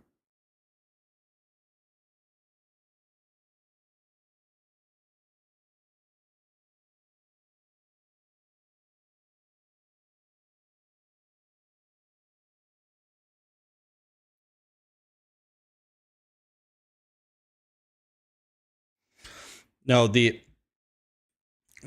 idea is to go Lich, guys. The idea is to go Lich, but remember, you can level as whatever you want. You just level as whatever is the fastest thing because you can respec now.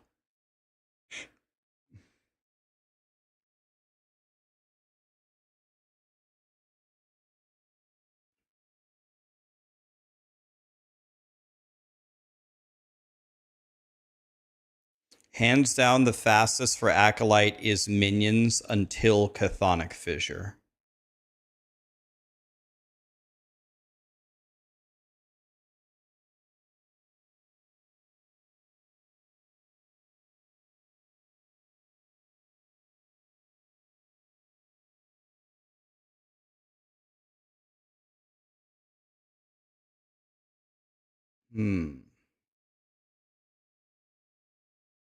So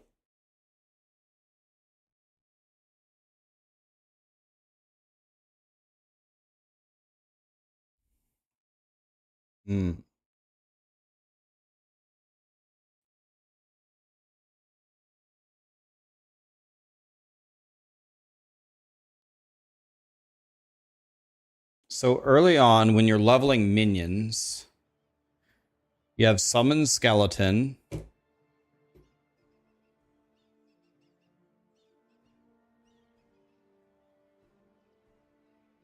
And Bone Golem.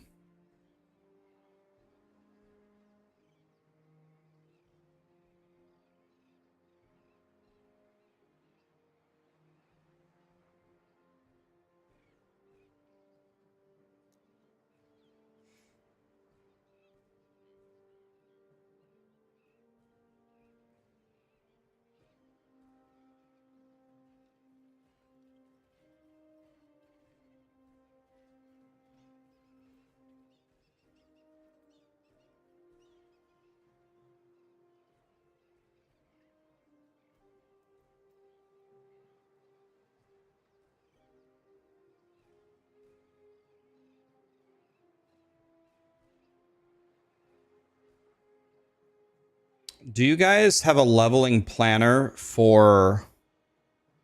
do you level as Necromancer, or do you only play minions 1 to 20?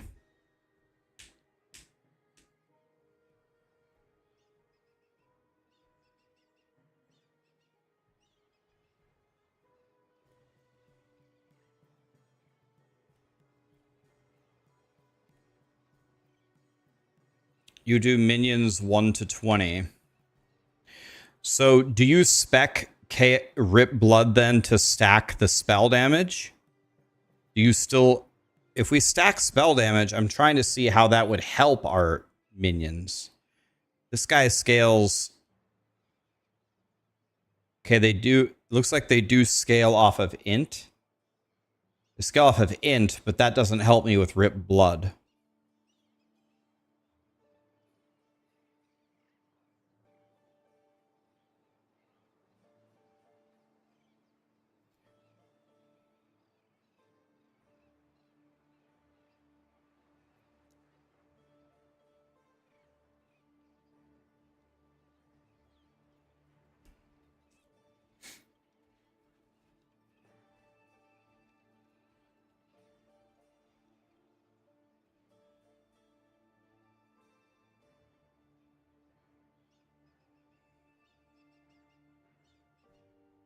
These do more damage to poisoned enemies.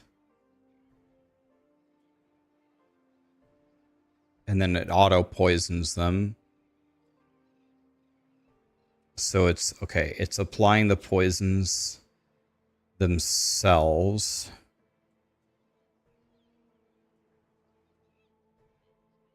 I mean, I already was playing Wandering Spirits.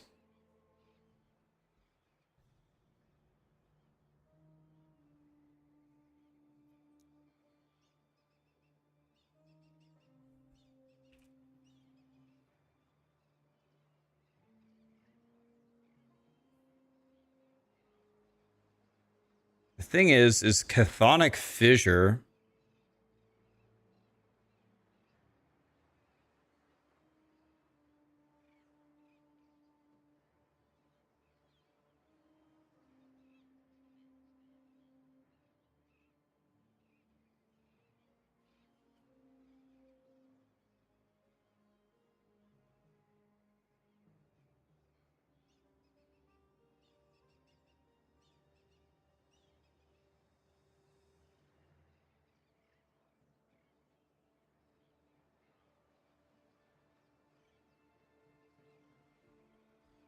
It takes so long for Chthonic Fissure to actually be powerful.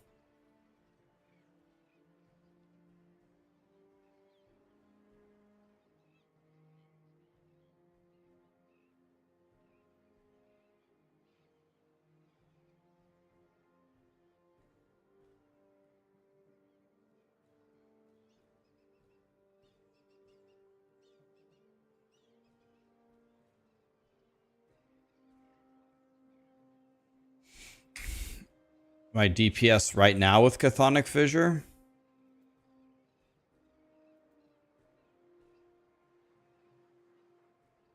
Like right about here is where, right about here, when I do this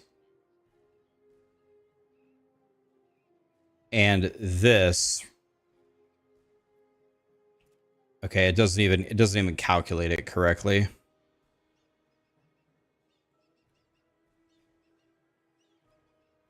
So now at this point, my Chthonic Fissure should be like right now at like 26. Now my Chthonic Fissure should be pretty strong. Now look at it.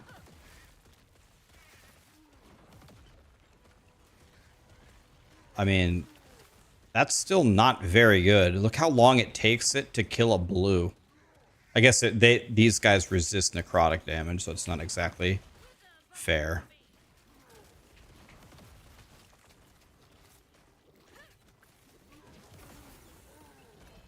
So that might be a bad example.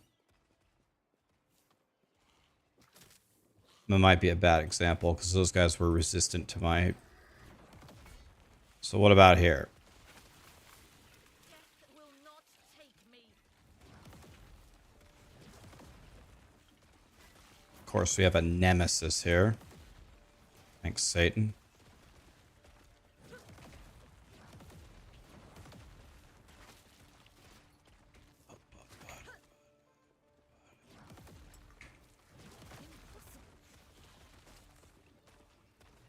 I mean, it's okay.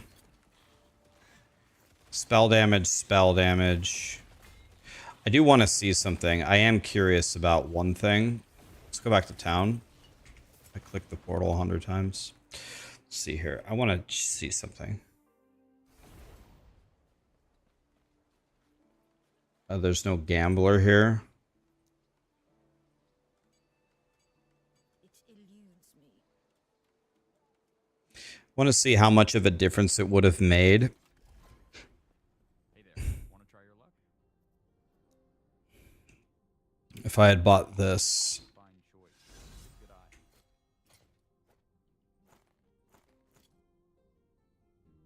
eye. Not that big of a difference. So this realistically is how much damage I am going to have at this level. I have a 15 spell damage wand. I have 3 spell damage hat. And then I have this. This is just how much spell damage I will have. It's not going to be more than this.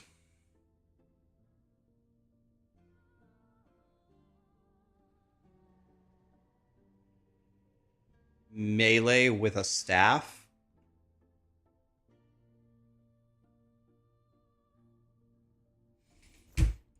Melee with a staff.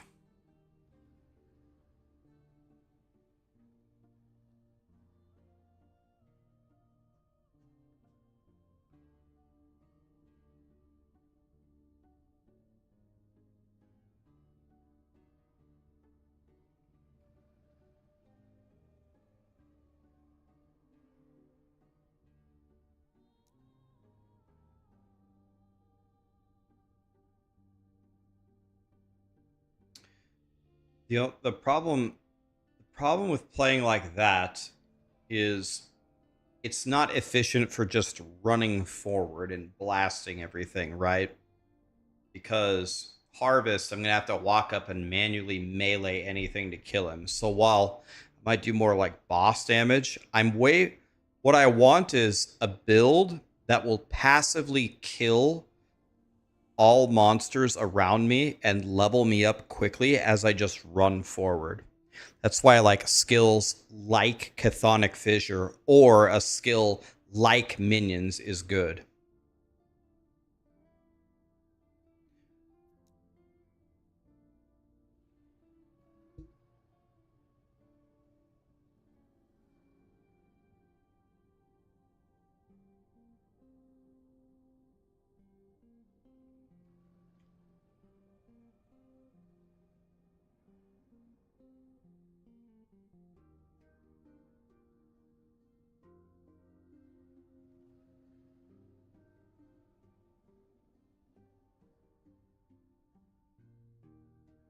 You have a planner? Post it, Dominic.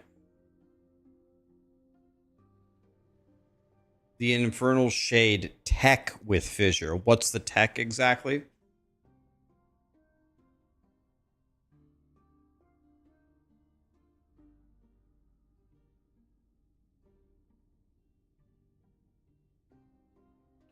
What's the tech that you're referring to in the Infernal Shade tree?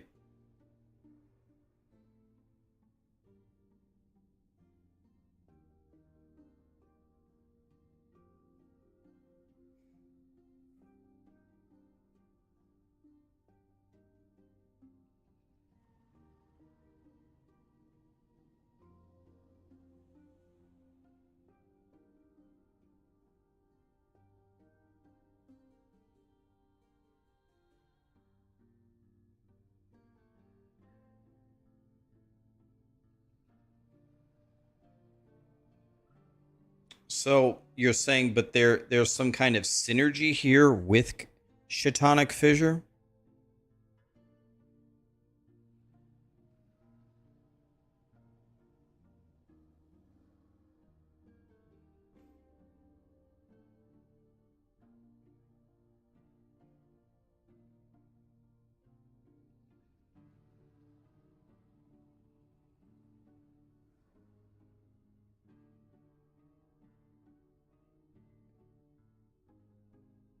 There is a node that pops your Infernal Shade in.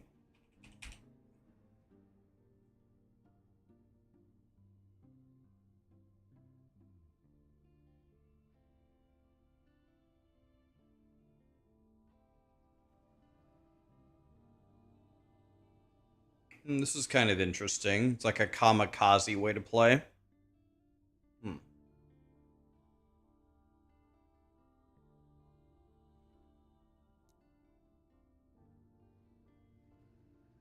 Yeah, I do. Los.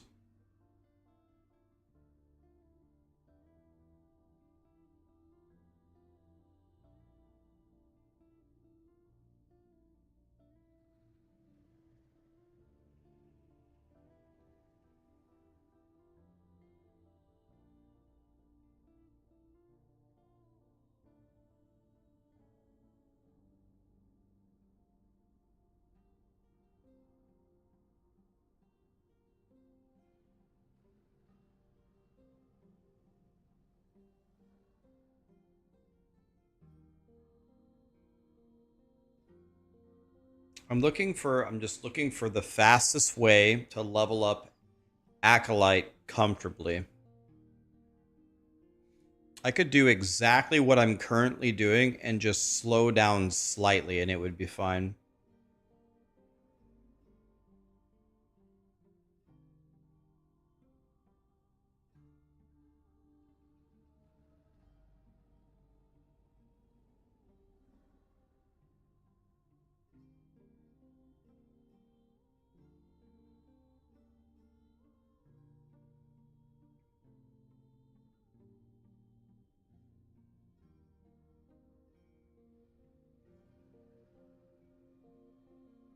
Tarek is here. It's the god of leveling himself. What's up, Tarek? I've been sitting here staring at... What's up, man? There's the world record holder right there. Tarek, can I ask you a question?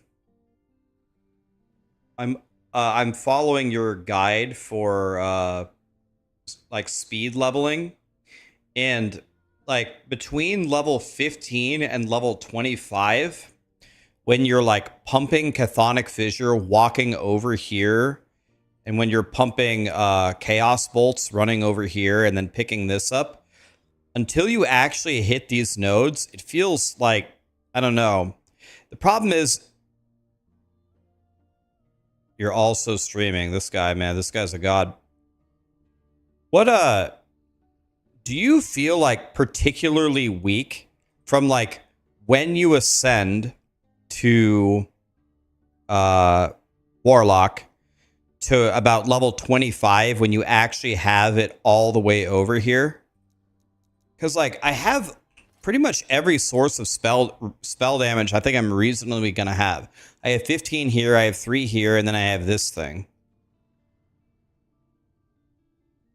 It's like I don't know. I'm looking for ways to get stronger.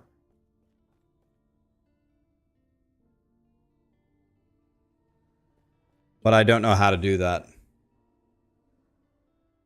So I'm exploring different options for leveling, like, I don't know, like 1 to 20-ish. I don't know.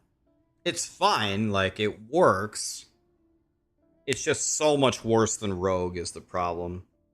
Rogue is just so... It feels so much better on Rogue. I'm faster. I do 10 times the damage. Maybe Rogue is just totally busted.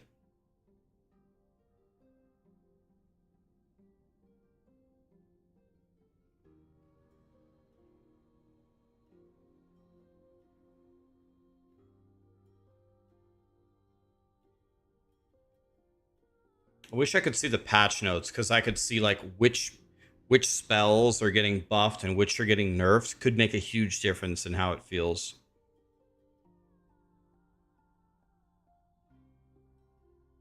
He's talking mad shit about me on his stream. So Tarek came here and said hi to me, and we've been friends for years, and then 5 seconds later after it, he talked shit about me. Your story's not really adding up, man.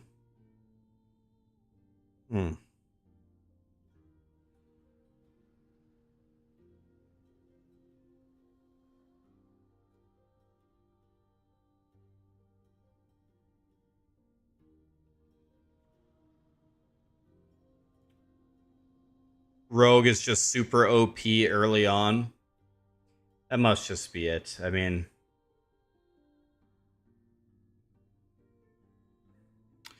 I guess I've got to find a way. I've got to find a way to get more Fizz Res early.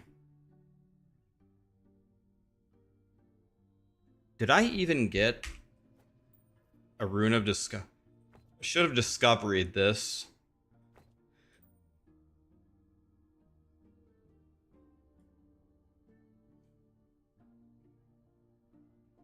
It's exactly what you just said, Tarek. Exactly that. It's that it feels very, very clunky.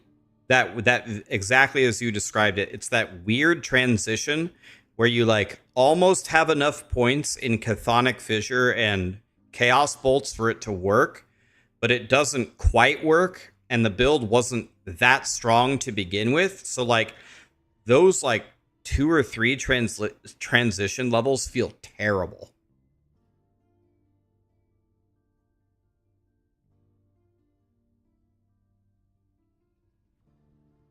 I'm wondering if it would be I could just solve everything. I could solve all of my problems by just going a little bit slower. I mean, even like 5% slower. Just even 5% slower and like killing more monsters would put me at a higher level earlier, which I think would shorten my time in that shitty transition period. It also give me better gear too.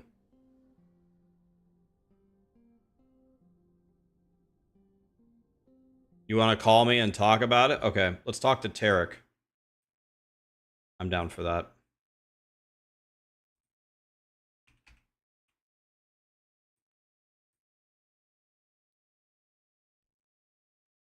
Hey, what's up, man? Hello, what's up? Yo, you ready for the next season? Yeah, dude, I mean, I haven't really posted much, but you know, I've been doing some work in the background, prepping a lot of stuff. Yeah, So, I'm really pumped for next season. okay, so you are like the god of leveling of Last Epoch, right? What are you expecting as far as the changes in like the spells? Like, what do you think is going to be good in the early game for Acolyte? And do you think the best like leveling will still be Chthonic Fissure? Uh, it's gonna be hard to say with Leech changes. I don't know if you saw like the small teaser, for example, on Red Blood. Now it's not only like single target; it hits like everything in the path of Red Blood. So it might get interesting with this build. Since it like spawns a lot of reblood all over the place.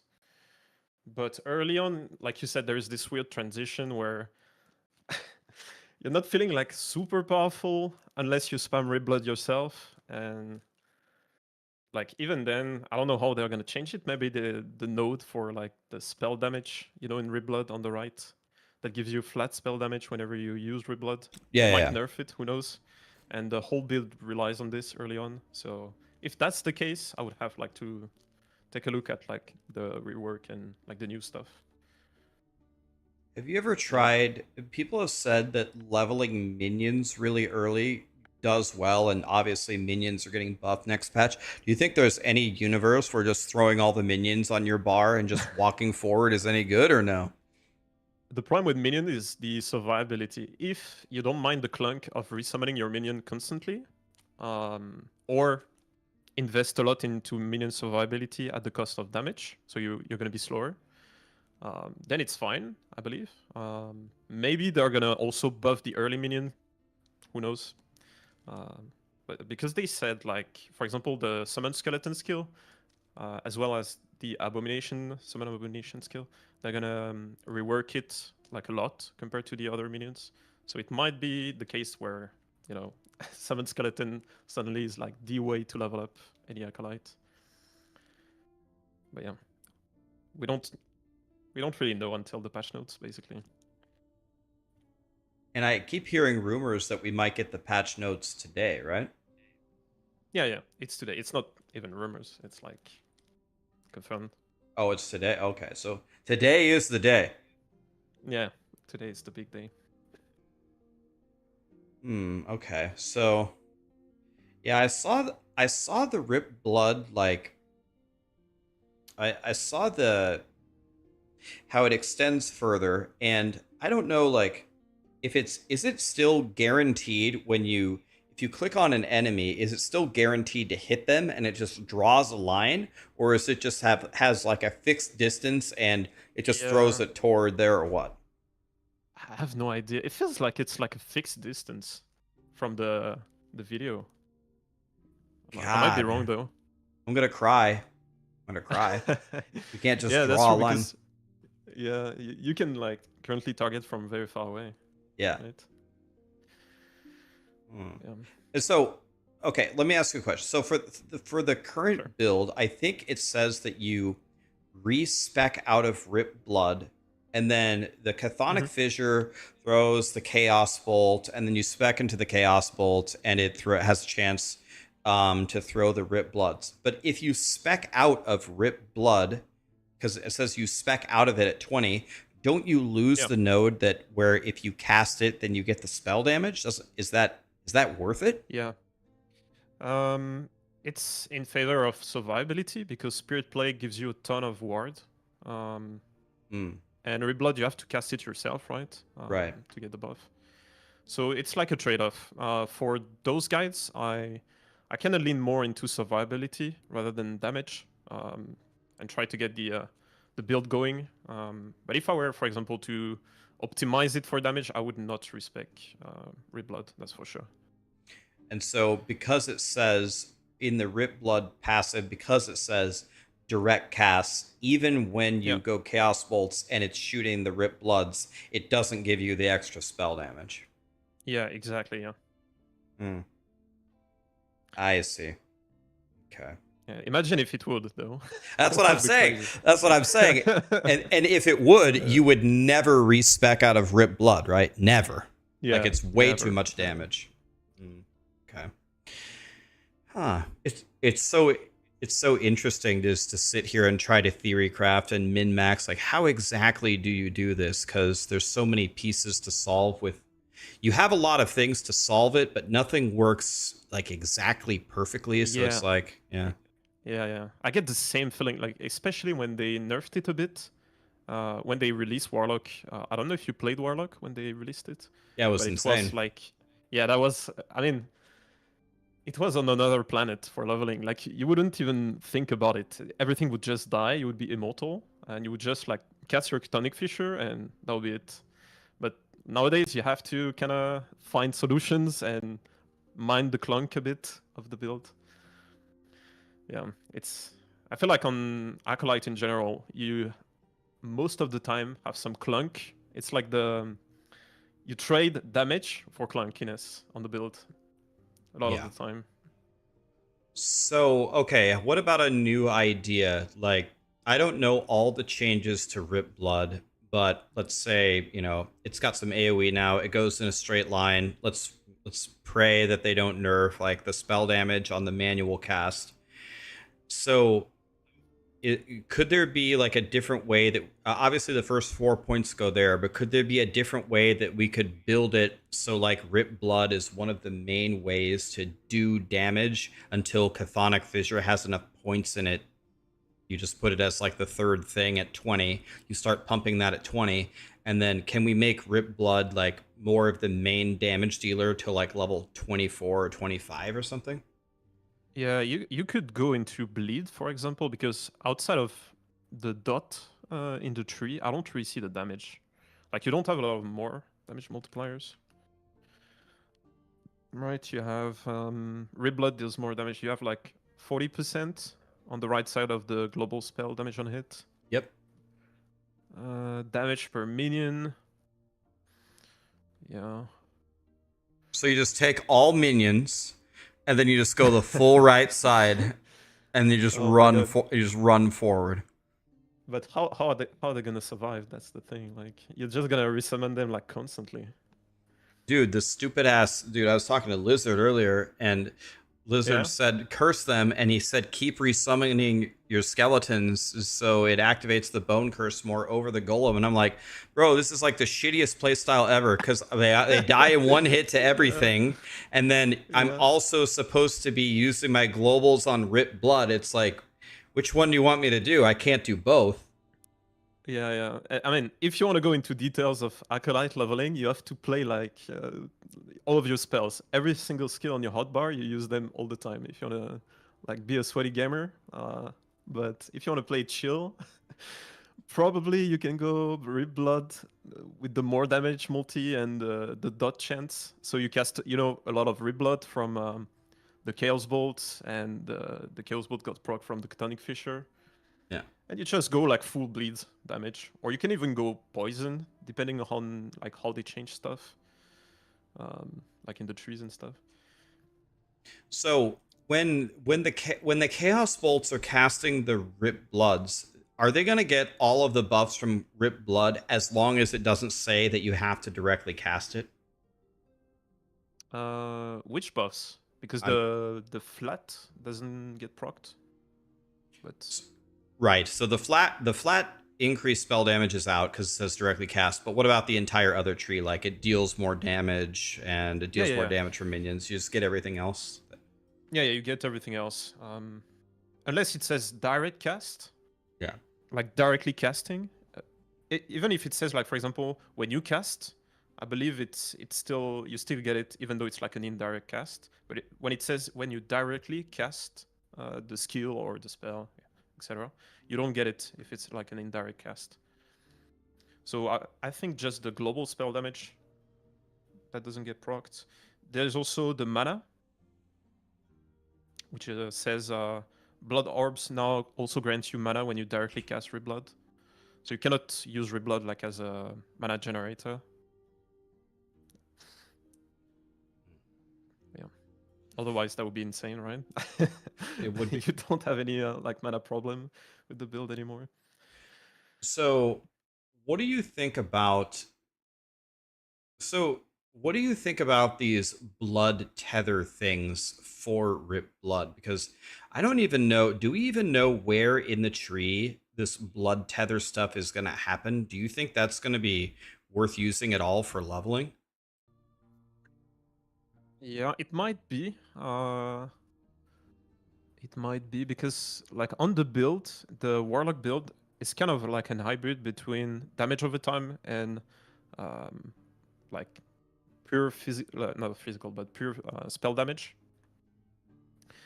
And I believe it's like damage over time. Let me find it again. I don't remember from think it's memory. I think it's a physical. I have it up. It's a physical spell damage over time. Physical damage over time. Okay. Yeah, I think that could work. It's like extra damage on top of it, because you're gonna get like a lot of bleed on the target, right? Yeah. So, But that wouldn't be like the main damage. I don't think that would be like the main damage because you can only have like one stack. Yeah. Usually like dot stacks that have only one stack, unless you have like crazy support for it, like Time Rot in the Void Knight. You know the node where it gives Time Rot a lot more damage with slow chance. Like unless you have those types of nodes, single like damage over time stacks, like they don't deal a lot of damage. It's more so for like clear than a single target usually.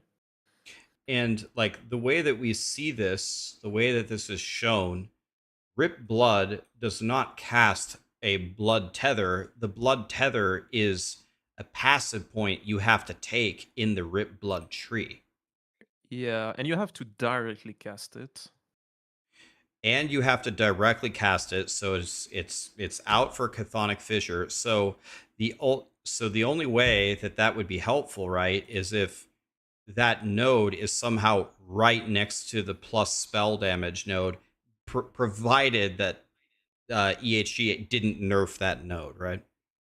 Yeah. I think they are not gonna nerf it personally, but you never know.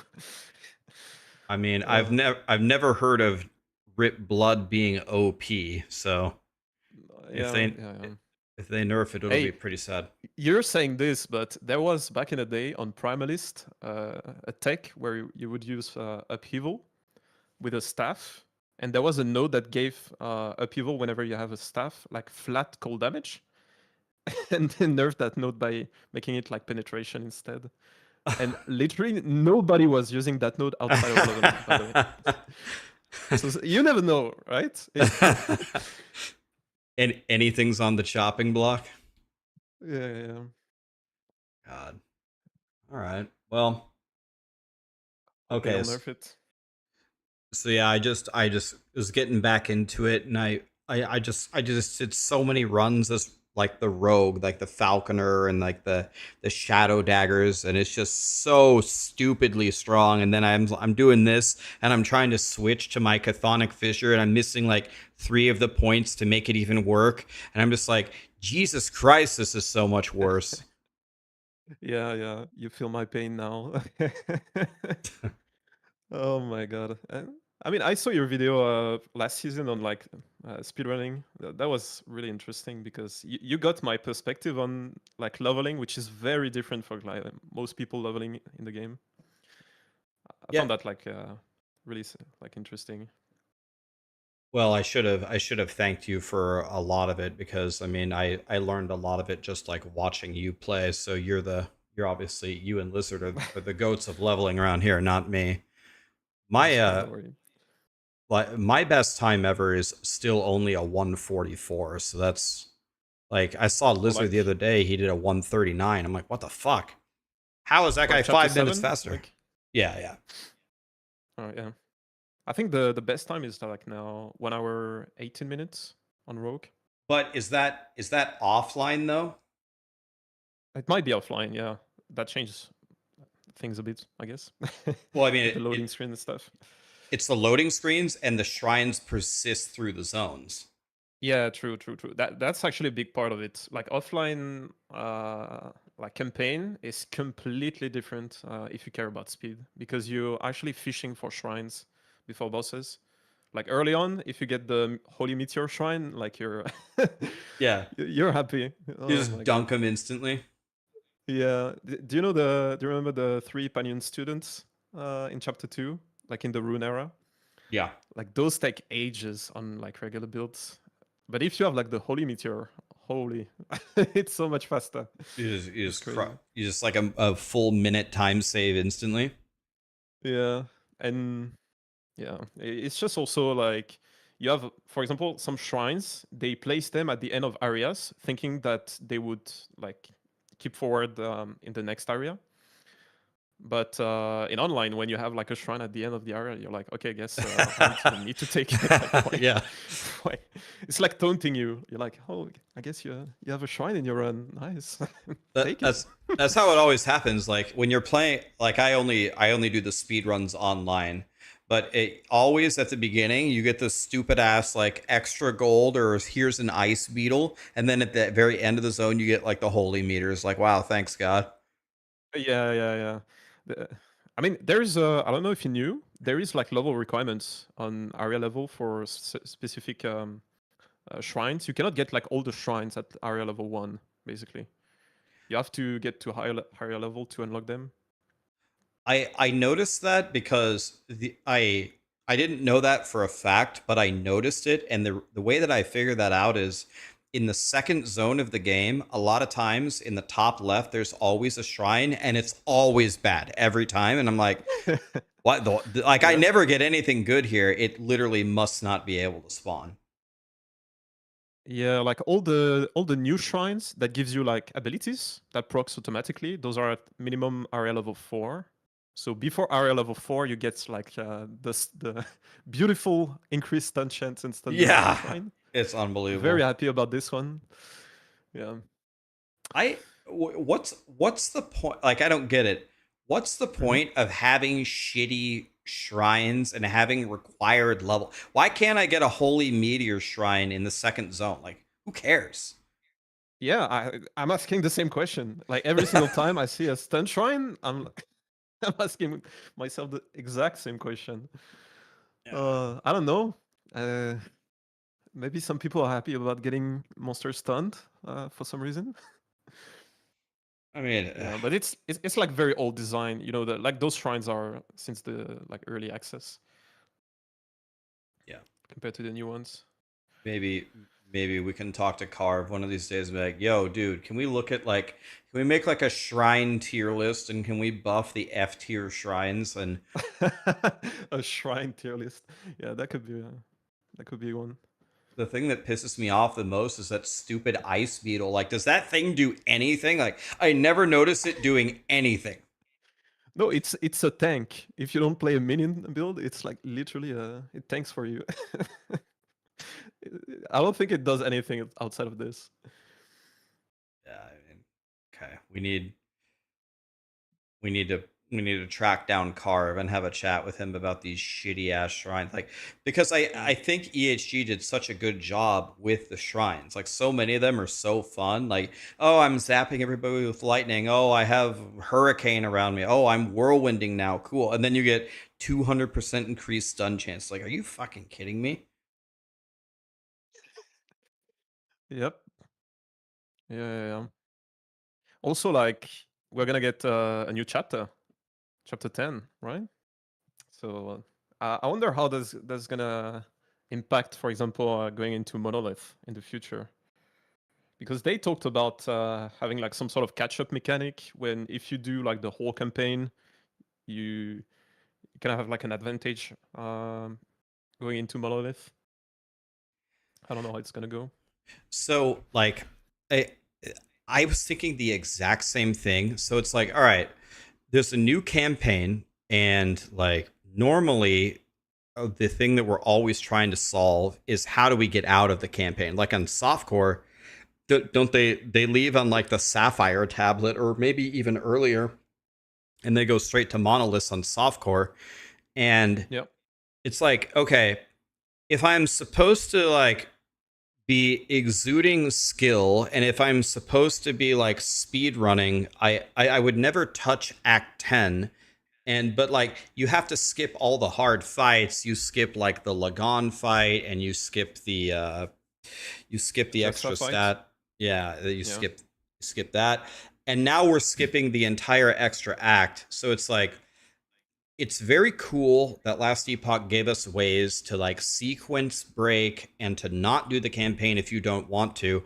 But I kind of miss like the gauntlet experience in PoE1, where it's kind of a race to see who can actually rip through the whole campaign. And it's like, if it's brand new and we've never seen it, maybe I should just do all 10 acts anyway, even though it will put me so far behind. It's like, it's kind of an interesting problem to solve. I don't even know if it is a problem, but it would be, Yeah. exactly as you said, really cool if going through the full 10 acts somehow gives you an advantage versus just dipping out and going to the monoliths early. Yeah, you have to balance also the fact that going early is getting harder and harder every patch because they keep buffing the not the minions but the mobs themselves. They keep reworking the mobs and making them harder and harder, like way harder than what they were like in the early access. So there's also that balance. Like it's not easy, but if you let's say when they have like the whole chapter, they have like up until chapter 12, which they said would be like the final chapter. They put you like ahead in the normal monolith, like let's say at the Reign of Dragon timeline. Yeah. There is a discussion of am I faster going early or am I faster doing the full campaign? Because you do skip Lagon, for example, which some people or some builds even really struggle with. So that would be like an interesting like trade-off where you and also like you said there has to be like incentives, for example like new mechanics with the new faction system we had like in chapter 7, not chapter 7, chapter 9. 9. Yeah. Yeah, we have like the new faction, probably like chapter 10 we have something else, chapter 11 we have something else, and etc. So you have to also think about that, right? I don't know. I agree with you. Like doing the full campaign is something that I would enjoy as well. It would like put extra spice in the speedrun rather than just going in that. It's basically corpse rushing. At some point, it's like how much do you want to rely on RNG, getting like the right combination of mobs when you enter Monolith, because otherwise you're like instantly dead or they have like too much health. It's yeah. Depends on what you want to do.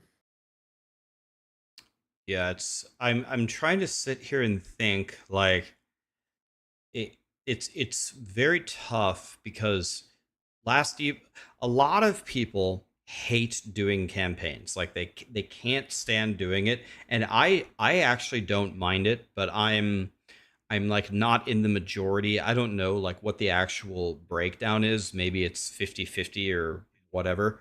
But I don't mind doing the campaign, but the fact that Last Epoch lets you sequence break and get out of it, people really like that. So we can't make that like a non-viable option, but at the same time, you have given me almost no reason to do your campaign.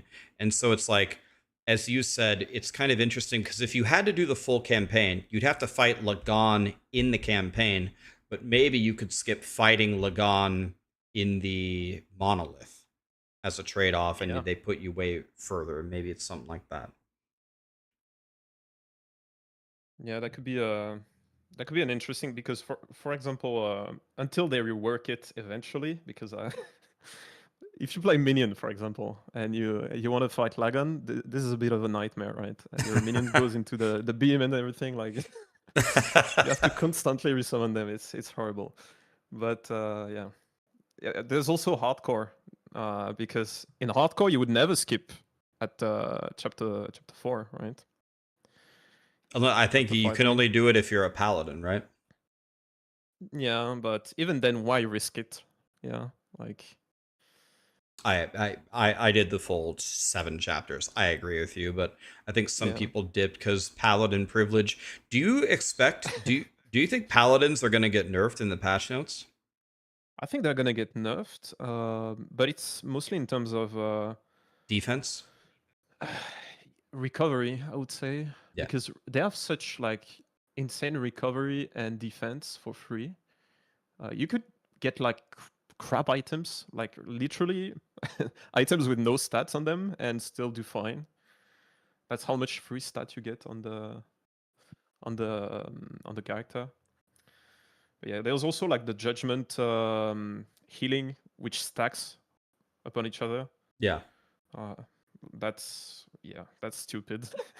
You get like 20k healing just from like getting some passive tree nodes with like increased healing effectiveness.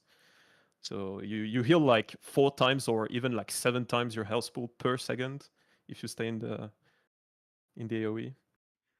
My most disliked last Epoch video I've ever made in any patch was my Mhm. Uber Aberoth guide.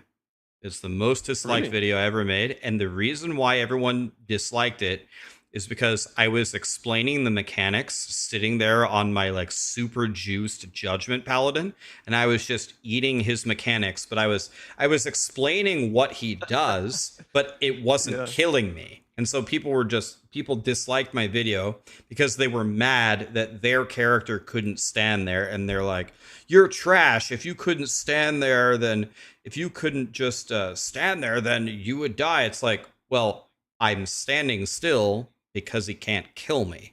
If I had to dodge it, I would move. You know what I mean? I don't know. People, the point of the video was not to show how tanky my judgment paladin was. The point was, let me show you his mechanics so you can try to beat him. But people were so mad that the judgment paladin just straight back to full health, block everything, and they were like, "Fuck you, Rax." Like, well, make a I judgment mean, paladin. I kind of got the same treatment with me killing him on like magic gear. That was something. Like people were saying, "Oh, what even is this boss? You can kill him on magic gear." Like, You killed him with what, but blues? yeah, only blue gear on the falconer. Oh, on a falconer. Yeah, yeah. What I mean, dive bomb or what? yeah. So there was a guy called okay, I can't speak. A guy called Juice in the community who was playing like dive bomb falconer and putting like crazy damage numbers. And I was like, maybe there's something I can do with that, but like on very cheap budget. And so I found like this weird setup where there is like a positive loop where it like reduces the cooldown like more and more of the abilities. So they spam like more often as you go. And it reaches like billions of DPS after like a while. Like we're talking about multiple Uber Abroth per second. So I was like, okay, if I can do that with like crazy gear, maybe like on blue gear, I can actually kill it with the same build. And yeah, I killed it with the build only with blue gear. So Did you it was Did you kill him in like 5 seconds, or was it an actual fight? It was an actual fight, but I was relying a lot on dodge and silver shrouds, which, by the way, were bugged and are still bugged, so they don't proc all the time. But yeah, it was like playing Dark Souls with 1 HP. That was it, and crazy damage. But yeah. Yeah, like did a no hit run for 2 minutes or something. Yeah, but sometimes you get hit and you dodge it for some reason because you get lucky. The Yeah. the Uber Lilith kill that I had in Diablo 4's pre season 1, I spent a million attempts, and the attempt that I killed her, the very last bolt that she threw at me, it hit me, but I dodged it. I was like, that feels good. Oh my god. Yeah. Imagine you died right there. Oh Holy. god, dude. I would have punted Callie off the deck. Yeah. And I don't know if you saw it, but I also did like a speedrun from nothing to Uber Abaroth with the same build. So in 10 hours I killed Uber Abaroth Jesus. from scratch. Yeah. So it's possible. I guess you only needed blue gear to kill him, right? Did you kill him on your first attempt? No, I think it took me like a few attempts still. Yeah. Like it's still hard because there are a lot of like visual clutter. AoEs from the mobs are kind of hard to dodge when you have to press multiple buttons, and some buttons, for example, of the build, you play with aerial assault, and you're kind of standing in place when you cast it. So it's also a game where you have to time when you use certain abilities, otherwise you get stuck in place and you can't dodge anything. Yeah. So, and also it's a bit of like a sequence fight where I had like the exact strat for the first minute where I know exactly what I want to do, and then it's just like reacting to what happens on the screen. Yeah. Dude, those are the best yeah. fights, man. You just gotta buckle down and be a gamer. But in 10 hours, 0 to Uber Abaroth, that's insane. Yeah, 10 hours in like 4 minutes or something. It could have been 8 hours, man. I'm still in Act 1 in 10 hours, pretty much, in the campaign. Yeah, you're you're a casual gamer. I'm trying to kill the guy with the wings. Oh my god. But yeah, have you seen the new weapon they teased yesterday? Like the Harmony of the First? Yeah, I saw it just for a moment, but I didn't really understand what I was reading, because it was like the scaling of it is like I can't remember. It was like 30% increase of everything, of all stats. Like if you have like a non-unique item in every slot, I was like, why don't I just load up with all exalts and just murder? Isn't this just way better than everything in the game? Yeah, pretty much it allows for, like in softcore, very degenerate playstyle. And there is one in particular I was looking at, if they don't nerf it, because there are a lot of people who complain about this item already. But you can get on the item parry chance. Parry chance is capped at 75%, and whenever you parry, you don't take any damage. So effectively, it's like dodge, but it's like a separate layer of dodge. And now, imagine you play a Falconer with that weapon. Falconer can get dodge cap pretty easily. So let's say around 80% dodge. So that's already like 1 in 20 hit that you get actually damaged.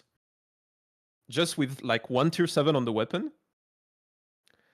And then you take on top of it the Silver Shroud generation. So eventually, if you get hit, you don't take any damage because of the Silver Shroud. And you generate it like so often with Smoke Bomb. So then what happens is that every single piece of gear becomes damage. You just put parry chance on your weapon, and you just go like full stupid mode, and you push corruption with this. Yeah, so you like have... No, go ahead. No, I was just gonna say like it's just like a bit stupid game design wise. Like you enable like glass cannon builds with minimal investment. Yeah, so you have, so with 80 dodge, that's a 1 in 5 to get hit, and then the 75, that's a 1 in 4. So monsters have to swing 20 times to hit you a single time. And then the Silver Shroud, when you do get hit, makes it so you really don't get hit. Exactly. Hmm. Balance, right? I mean, it sounds pretty good to me. It's going to be higher defense than a paladin for everybody. Yeah, and then you have to keep in mind that you get, like, without even putting any stats on the item, you get like 93 flat melee damage that gets multiplied by 4, so that's like 360. And that 360 gets converted to the Falcon if you use a melee attack, because in Falconry skill tree, you convert your melee, throwing, or bow bow flat damage, sorry, to the Falcon has melee damage. So, and then you can also do the same with like crit multi. It's so stupid. Like your Falcon can get like 2,000 crit multi just from the weapon. I mean, yeah. Well, if I guess if it goes through, at least everybody's going to be having fun. But sounds like the balance of the game is going to be completely compromised. Yeah. And that's just for like one class and one play style. You have a lot of stuff. I made a video today actually on like all the things that I saw and that I could think of. But for example, on Storm Totem, have you ever played Storm Totem on Shaman? I think that's one of the only builds I haven't, at least one of the main builds that I haven't played. Yeah, I'm releasing like a guide, a leveling guide with that because it's pretty good. And it's just like the totem playstyle where you place totem and it kills everything for you. Love So it's that. pretty chill. And on top of that, you have like the thorn totem that you convert to healing totems. They basically like heal you full all the time, so you cannot die. You have like a lot of resistances. The only downside to the build is the fact that you have to switch between Spriggan form and non-Spriggan form. So that's the only clunk in the build. But outside of that, it's insane. Dude, whenever I've played Shaman and I've played with the Spriggan form, and I think I think out of anything in Last Epoch, I think that's got to be the clunkiest thing I've done. Like the way that all of those mechanics work and how it feels to switch forms, it just feels terrible. I hope that they Yeah. rework that at some point. I think also the cooldown is way too long. It's 6 seconds when you switch out of forms. Like if they make it like 2 seconds or even 1 second, it's fine. But having 6 seconds, like imagine you go out of a Spriggan form, you place your totems because the build is basically you place totems and then you place your Storm Totem that eat all the Thorn Totem around it, and it increases the power of the Storm Totem. So you have to get out of Spriggan form. But yeah, to do that and have like a 6 second cooldown feels bad, man. Even with like cooldown recovery speed, you get it down to something like 4 seconds, maybe. Yeah, I think that's one of those. And to me, at least from what I've seen, it's not even like a super popular play style right now, and so it's not that Yeah. popular, and it's so clunky. It's like it's got to be up Yeah. for a redo sometime soon. I mean, eventually people just move out of Spriggan form and they play the build without Spriggan form. That's in the times that I messed with it, that's what I was preferring to do. I was trying to get away from just using that skill entirely. Yeah. What's up, Aaron? I saw Aaron in the chat. Dude, Aaron, dude, he loves Last Epoch, man. Yeah. I saw him at Gamescom. That was fun. Hell yeah, dude. Who else? You met Aaron. Who else did you meet, or were you guys just hanging out the whole time? So there were from Maxwell, there was Lizard, me, and McFluffin. There was Aaron as well, and then there were Riker. CJ, From love Maxwell. CJ. Yeah. Yeah, really, really cool guy. I talked a lot with him in French, and that was the only person I could talk with in my own language. But then, You speak English like very all the well, by the devs. way. Yeah, thank you very much. But yeah, then we met like all the devs, Carve. I mean, not all the devs, but we met Carve, we met Mike, we met Judd, and some other people like Derek, who I think is responsible for all the art, like managing like the people and the direction of the like the art of the game. I think that's what he does. Might be wrong. And yeah, a bunch of other like cool people as well from EHG. Damn, all the homies were there. You guys probably had a blast. Yeah, was so cool. It was for the Rune Master when it came out. Was before 1.0, like the patch right before. That was the first build I ever played in last Epoch, Rune Master. Yeah. What's your opinion on the Rune Master? Do you like it? You know, you want to know what? Honestly, like, I think it's probably has like the coolest idea, but again, when I started playing it, like I understood I understood the concept. You do the spells in this order to release this, or you change the order to change the spell, and then eventually you can have it where it like remembers the sequence. But I don't know. For me, it definitely again like it all comes down to this. It felt kind of clunky when I played it, and so I was like, and this is like this almost works for me, but not quite. And then like the first build I ever made was I think it was a Frost Claw Rune Master, and I didn't really like how that spell worked, and I was just like, I'm gonna go play something else. And I liked all the other builds that I played around it like better than the Rune Master, so I probably need to go Yeah. back and play it some more, but it actually wasn't my favorite. Dude, you had to see the before it went live. There was like no cooldown on the Flame Rush, and you know there is a node in Flame Rush that makes you cast the invocation, and so you would just like spam a Flame Rush all over the place, and it would pop like a bunch of invocation. That was actually like insane.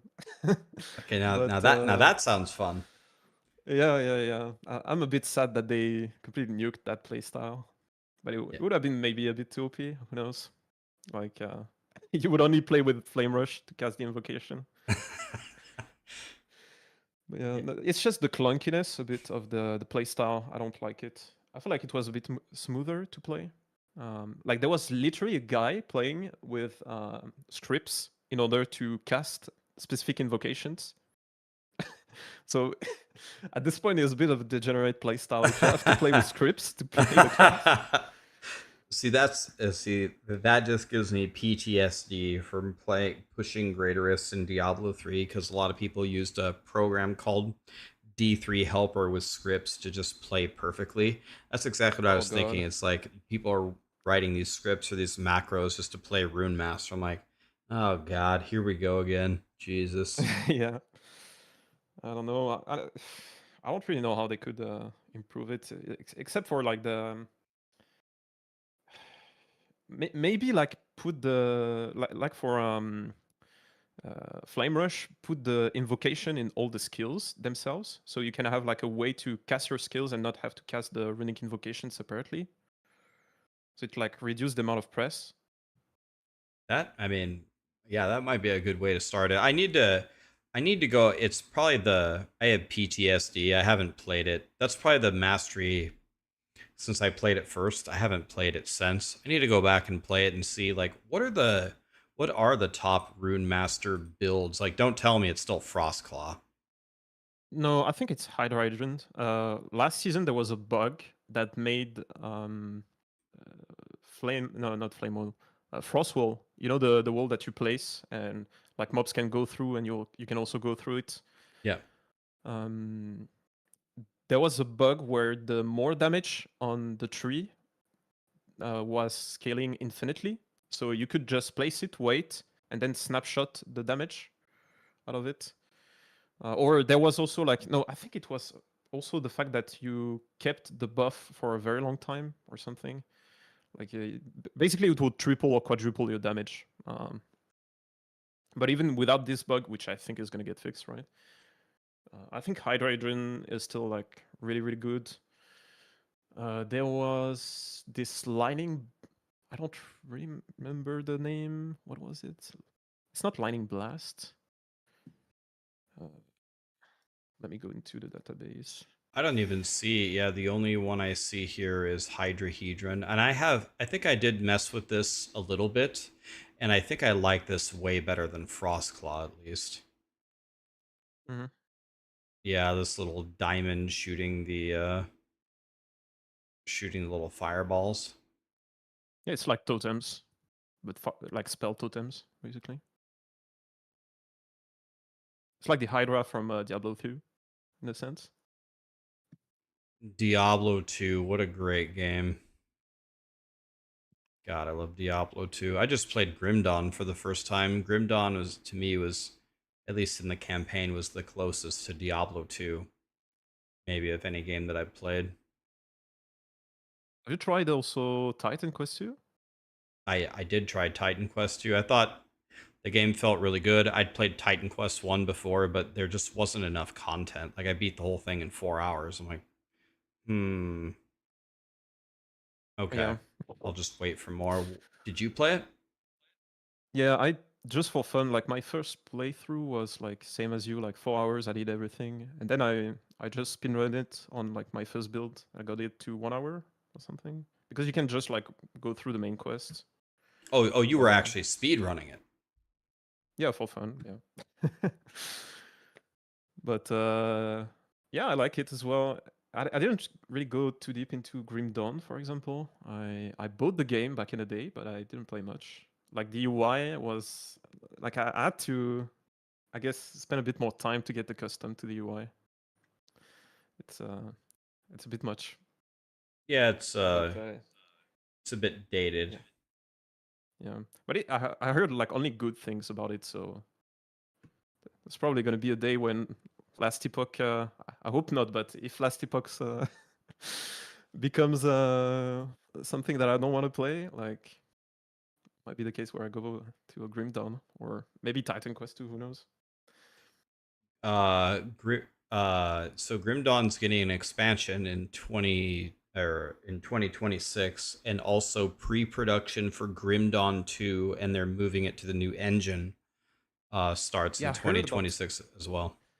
I heard about Grim Dawn 2. It's surprising they do like an expansion. I guess a lot of people are still playing Grim Dawn. I haven't looked at the numbers. I think it has like a cult following, kind of like Last Epoch. Yeah, it felt like it when I talked to people who actually plays a lot of Grim Dawn. I feel like I'm entering a cult, you know?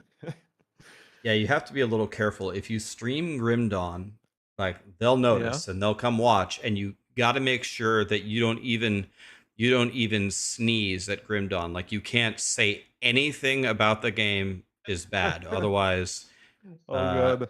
they'll be plotting their assassination attempt like at the end of the week. Yeah. It is a good game though. Uh, yeah. There's also like what I enjoy about it, just from like not even playing it. It's just the community aspect of the game. I feel like it's very strong on Grim Dawn. Yeah, Wrecked by Protoss and Illuminator. I met them playing it this last week. I think Wrecked by Protoss makes all the guides. Illuminator's the speedrunner world record holder, and they were super nice. And they do like Mhm. they do custom mods, and they make like custom seasons for the community. So yeah, they're Oh, they're talking a about tight knit group. yeah. I wish like the devs would embrace the mod in LE. We could do so many cool like stuff. Yep, Because like we right could. now it's against TOS. Like for people who don't know, like even modding the offline client, like as a content creator, I cannot even show like any mods or anything. I would get banned, even though like it's like the offline version of the game. So, but you could do like, for example, like a racing mod or like even some sort of like private league where you do like certain like restrictions on and you modify like the difficulty of the game, kind of like what they do for the Gauntlet, but kind of like as a community. But yeah. Yeah, like maybe we could, when you hit 20, we could give Chthonic Fissure like 3 more points so it actually does stuff. Yeah, you buff the leveling. That's how I do. No, it probably doesn't need to be buffed. It's all good. But yeah, no, we could do some really awesome things. The community always, if you give the community the ability to mod the game, they always come up with crazy stuff. Yeah, it's just not allowed by the devs right now. That's what I was trying to say. Well, now that You could do it. now it's owned by Crafton, so I don't know if that increases or decreases our chances. Probably decreases. Yeah, probably decreases. Yeah. What's your opinion also on offline versus online with the content that they release? For example, like the Uber bosses and everything. Like, because right now we're in the phase where Last Epoch only gets content that is quote seasonal, but it's not really seasonal. Like, it's part of the core game, right? They only add to the game every season, but at some point they will do like seasonal content like they do in Path of Exile. I don't know about Diablo. I haven't followed like Diablo too much, but so yeah. What do you think about that? I think the probably the approach that they had. I remember they had the poll and they said like, once someone kills the pinnacle boss, does it get released in offline in the next business day or something? Is that how it currently works? I think it was until one person kills it, like even in Right. softcore. Right. One person kills it on the season and then it's released in offline. Here's the thing. So here's to answer like that question, I zoom out. So to me, like the best experience in gaming is when I was a little kid and I drove to the video game store and I bought the video game and I put it in my PlayStation or my Super Nintendo and then I just played it. So you have no idea what's coming, you have no idea what you're gonna do. Like that whole discovery period is so amazing, right? Yeah. The problem is if you don't do it the way that they do it, in offline, people already have level 100 god characters just sitting there. So if you release a pinnacle boss that everyone is excited to watch people run to, chase to, who's the first person that's going to be able to open it, what's the fight going to be like, who's going to die, who's going to be the first person to open it in hardcore, are they going to die, is that going to open up a path for the other people? If you enable it in offline straight away, it's opened immediately, people will make a video about it immediately, it ruins that whole experience of being that little kid just putting the video game in the putting the cartridge in the machine and turning it on, So I think to preserve that, what they have done is the best decision. Okay, so not until one person kills it in softcore. Yeah.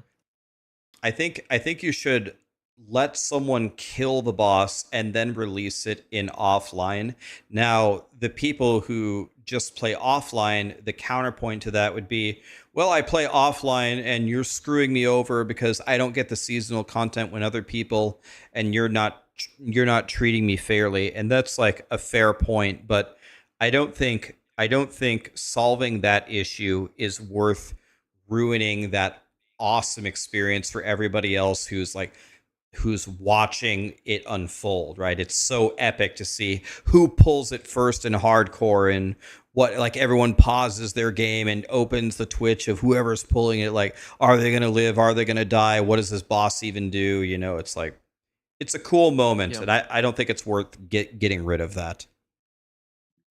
Yeah, the problem with what you're saying is that it's not actually doing it, because if you do that for softcore, that's what happened with Uber Aberoth, I believe. Or no, not Uber Aberoth, but regular Aberoth. Then what people do in hardcore is they wait for someone to kill it in softcore, and then they just practice in offline once someone has killed it, which completely destroyed that feeling of epicness that you describe, right? Where That's literally what happened this time, where people were like streaming their practice in softcore, in offline rather, and then go and kill it in hardcore. So I don't know.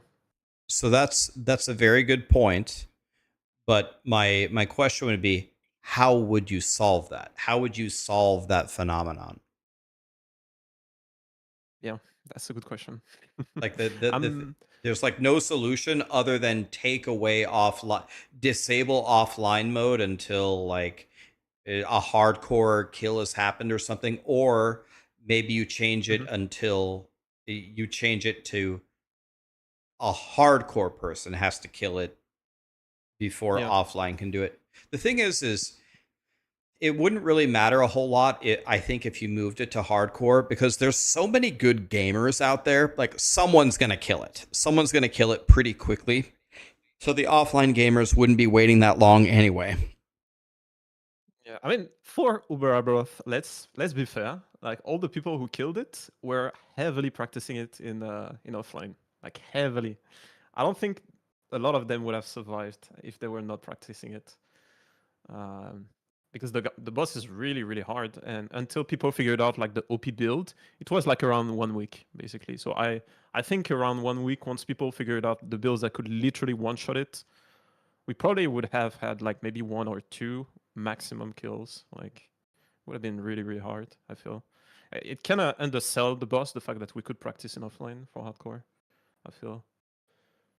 Yeah, I think it really does. It definitely does, and people are definitely practicing it all the time. And if you had never pulled Uber Aberoth and you don't have a crazy gimmicked build, and you were able to go in there and one shot him on your first try, that would be in fucking incredible. Yeah, It'd be, I agree. I haven't heard about anybody doing that, but yeah, yeah. that would be. Yeah, it's also like I come from the perspective of someone who was on the City client. So for anybody that doesn't know about City, it was the testing client where a restricted amount of people were actually testing the patch before it comes out.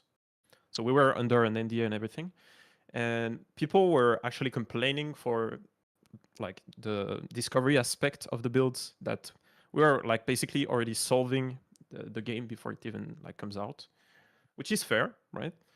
Um, Wait, people are saying but that I you're would solving it like how? With the patch notes, with the offline, or how are you solving like it? before on the test client. We had access to the test client, Oh so we yeah, would yeah, solve it already on the test client. We would yeah, release the build guides after the patch notes, yeah.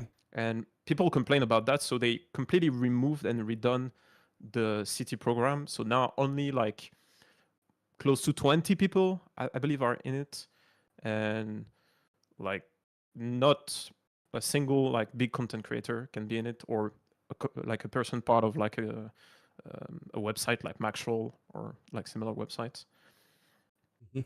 But I would go even like further. If you want to go and do that, make it so that also you don't allow data mining of the items to preserve the discovery aspect until like maybe a day after the patch, like they do basically for PoE. You know, on like about PoEDB, where they have to data mine the stats of the item when they pop up on the trade website. Right. They already have like the visual, but they don't have the exact stats, right? So I mean, you could also do that for the discovery aspect. And if we take that even further, like about the Uber bosses, just make it so that they're not available in offline until someone in hardcore kills it legitimately. I'm definitely all for, even though people would probably think like, because like you and I have been a part of Maxroll and we make guides, people would probably think that we're like super in favor of, anything that lets us make all the guides ahead of time and solve everything ahead of time. But I'm actually completely the opposite. I have just as much fun making a video saying, hey guys, I have no idea what's going to be the best build. Here's me theory crafting something. I don't even have the patch notes, and I'm just all guessing. And I'll probably make a video a day after the season is out and tell you I'm completely wrong. And here's what I really should have done. But to me, it's way more fun to think like that than to sit here and mathematically solve it and then just post the solution on YouTube. Like, I don't know. Yeah, but I'm in favor of the things that you're proposing. yeah, I think it's just also for us, like I'm talking about like the internal perspective of the Maxwell team on Last Epoch. We had an agreement with EHG about the testing servers that allowed us to plan ahead and around the fact that we have access to this. So we had like a lot of guides with not a lot of people in the team. And the way we worked was that we had like a lot of time basically to write those guides. So now we have to rethink about our partnership with EAG, and it's a bit of a struggle. So like the team lead that you talked to, Lizard, he was a bit mad about this because we made plans basically around that, and all of a sudden, like we don't have access to it anymore. Like it was not planned. We didn't get any like heads up or anything. We just like boom, you don't have access to it anymore. But yeah, for me personally, it allows me to officially do racing in the game whenever a patch comes out. And since I do leveling usually doesn't really move right. So I can just figure out and also test before the patch notes comes out stuff, and then when it comes out, I just modify what I tested to take it into account. So I don't have a lot of work, but for people like Lizard, Volca, Bina, of those guys that do endgame build guides, it's a bit more complex now. Yeah. Yep. So Tarek officially joins the hunt, and now everyone's going to get their asses kicked. Yeah, I've for a while there, I was doing a lot of things in Maxroll. I actually, believe it or not, for your branch for Last Epoch, you guys are probably the branch that I helped the least. You guys were pretty self-sustaining. You guys always did a great job. I didn't really need to help you guys much. But I've talked to a lot of gaming companies about like exactly what you're talking about the relationship between us at Maxroll and them. And I understand their perspective. Like they would love it's so weird. It's like a weird dichotomy because they want to partner with us because if we make guides for their game, the popularity of their game increases dramatically. It's undeniable. It happens every time. It gets to the point where gaming companies will pay us a significant amount of money to make a branch for them. They will help us in any way that they can. But then at a certain point, they say, well, wait a minute, us partnering with you, you solve everything. And now we don't have that new discovery thing. So now we're going to have to take away our partnership. And it's like, when we're sitting there on Maxroll, it's like, well, like the way that I approach it is like, fine, like whatever you want to do, that's fine. Like you're not going to get a big fight out of me either way. But the thing that the thing that they don't take into account, which they probably shouldn't take into account because it doesn't concern them, but if we have to do the job of making them a branch with a partnership and they give us no heads up and they give us nothing to go off of, then the pressure that it puts on the writers to not only solve everything instantly, but get the guide written, qualitied, planners written, embeds, and approved, people do not understand how unimaginably difficult that is. It's almost impossible to do. Yeah. And so then And I want to add, Yeah, I want to add one more thing to this is the fact that we had a lot of bugs in Last Epoch, and we were explicitly asked by EAG to not include builds that were relying on bugs to deal crazy amount of damage. So this not only made us look bad, because people were saying, why are you not showcasing builds that deal billions of DPS, even though it has a bug in it? And yeah, like you said, it takes us a lot of time to make those builds as well. So go ahead. Sorry. yeah. So I mean, it's whatever. We can talk to EHG or whatever, but it's yeah, it's just it. we'll have to see how the new leader, like if the leadership over there has changed. But I understand both sides. They want us to make a branch, but they don't want us to make a branch that ruins everything.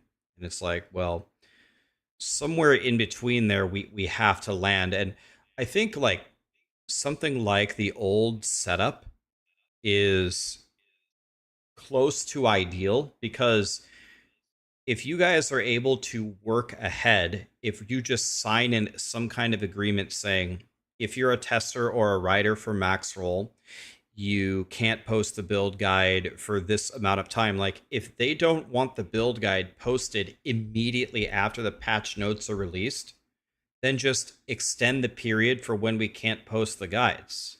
I mean, people on the internet work pretty quickly, so it's whatever you want to do. Like, what do you want us to do? Post it the next day, 3 days later, the day that the season starts? I mean, what do you want us to do? Holding everything else in place might have been a better option, but every company is different. Every company, and not every company even has a consistent viewpoint. Like, they want to do it one way, and then they change their mind. They want to do it the other way, but none of them are perfect. They have pros and cons all the time. I think also like the community was very vocal about it. So every time the community in Last Epoch is very vocal, they do something about it, regardless. So, and I think it's gonna. Personally, I don't think it's gonna change, right? Like for next season and everything. My only worry is about the balance, because it's something that if we talk about Last Epoch, we have we don't have like a big hardcore community. When I'm talking about hardcore, I'm talking about hardcore player, not the mode hardcore where your character dies instantly. You mean like a blaster?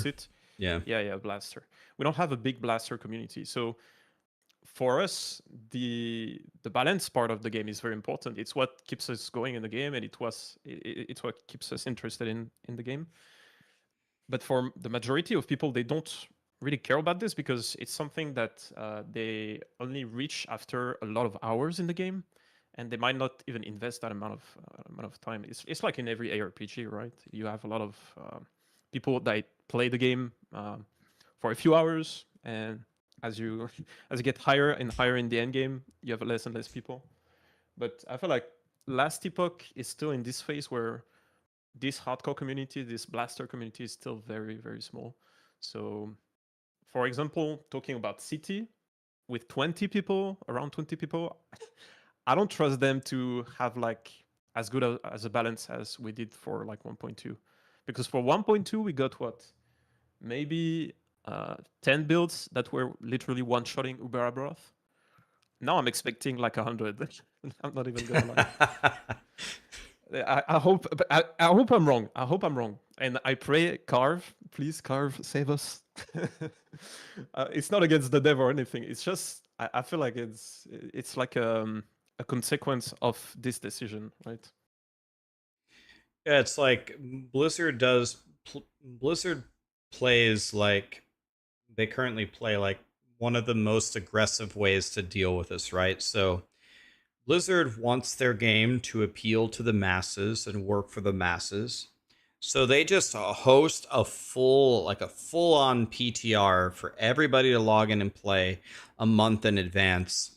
And yeah, like for example, season 10 comes out. We got the full patch notes, the season, the everything a month ahead of time, and we can play it in 4 days on the PTR, and people can log in and just, have at it. And so it takes away a lot of the mystery of the season. But when it releases, the amount of bugs there is way lower than if they hadn't done the PTR. Like, so many people log in, you catch so many things that the quality of the experience for anybody that's not really trying to min-max is very, very high. So yeah, again, it's like, I get it. They want to keep everything a secret and have that fresh experience, which is amazing. But when you don't have the Giga Chads in there testing every single time, you're going to have problems like every time, unless you have the greatest quality team that the world has ever seen. Yeah, it's like the spectrum of, do you want the discovery aspect to be the maximum possible, or do you want the least amount of bugs and the balance to be good, right? Yeah. Or at least better than what it would be. Another thing is like I really feel like this is just one example, but I feel like working with Maxwell's got to be like the easiest thing ever. Like we go in and say, "All right, what do you guys want to do? Like how do you want it to work? Like we'll help you test it. We'll help you make all the guides. Like we'll help you with anything, and how do you want it to work?" Like we don't really make any crazy demands, and I, as far as I know, across like multiple branches and so many releases, we never break our deals or our agreements with gaming companies. Like I've been messaged by gaming companies that made multiple deals with multiple different websites and to like not release information, and they sent us a message saying literally every website broke the agreement except for Maxwell. So it's like, if they want you guys to get in there and actually make sure that all the bugs, or as many of the bugs, are solved as possible, I'm sure we can figure something out. It's not hard to work with us at all, I think. I think also, to be fair, like we had those kind of deals where we gave them like a not a balance manifesto, but a lot of the things that we thought were completely out of place in terms of balance. We did that like already during previous patches and stuff. So, but yeah, I don't think it's gonna. Maybe it's gonna be done in the future as well. We'll have to see, because that kind of voided the partnership between Maxroll and EAG for this season, with the changes to the access to the close testing servers. We'll have to see how it evolves. I hope we get like we can also be the thing is how it works in the community of Last Epoch. We talk to a lot of people, so not only me but all the people in Maxroll. We talk to a lot of people, and when we know there is some sort of bridges between us, the community, and the devs, we kind of funnel like all the all the OP stuff, all the imbalance stuff in that way. Like for Yeah. example, I had someone I knew that was on CT for dispatch, and everything that was completely busted dispatch, I made sure 100% the devs knew about it. I was like, this is the character, this is the save file of the character, this is how it works exactly in detail, this is what is OP about it. I gave that I don't know, in a sense, I wish we had like more ways to talk to the devs, because when we were on the city Discord, we had like literally a direct line of discussion with the devs. Now it's a bit more distant. We kind of have to use like indirect means in order to talk to the devs. I don't So, know. I don't know if you've ever heard of this or considered this, but do you know that there's a lot of people out there that believe that you testing for the bugs, reporting them, and getting them solved and getting the game balanced makes the game worse? There's a lot I of see the people that point. hold that, yeah, that hold that opinion, because they say when an ARPG is released, people should have the opportunity to discover a very broken thing that just completely shits on the game. And if everybody is testing it to the level where you solve everything, or at least solve like these major outliers, and they're able to be corrected, then all of us are just playing like a balanced, like quote unquote normal version of the game, and people say that that makes the game worse. Do you think that there's any truth to that? So I'm basing what I'm saying based on what the devs said. That's not what the devs want. They want a game that is balanced. They don't want a game where you can literally one-shot the content with a build. They made the trade-off by asking the community if the community wanted to have like balanced patches during like a season, and I think it was not the case. Maybe we have like one patch every mid-season maximum that fixes bugs and everything, which could impact the balance, but it's not the goal of it. But yeah, their intent is to have a game that is balanced before it comes out. So yeah, that's what the devs want. That's not what I want. What do you want? Forget what the devs want. How do you feel about what they say? I like broken stuff, but I like broken stuff when you beat the game. If you can get broken without even beating the game, where it's literally after 10 hours, I feel like it's a bit pointless in terms of progression. And as people are getting better and better, that discovery process is going to take less and less time. So I would rather have like really, really OP stuff, like OP gear and everything, after you beat like the last boss of the game, like Uber Aberoth, rather than before. That's my opinion on it. Yeah, so my opinion is kind of similar to yours, but maybe a little bit more extreme. Whenever I hear this argument, I just roll my eyes, and I think I think people maybe confuse two ideas. I think it was Jonathan Rogers said this in an interview talking about Path of Exile, I think it was Mark. Mark said this, and he said they were talking about the power levels that you should reach in Path of Exile, and he said the entire reason that you log into an ARPG is to start off as a piece of shit on the beach with a stick. You can't do anything, and then build it up to being like a god fighting gods and eventually being OP. So I completely agree with what Mark says there and like about that power fantasy.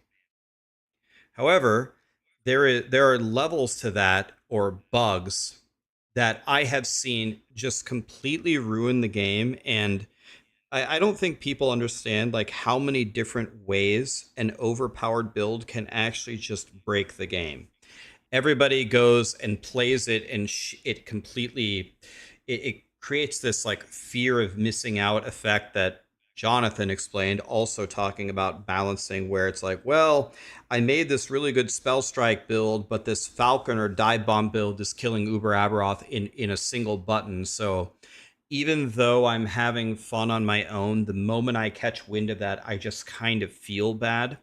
And when like a game developer has to have like a strategy on how they build their game. Like how hard should the campaign be? How hard should the regular bosses be? How hard should the Uber bosses be? But when you have builds that are bugged and extreme outliers from the common builds, you can't balance it properly. If you balance it from the common builds, then again, that phenomenon just described happens where you just have FOMO about the fact that you aren't playing the other build. But if you balance it based around the bug builds, now every build in the game is terrible and now your game sucks. So I don't think people understand how many problems it solves removing these bugs. And I think people really confuse like bugged horseshit builds with the power fantasy of being a god, because no one is saying that you shouldn't feel that way or achieve that level. Yeah, I think if we talk about a bit, like even more fundamentally on the game, what do you enjoy about an RPG? Me, I enjoy the progression. Some people enjoy like the instant gratification of like dropping like giga items and everything. But what I enjoy the most personally is the progression. If the progression is going from 1 to 50 is like 20 hours, and then from 50 to 100 is 1 hour, it like it completely ruins my sense of progression and my satisfaction of, okay, I'm getting more powerful, I can do even better like content, harder content, and getting better gear over time. If it's too fast or too slow, that feeling, I don't get it. Like it's not satisfying. So it needs to be right. And the fact that you have like OP builds, OP items, it like it bypasses that feeling. You know, you instantly like can do all the content, right? So it's fun the first time, but is it going to be fun the third and the fourth time? Probably not, right? And like you said, it also forces the design of the game to be around that power level. So it completely screw everything other than like this build or this item. Yeah, that's one thing also that I complained a lot on progression in last epoch about the acquisition of gear. I come from a time where we didn't have even like exalted, so not even talking about legendaries. But we go from wearing rare and magic gear during campaign to instantly getting tier 6. By the end of the monolith system, like the regular monolith, you can have like full exalted, sorry. You can even have now legendaries because of the guaranteed 1 LP, right? And then you go into empowered and you get full T7s like instantly. I'm talking instantly, but it's like my way of saying like in a few hours. Yeah, this is a problem that plagues every ARPG. It's very, very hard to solve. It's like, it's two things that go together that kind of conflict with each other. So people want new stuff. They want more mechanics. They want more content. And usually when people expect you to deliver that, they expect some kind of an increase in power or progression. But when you give people that, then the game becomes like saturated. As you said, you get all the stuff way too early. And it just becomes easier and easier and easier over time. But then if you don't correct it as you go, then people like psychologically are twice as angry to lose something as they are to gain the same thing. So then when you do a correction, even when it's good for the game, you'll find 90% of people complaining about it. So it's like, okay, it's a hard thing to solve. And the way they solve it in LE is making the monsters, like the content in general, harder. Like all the new monsters, like for example the champions, the scaling of the champion is like insane. But I don't feel like it's the way, right? But like you said, it doesn't have this feeling of, oh, I'm getting nerfed. I'm getting less than what I had before. But it still doesn't fix the fact that you're like you don't feel the granular gain in power that you had before. It's like going from, because T7 compared to a T5 is double the stats, right? And in some cases it's insane. Like you more than doubles your damage when you go into empowered. Like I don't know how they would fix it now that people are used to this level of progression with the items. And this is oh, sorry, I didn't mean to cut you off. No, go ahead. So this is another part of the problem why being like, I am not a game developer, but I can see from, a mile away why it makes it so difficult. So I know that you can kill Uber Aberoth start to finish in 10 hours, like probably pretty easily, especially if there's power creep next season. And you know exactly what to do, and you're going to be in full T7s when you're in the empowered monoliths, da da da da da. But again, if they built the rarity and the drop rates based upon your gameplay, then Jim Bob, who works IT and has a girlfriend, and he has to take out the trash, and he's eating leftover Chinese food, and then he's got like 2 hours to play here or there, he'll never get anything in the game if they balance it like that. A similar thing to like balancing, when you say, okay, well, the way to balance it is when you have a patch come in, then you rebalance the monsters, or the new monsters are always harder, da da da. The mechanics always get more difficult. It's hard for a couple of reasons. First of all, you have to estimate it correctly. Like, how much power does this actually add? Like, you can add a new mechanic and it can give you like increased damage, but then you have to calculate that increased damage pool roughly, and the new theory crafting of the builds, which we aren't going to be able to estimate because the community is always stronger than any dev or any QA team. Any game development team will tell you that. It's like you have to correctly estimate the power level, and then you have to correctly implement the power level across the progression of the game. To give you an example, when a Nemesis, I just did like a couple of speed runs. Like when you when you're doing a speed run right now in Last Epoch with like the newest mechanic, and you run into a nemesis in like one of the first 10 zones, those guys have like more health than Ragnaros. It's like I don't even dream of fighting it. He like kills me in one hit. I have to sit there for like 3 straight minutes wailing on him because I cast Rip Blood and it does like 3 damage a hit.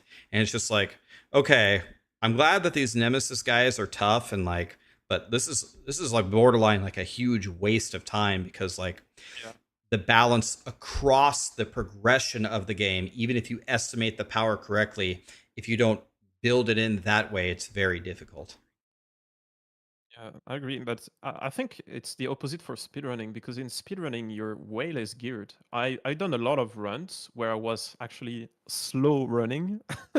I was just going at the speed of just killing everything, doing the full campaign, going into monos, taking my time, and the amount of gear was tripled what I would get in a speedrun. So there's also that like the fact that they balance around difficulty would mean that if they were to rebalance the the amount of gear that you would get, or rather the rarity and the power of the gear that you get, they would also like tone down. They would have to tone down the content, right?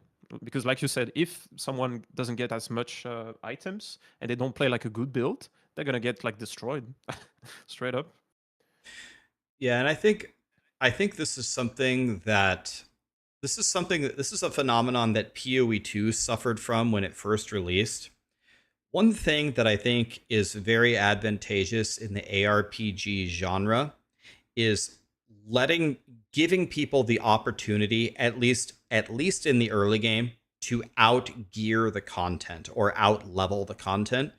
In PoE2, the pace was so slow and the drops were so infrequent that by the time you got to the Act 1 boss, who was pretty hard, if you couldn't kill him, what exactly were you going to do?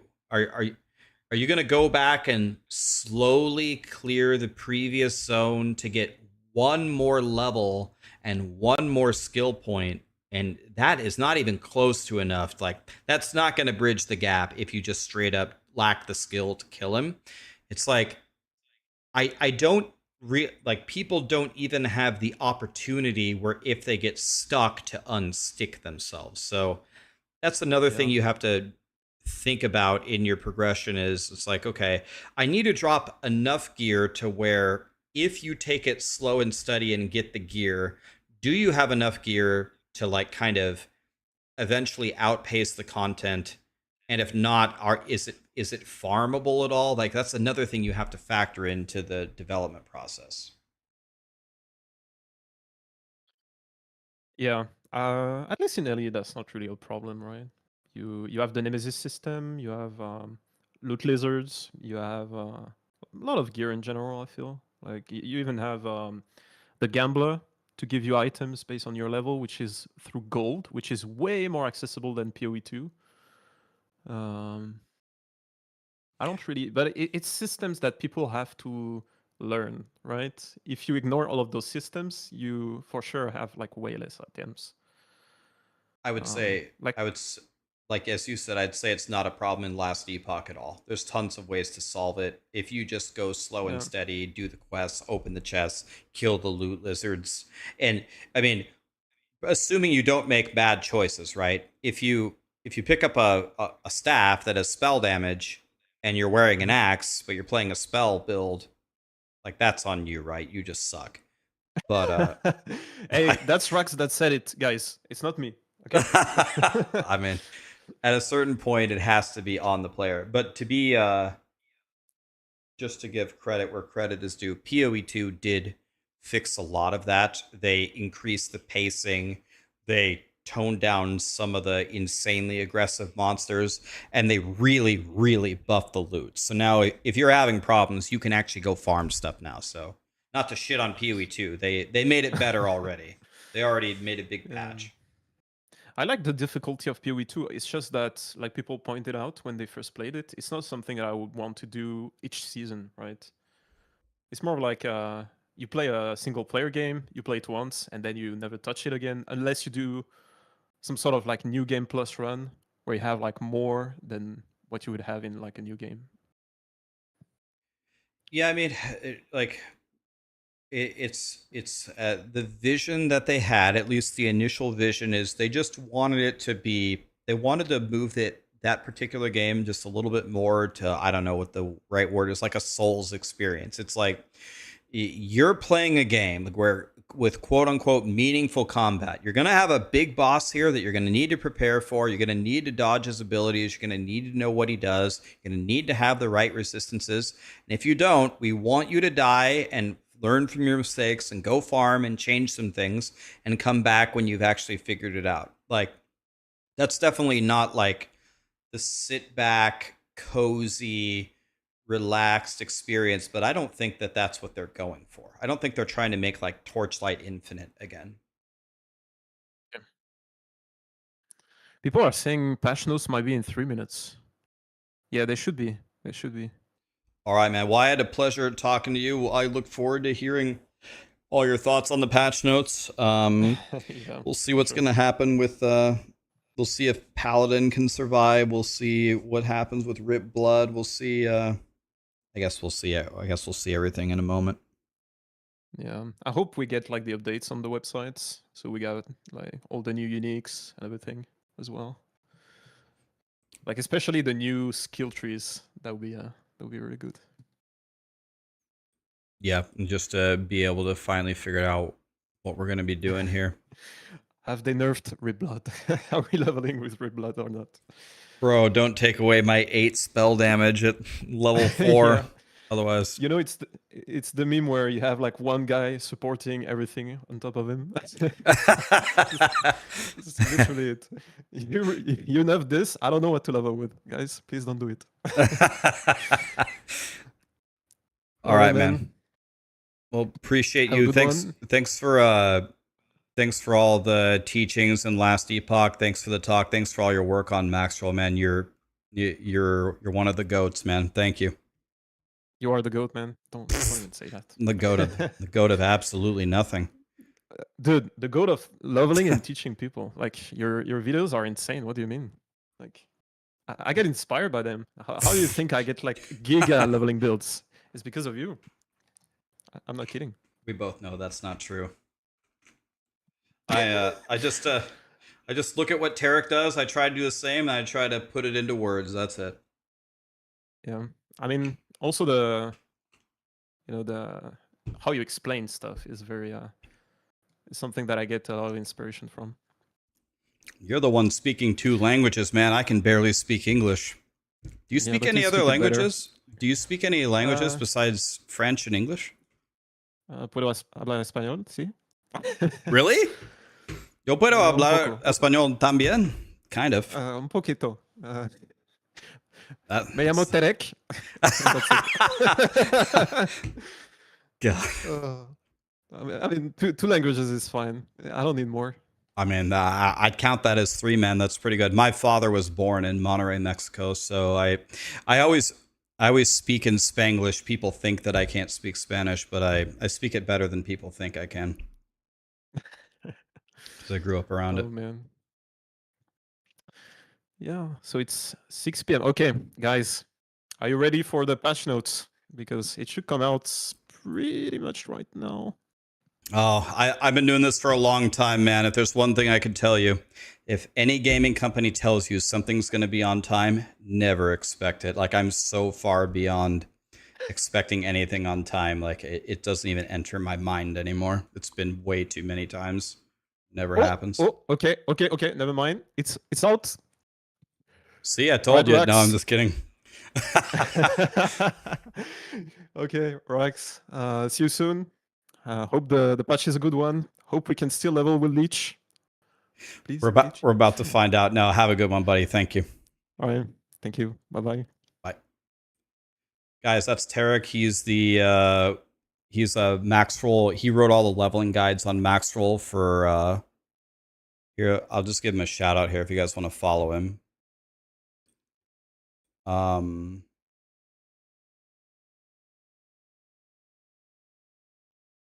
me give him a shout out here. /shout out think it's spelled like that. There he is at the top. If you guys want to follow him, he's I believe he's the world record holder for pretty much every speed run in Last Epoch. He has been for a long time. Okay, yeah, let me see if I can find the patch notes here.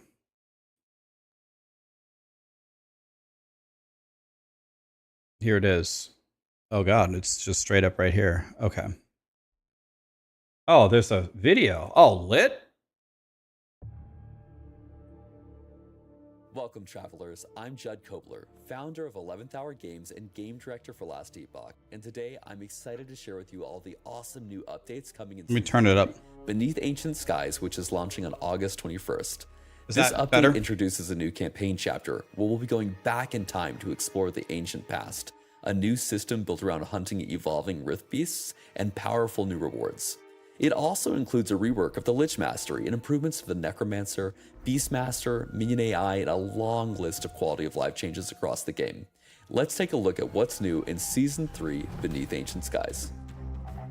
Chapter 10 expands the campaign following the events of Majasa's defeat. Players will continue the story by pursuing Apophis into the Ancient Era. As you chase Apophis down, you will traverse through a prehistoric realm filled with monstrous wildlife and flora. You will explore beautiful areas such as lush jungles and vast forests filled with dinosaurs, as well as crystal-filled caves and giant insect-infected mountains. As you get further, you will find dragon layers and even the floating temple of Atera in the sky. You will meet some unlikely allies and find Nagasa, Osprix, and Wingari peacefully coexisting. Is it just me? Is it just me, or does this look way better? Just look at the quality of the graphics.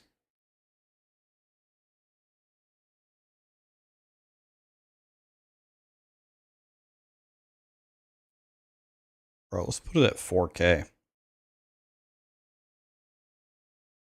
Like Last Epoch, for lack of a better word, like even a year ago was kind of like the laughing stock of like graphics in ARPGs, but let's go back a little bit. Just look at some of these. Look at everything. Look at the vegetation, look at the animations, look at the water. Filled with monstrous wildlife and flora. You will explore beautiful areas such as lush jungles and vast forests filled with dinosaurs, as well as crystal-filled caves and giant insect-infected mountains. As you get further, you will find dragon layers and even the floating temple of Atera in the sky. You will meet some unlikely allies and find Nagasa, Osprix, and Wingari peacefully coexisting. Next, we'll take a look at the new encounter system, the Primal Hunt. Throughout the campaign and in-game, you'll encounter mysterious rifts, gateways into the ancient era. On the other side, players will dive into deep caves where they will find the rift beasts and their nests. After defeating the beast, players choose one of the hatchlings to spare, which grants future rift beasts a new evolution. Evolutions add new abilities, body parts, and rewards to the next generation of rift beasts. As you continue on your journey, you will be ambushed by the evolved rift beasts until you eventually find another rift back to their lair, where you can continue to evolve the current lineage. By defeating evolved rift beasts, you will earn trophies in the form of primordial materials, ancient bones, and, rarely, one of a few select primordial unique items.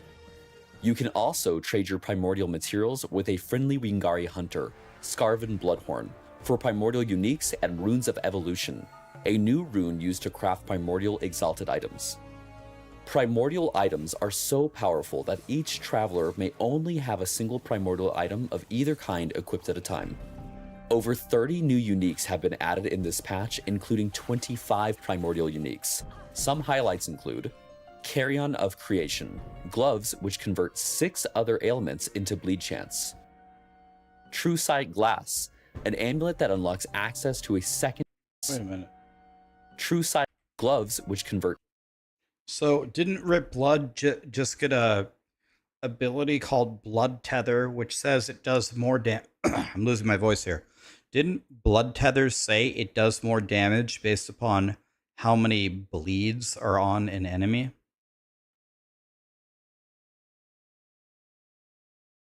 So Maybe here you could just stack as many ailments as possible.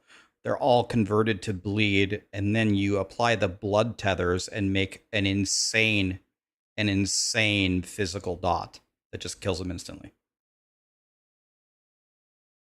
6 other ailments into bleed chance. True Sight Glass, an amulet that unlocks access to a second tier of critical strikes.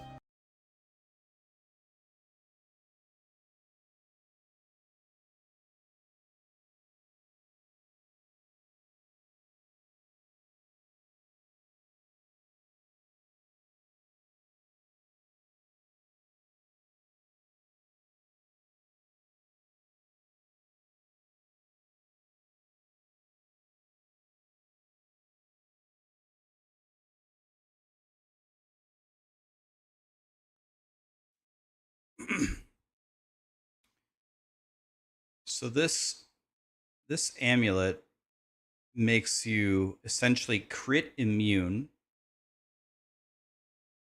It lets you, I don't know how feasible it is to get crit chance over 100. But let's just say you could get it to 140. If you got it to 140, you're critting every time, obviously. And then 40% of your crits do get a 300 crit multi. So you could just multiply 300 by 0.4. Should be 120. So if you could get to 140 crit chance, this amulet would effectively give you, is that 152 crit multi?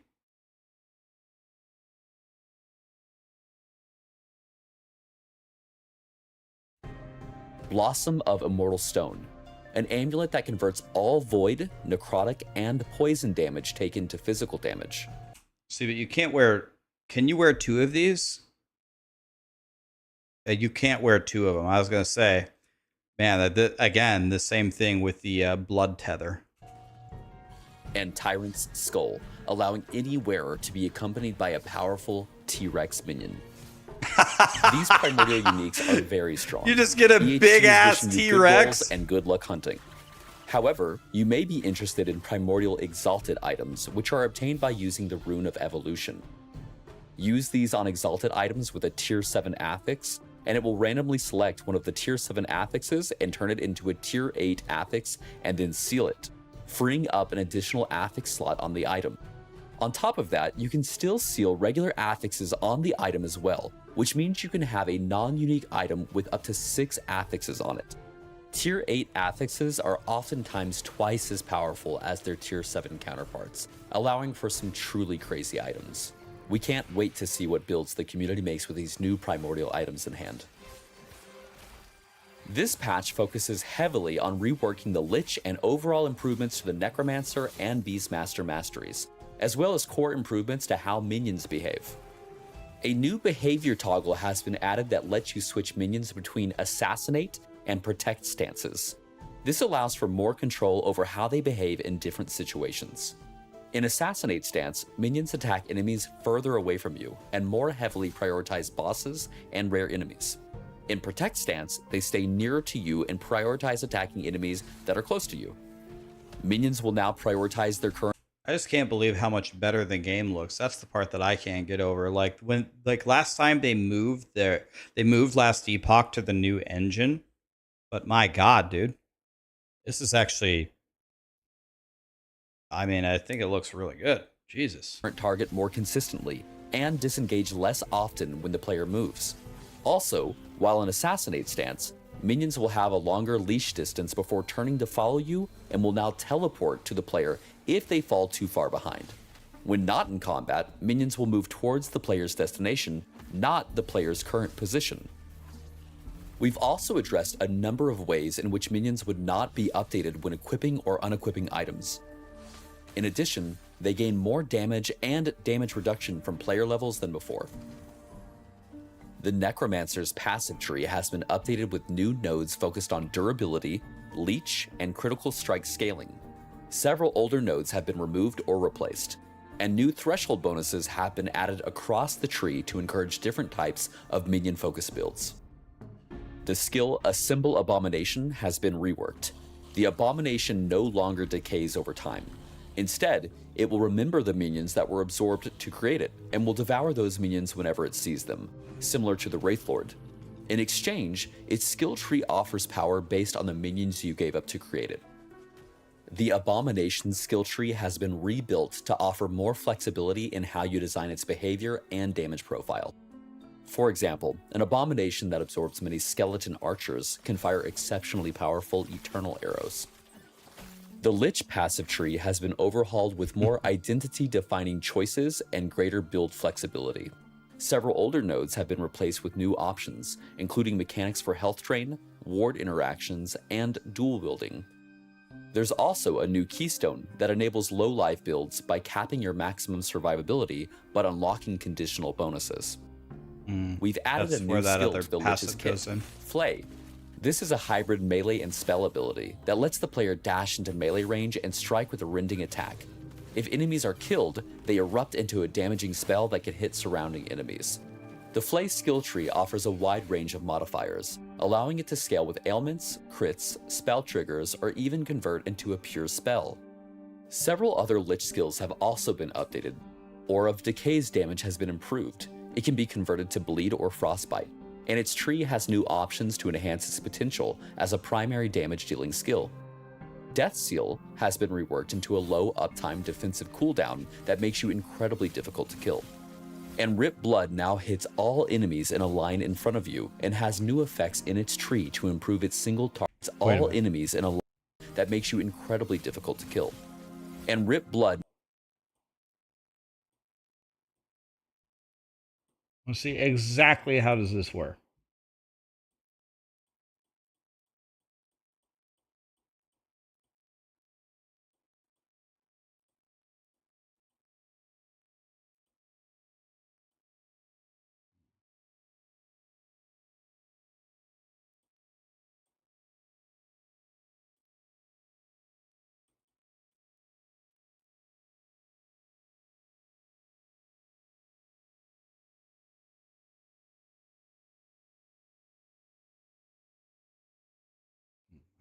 I don't think. Okay, hold on. Wait. Go back.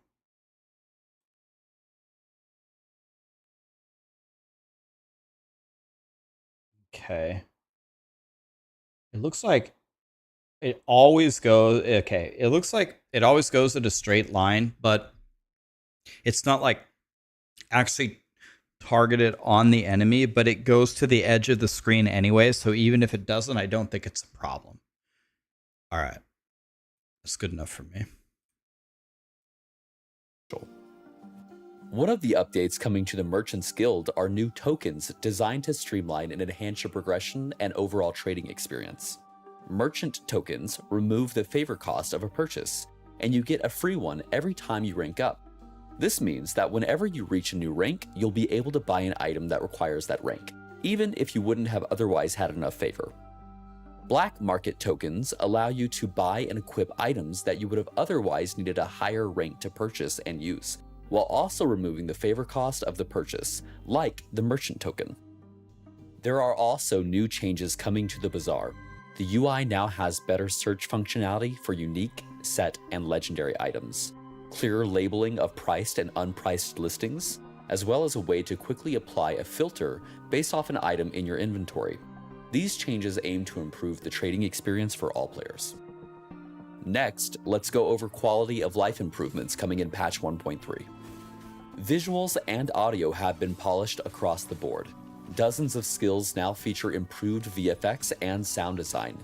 New voice acting has been added for major NPCs in Chapter 9 and 10, as well as updated sound sets for many enemies. Loot filter updates now let you customize ground beams and item icons per rule. In addition, you'll now have the ability to select between many new, unique, easily identifiable sound effects, all making it easier to distinguish valuable drops. Stash tabs can now be cloned or moved in bulk, and stash search macros make it easier to find exact gear types or affixes. The Forge UI has been updated with clearer button placement and additional tooltips. Controller support has improved across menus and tooltips, with better navigation flow and more consistent layout behavior. Audio sliders for music, effects, and voice lines now use a new backend system that provides more consistent volume scaling across all content. We've added a new UI element to remind you when ground tooltips are turned off, and one that reminds you when you've left a piece of gear in the Forge. And there's new visual polish on Alt to Compare overlays and item preview windows. Patch 1.3 includes hundreds of bug fixes and optimizations aimed at improving stability, gameplay, clarity, and performance. Terrain interaction and targeting logic have been adjusted to reduce cases where abilities fail to cast or hit unexpectedly. Loading times have been reduced across multiple zones, and memory usage during long play sessions has been improved. Other fixes include better detection for stuck characters when teleporting or using movement abilities, reduced screen shake intensity on certain abilities, and improved filtering options for screen effects. And we fixed several issues with skill cooldowns, minion responsiveness, and chat filters. Also launching with Season 3 are the Primal Supporter Packs, our newest set of limited time cosmetics. As always, everything here is cosmetic only, no pay for power.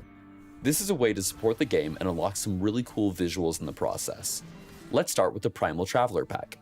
This pack leans into the spirit of ancient exploration, with cosmetics that feel right at home in the wilds of the ancient era.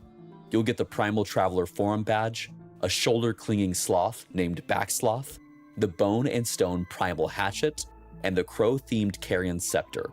Rounding it out is Nigel. Wait a minute. The best name that they could come up with a sloth hanging off your back is Backsloth. That's his name. That's his function. You named him his job? That's like naming your son's chauffeur or something. Sloth named Backsloth, the Bone and Stone Primal Hatchet, and Jesus the Crow-themed Christ. Carrion Scepter. Rounding it out is Nigel, the last Epoch toucan who has arrived from his exile to the remote islands far to the east. Next is the Primal Templar Pack, which includes everything from the Traveler tier, plus a lot more. You'll get the Surian Hide Cloak, made from leather, feathers, and bone, and the fossilized portal, formed from the remains of an ancient dragon. There's the Primal Slicer, a jagged one-handed sword, and the full Wild Hunter's leather armor set. You'll also unlock the Primal Soul Evade effect, which leaves a spectral dragon tail trailing behind you, and the Earth Shaker footprints, with each step pounding the ground into golden tremors. And of course, it includes the Primal Templar Forum Badge, and a bundle of Epoch points to use in the cosmetic store. The Primal Vanquishers pack expands your options even further and includes everything from the Traveler and Templar tiers. This one takes a darker turn, think ritual magic and forgotten power. It comes from the Carrion Caster two-hand staff, and complete Carrion Herald armor set, and two effect cosmetics, the Dark Pursuit Evade, which trails crimson energy behind you, and Ritual Footprints, which inscribes glowing runes into the earth. You'll get the Carrion Caster's Cape, a low-hanging back cosmetic with crow feathers and a rune-marked shield, and the Dark Ritual Portal, pulsing with ancient sacrifice. You'll also get the Vanquisher Forum Badge and more Epoch points. Finally, the Primal Legends pack. This pack contains everything from Season 3's supporter packs and gives you even more exclusive rewards. In addition to all the content from the Primal Vanquisher, Templar, and Traveler tiers, the Primal Legend pack contains the Marble and Gold Temple Night Wings. Well, God, I want the Atera that. Portal, and the Crystal Edge Temple Authority Sword. You also unlock two exclusive pets, the Curious Disc Riding Temple Familiar, and the Floating Sentinel, known as the Temple Attendant. And it doesn't stop there. You'll also receive the massive Temple Aegis Shield, the full Temple Knight armor set, Holy the Whispering shit. Wind Look at that evade knight effect, set. and the Atera's Path footprints which shimmer beneath your steps. All right, Crafton, you These win this supporter time. packs are only available for a limited time and can be picked up through the in-game shop or on Steam.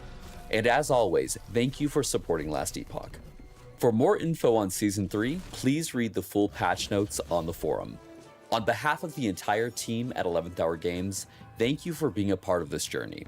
Your feedback, support, and passion continue to shape the game and our studio. We'll see you in Eterra for Season 3, Beneath Ancient Skies, on August 21st.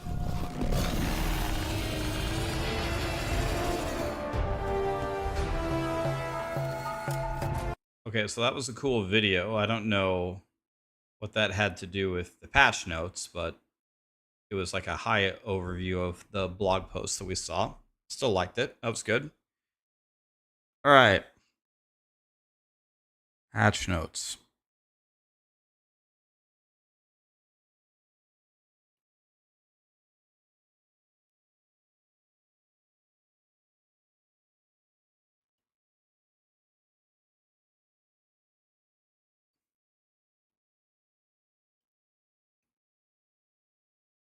Wait. We already read all this. Okay.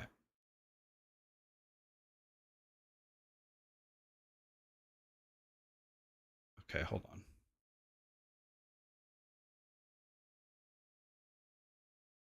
I just gotta work out, where are we at here?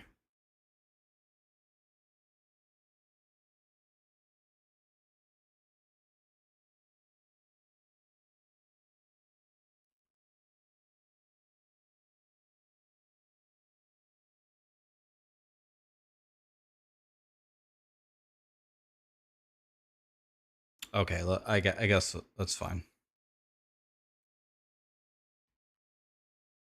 Okay, let me fish here. Chapter 10, 17 new campaign zones, 28 new enemies. Okay. Chapter 10 gives +1 all attributes, and it stacks from Chapter 9. Okay.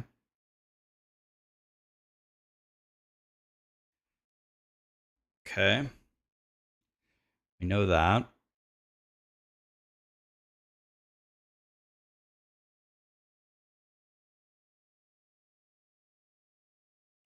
Okay. We know all of this. We know this. I think we know all this. We know this as well. Okay, here we go.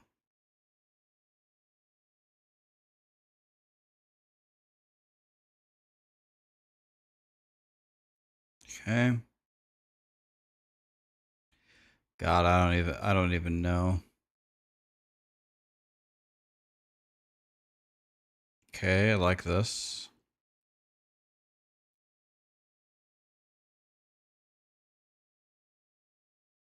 Okay.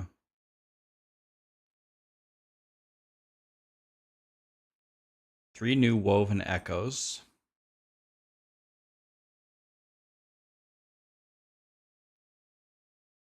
You can evolve Rift Beasts beyond the normal limit in this woven echo. So there's an even further way to, I guess, evolve the beasts when you get to the end game, if I'm reading this right.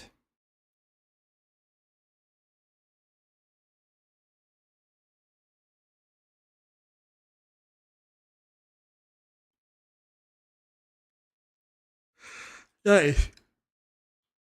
You can just farm for primordial exalts. I wonder if you can combine this with prophecies.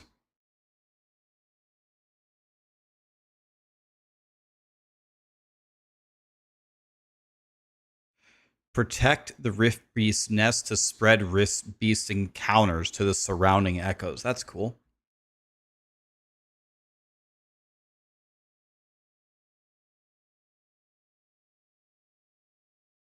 So Glyph of Envy that used to push the timelines now reforges the subtype of an item to another subtype. So if you get a really good pair of boots, if you get a really good pair of stats on a pair of boots, but the wrong pair of boots, you can change its base type. Is that what it does? Or does it change the actual subtype? When it says subtype into another subtype with the same item type. So I'm thinking that means which base it is. That's how I read it. I could be wrong. I think it's the item base. So if you have a pair of boots, godly stats, but it's a shitty pair of boots, you can envy it to the correct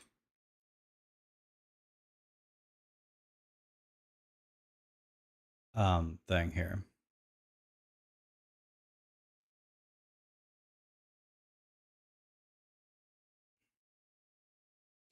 So here, and by the way, they gave you a way to still do the Glyph of Envy. It just adds 210 stability to the current timeline. So there is an item that does what Glyph of Envy used to do right here. Gives you 200 stability.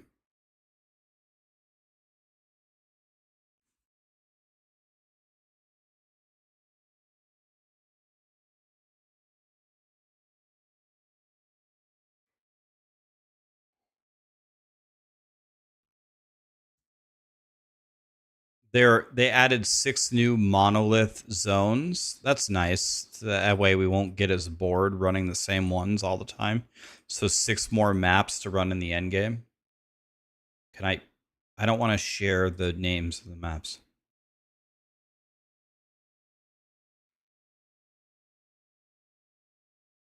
They increased the area level of most pre-90 normal timelines. So probably actually, you might think this is like a nerf, like it makes it harder, but it'll probably make you level faster. Like this is probably actually like a buff, right? The monster levels going up at the beginning of the end game makes you level faster, right?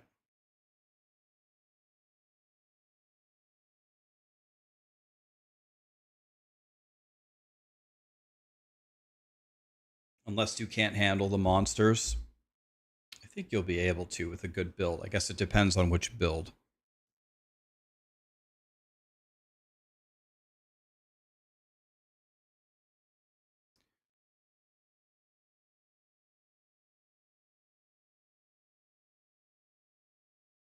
Okay.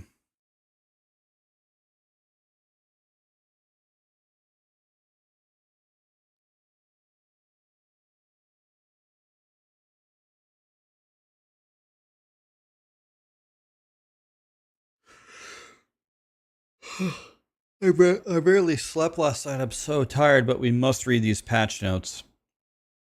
We got no time to be tired, guys. By the way, so many people subbed while I was talking to Tarek. Thank you so much, guys. By the way, Muffin Man is here from EHG. Muffin Man, what's up, man? Are you guys excited over there? Guys, EHG Muffin Man is here.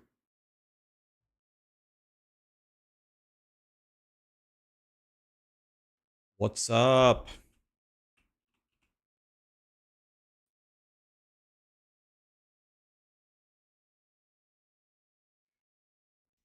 All right. This is exciting times. It's patch note day.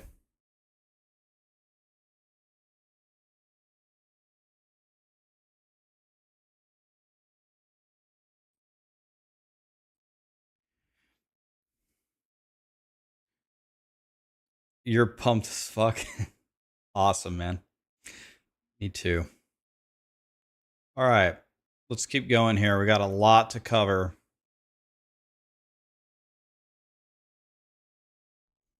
I'm just reading through this looking for like really juicy stuff.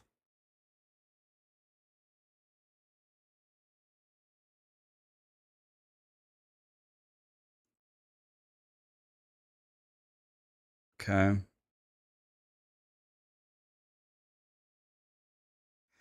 Dungeon tier unlocks are shared between characters that share a stash. Bro, I can't tell you how many times like I had to log over to my other character to run something. Yeah, this is good for new players.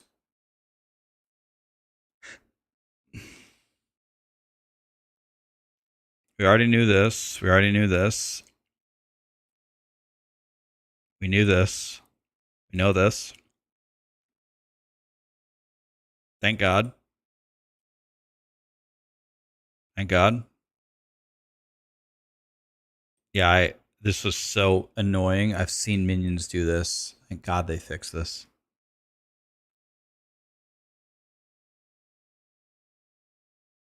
Okay, never thought of that one, but that's smart.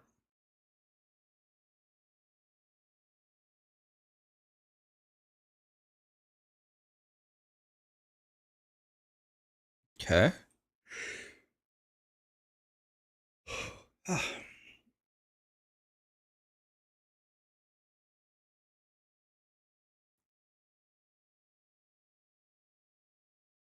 Hey! Stop nerfing my shrines. Oh, here we go. Sentinel patch notes. Oh God, here we go.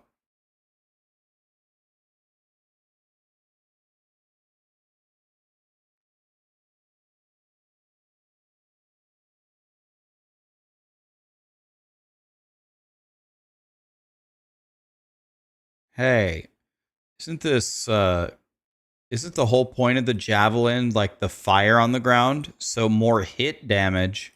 Does that nerf the fire on the ground? That wasn't the whole point.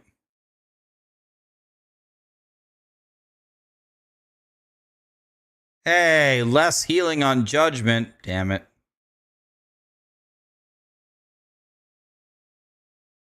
Three times per 10 seconds. Damn it. Oh well, we knew it was happening. Here's more healing reduction. And okay, so they nerfed the healing quite a bit. Actually, I think it could have been worse. Okay, I don't know too much about the Blade Dancer tree. We're going to skip that one.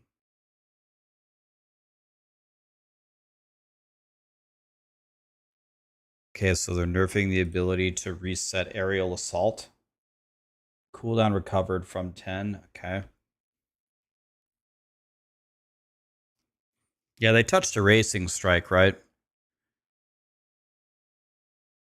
Or is it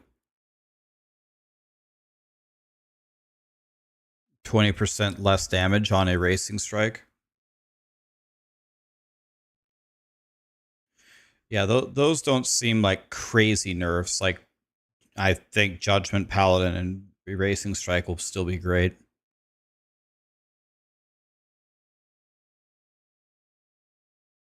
That's kind of a huge nerf.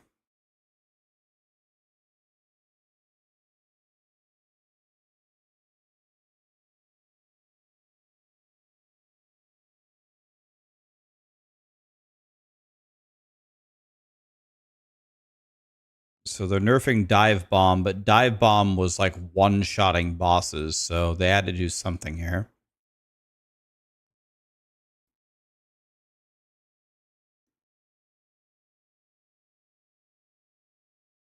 Uh-oh.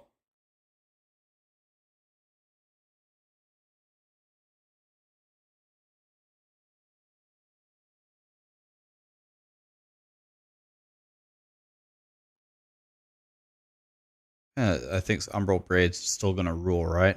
All right, here we go.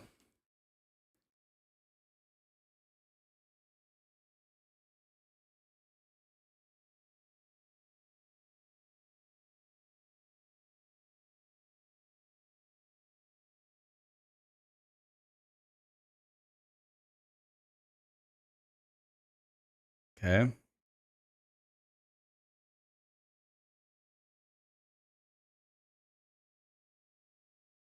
This is probably good from the physical blood tether things that they're adding, among other things.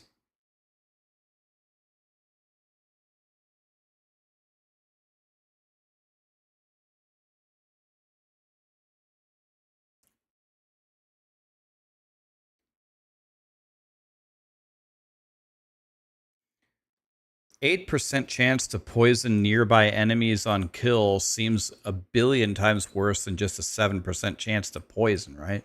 This seems like a big buff. I think I'd rather just have the chance to poison than the chance to poison on kill. Chance to poison on kill doesn't even work on bosses, right? Unless they have ads.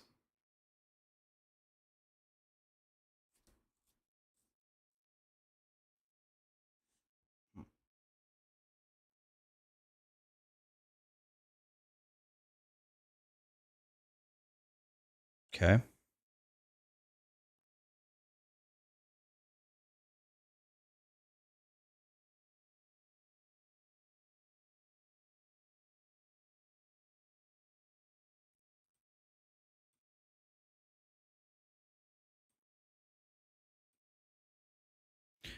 Okay.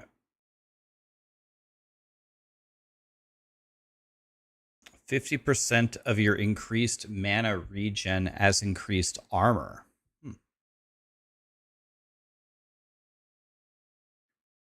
So now you get hybrid, necrotic, and cold.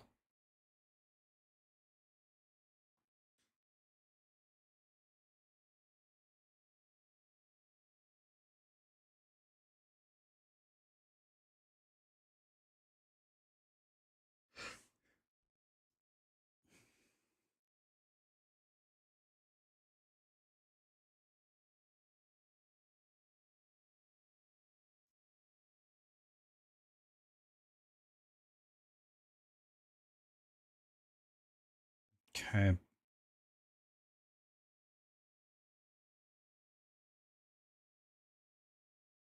Some of these are kind of hard to just read as text. It's like much easier to see it in the actual passive tree.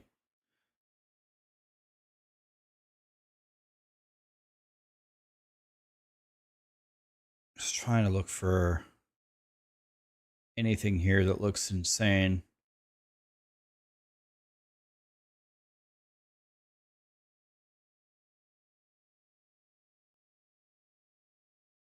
I was going to say, so this means them. So isn't pen a pretty valuable stat in Last Epoch? So this might be quite valuable. The 5-point threshold gives another 8 pen. I think it's another 8 pen on top of the 5 already. So is it what? Total of minus, is it a total of like minus 13? Or does it convert the 5 to -8 at that point? I don't know. You just have to see how it's worded. You know this one. Corrupted form.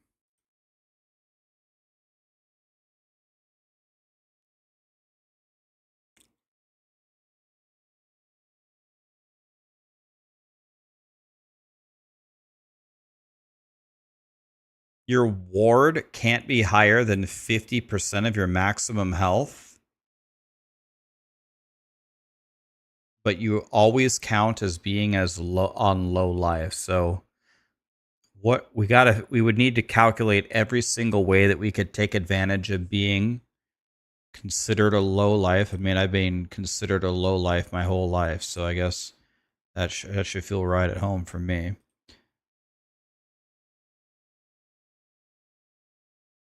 So this is like Pro Genesis, right?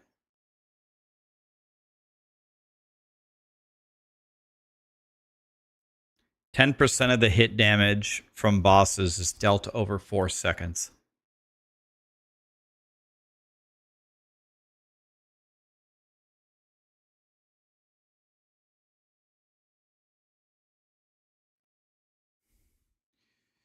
Joe Breeze, let's go.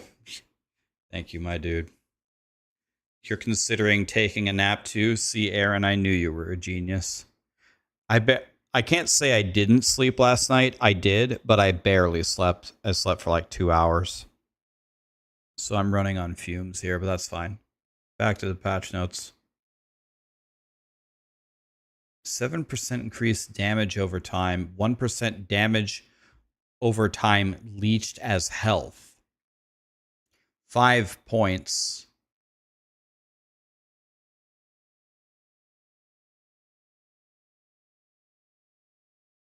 So you could get 5% of your damage over time leached as health.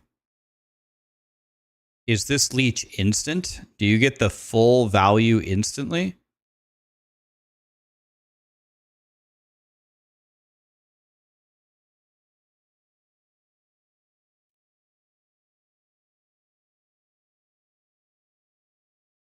Depending upon how powerful leech isn't instant in last epoch. Okay. I was gonna say this could potentially be unbelievable. 5% of your damage over time leached as health. Sounds like a potential way to be invincible.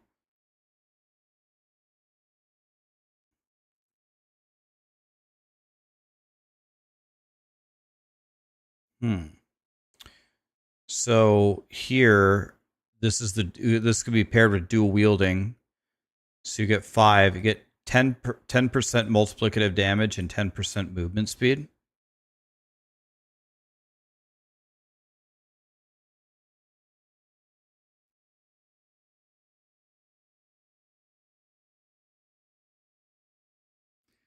When you critically hit an enemy, you get 25% of your critical strike multiplier as ward.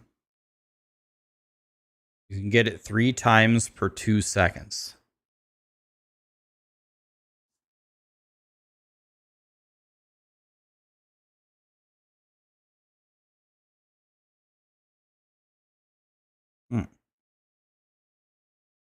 This could be a lot of ward.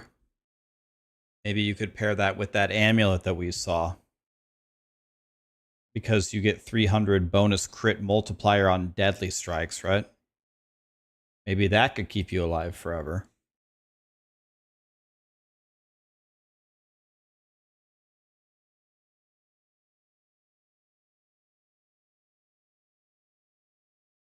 By the way, is the music playing, guys, for you guys? My bad. Forgot to turn on the music.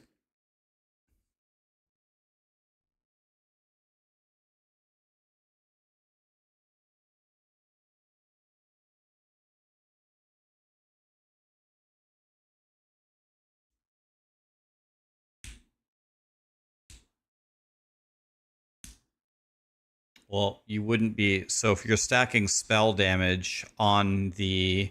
You're stacking spell damage for the spell component of Flay, you would never wear a shield anyway, right? Or almost certainly not. So this is just a bunch of spell damage. And then you get some flat spell damage as well.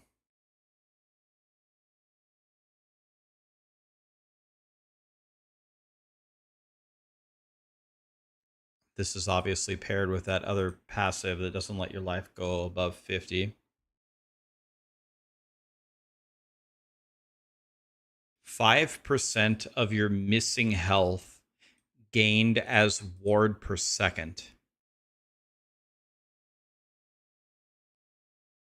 Does missing health count like when you cap your health at 50% of your health's value?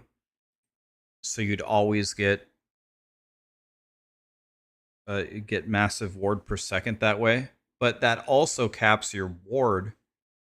It also caps your ward at half of your health, I thought, or something like that. So you can't just build as much ward as you want, but you could regenerate it quickly.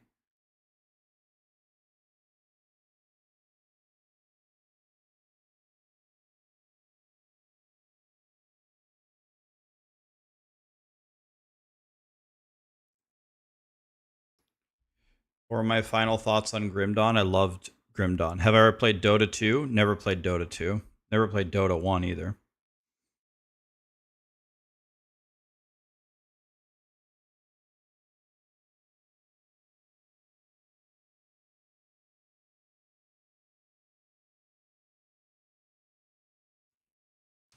When you use a potion, kill the lowest health minion to restore health equal to 50% of its maximum health.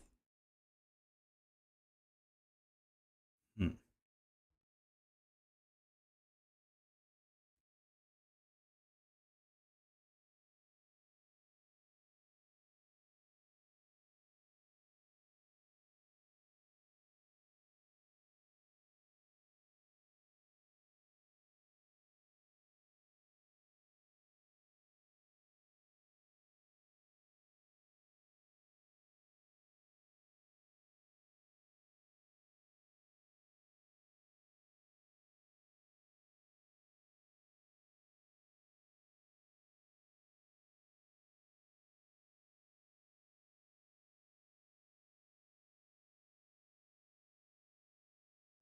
This seems to be a significant buff.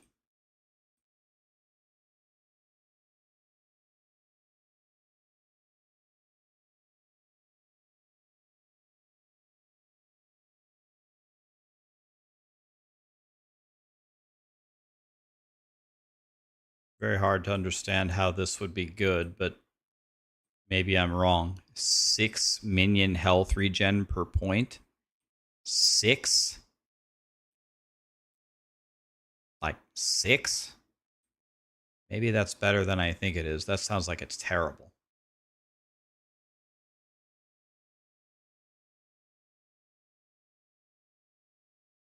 Just flat 6. I don't know. Maybe there's ways to scale it and it's like really good. Who knows?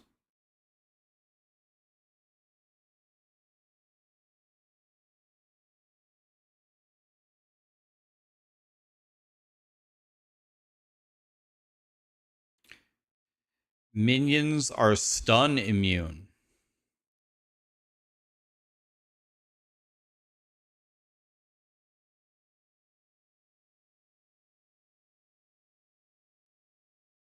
Okay, I was going to say, I was like, why do the points give us stun avoidance when the 5 point is stun immunity, but the stun avoidance is for us and the stun immunity is for the minions? Regen got buffed last patch. I remember that. Yeah, so maybe it is better.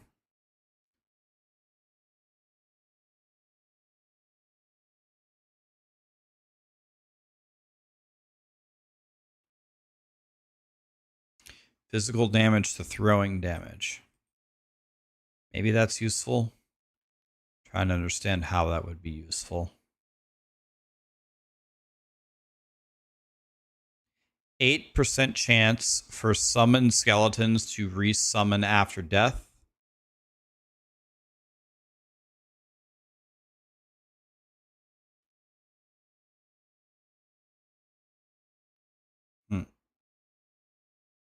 I don't know how much I'd like to rely on this.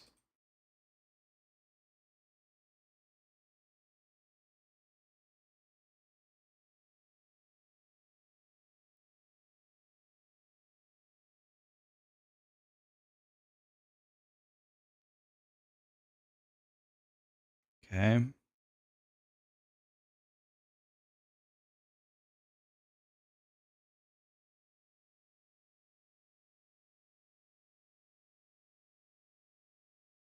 Okay.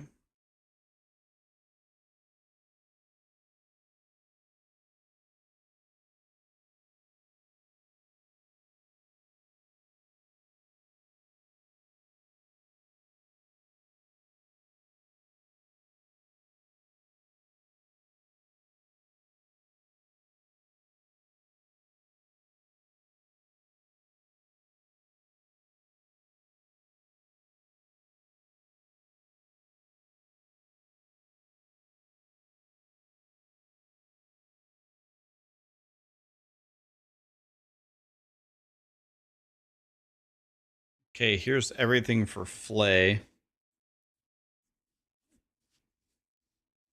We've already seen a lot of this, so we're going to have to theory craft an entire build out of this. So I'll probably save this for a more in-depth time. There's no point for me to glaze over it now, because I'll probably make an entire build out of it.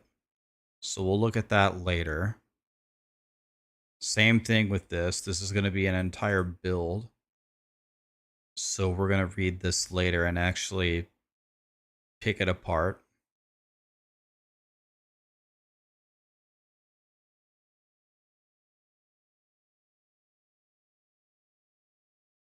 Might look at this one as well, see if I can turn this into a levelings thing.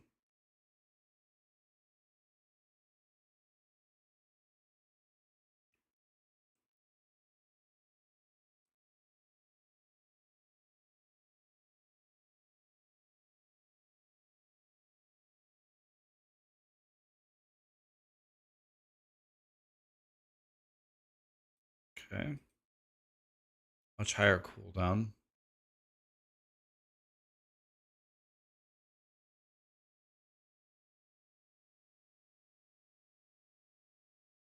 Okay, I'll read this part, same thing, later.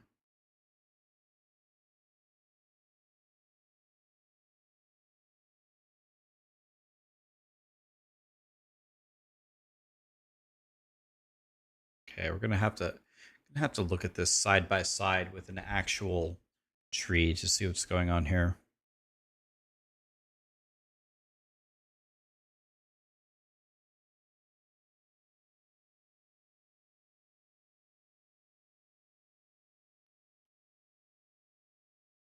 So Harvest just got buffed. We were talking about Harvest as a leveling skill. It has 30% more damage effectiveness. So just straight up, Harvest got stronger.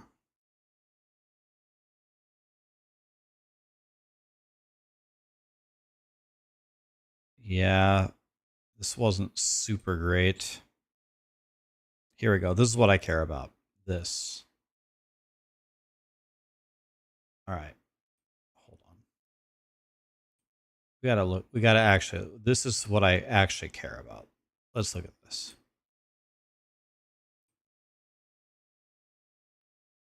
Here. My question is, did they mess with arcane absorption? Eviscerate has been removed. What did they take away?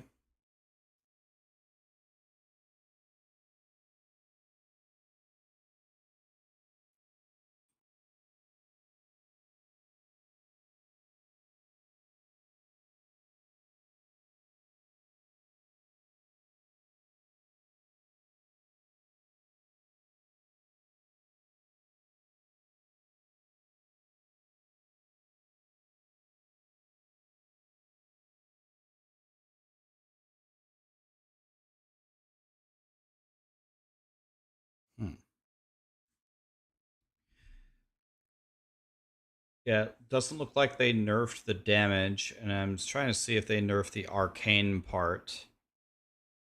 And it doesn't look like they nerfed that either.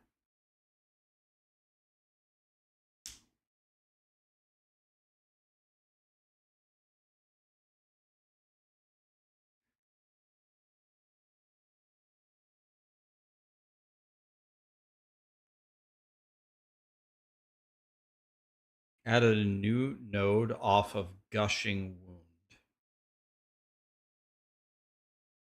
Gushing Wound is now on a new branch. Oops.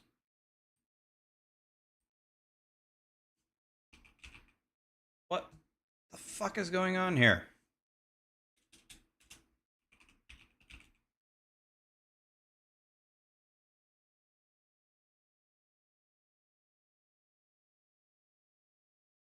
All right. This is, what are we saying? New branch. Does that mean from the middle, or Gushing Wound is on a new branch? Does that mean I can get it at the beginning, or see, it kind of matter. It actually kind of matters because we're going to use Rip Blood early game, so it actually matters where it is,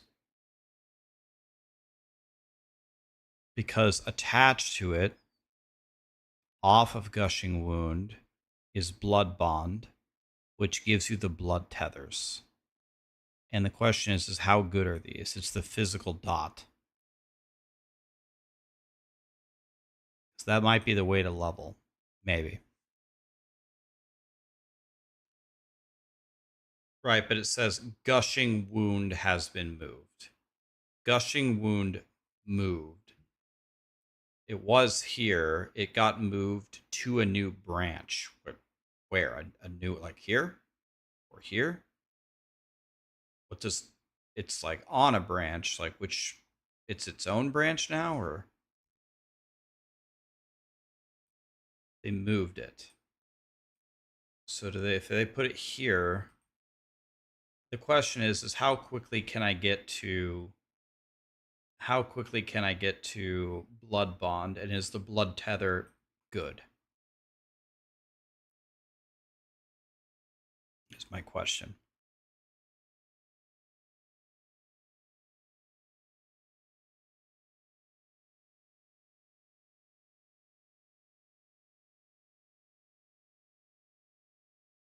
Okay, we knew about that.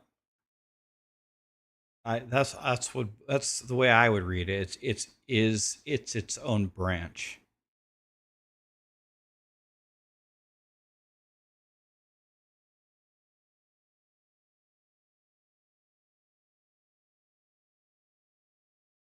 Oh, here it is.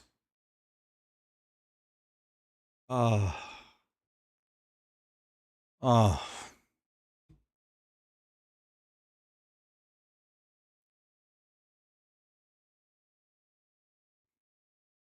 Well,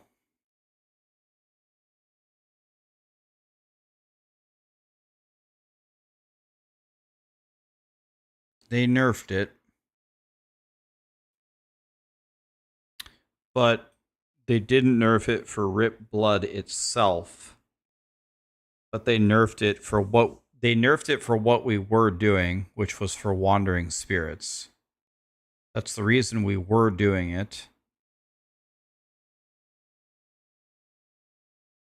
And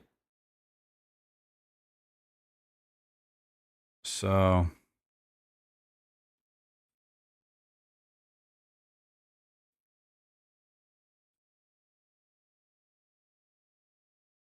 okay. So what does all that mean?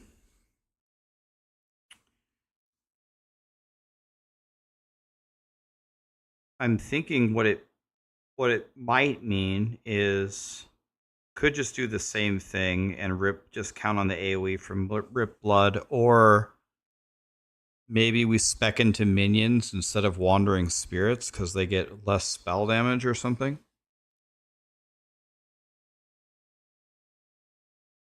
It's a nerf because it doesn't give the bonus spell damage to a second spell, which is what we were doing. That's the whole thing we were doing, was buffing another spell. It's only giving half of it now.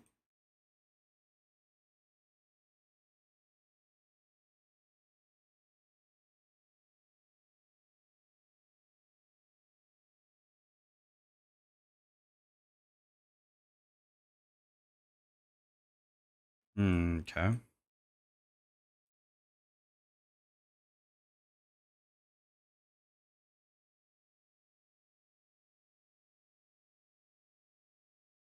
Oh.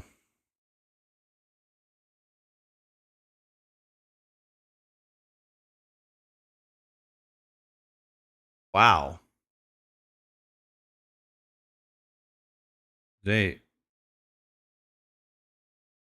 Wow. Okay, okay, now I'm thinking we don't do this because this.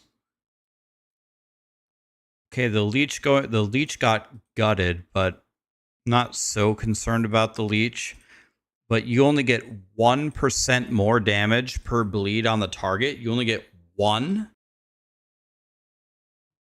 Like maybe that's good in the end game, but in the early game, this is borderline useless, and it only stays up for 3 seconds. They cut out 40% of its duration.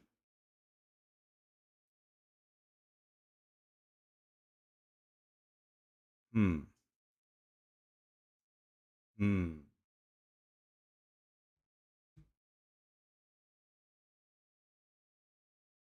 That's a good point. Maybe stuff dies too fast for it to be worth it. So maybe we don't spec Rip Blood into Blood Tether.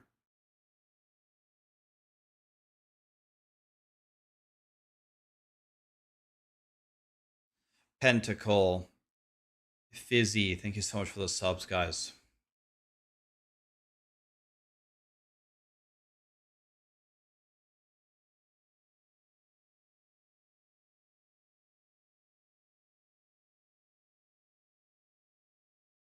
Okay, so some mage stuff got... Looks like this is all buffs to skills that I haven't heard too much about, so it makes sense if I haven't heard of them, why they're buffed, because I haven't heard of anybody using them.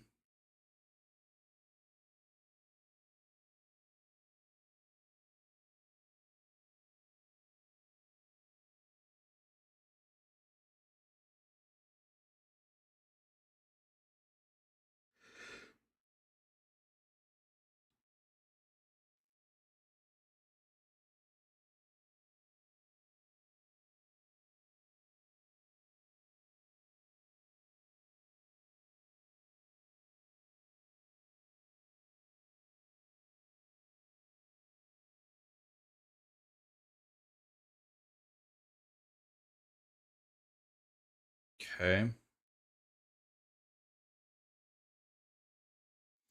You're disappointed with the patch notes. Most of the skills that were shit didn't get a single change and got nerfed even more by the passive skill tree nerfs. You're seeing... What skills are you referring to, Bulatio?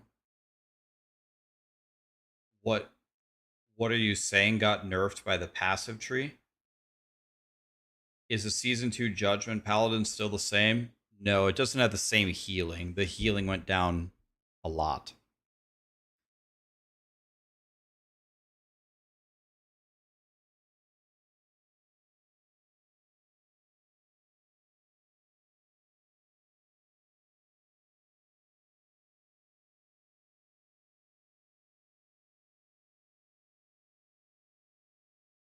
Dakini. Oh, Cynthia, are you on Twitch now? Did you move over?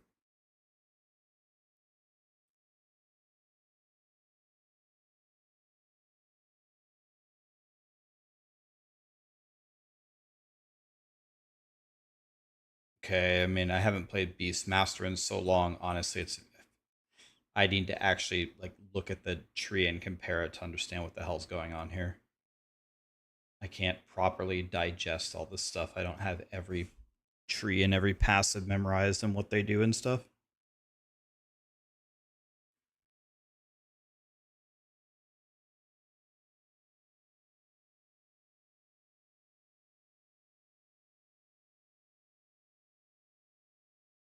Yeah, I think Judgment Paladin, specifically the healing, needed to do something here. Okay, this is just... there's just so much here that I don't know exactly how these things function, so I'm gonna need to ask Lizard or Tarek what they think of these, because it's just so much. Looks like they made a ton of changes to the Beastmaster, though. This is way more than I thought they were gonna get. I'm gonna definitely have to make a Beastmaster. Stormcrows was popular last season. This got nerfed by a lot. And this got nerfed, so they do less damage. Well, rip them.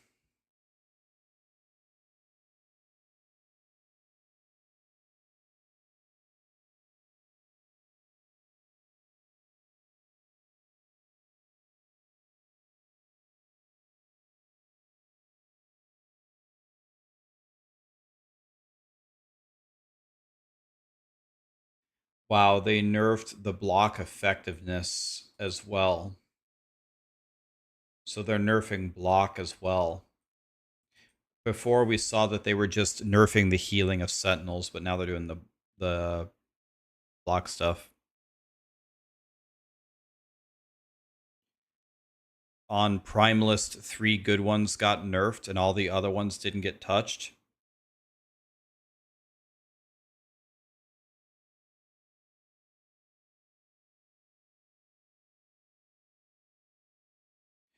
Yeah, I think what they're doing, Bulatio, is they're specifically targeting one thing at a time. Last time it was Sentinel. This time it was Acolyte, but Beastmaster got thrown in there because it has pets. Next might be Primalist. Primalist might be next on the list. That's why I don't think they had the scope to look at everything. So I'm sure Primalist is coming up. And I've heard many people say Upheaval blows, so I'm sure it'll get a big buff. We just didn't get it this time.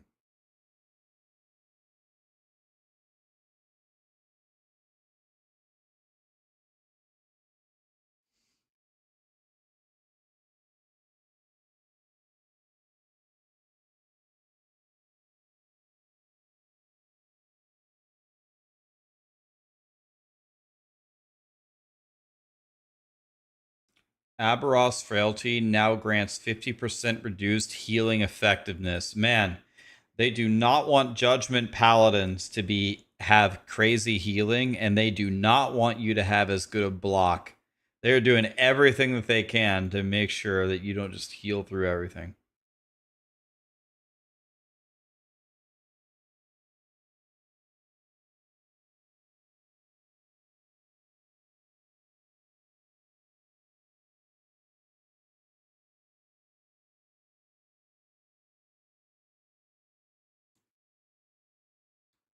Yeah, wasn't this a really good weapon? Was it for Void Knight last time?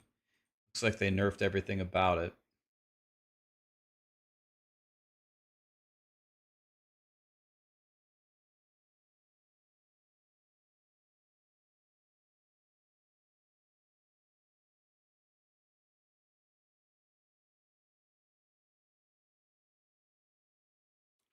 Wow, they nerfed this by a lot. Damn it, I was using this. Wah.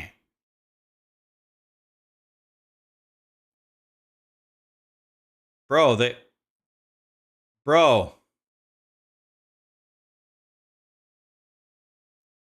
Well, more Judgment Paladins nerfed. God, every single section has a Judgment Paladin nerf. Here it is again. Damn. Okay.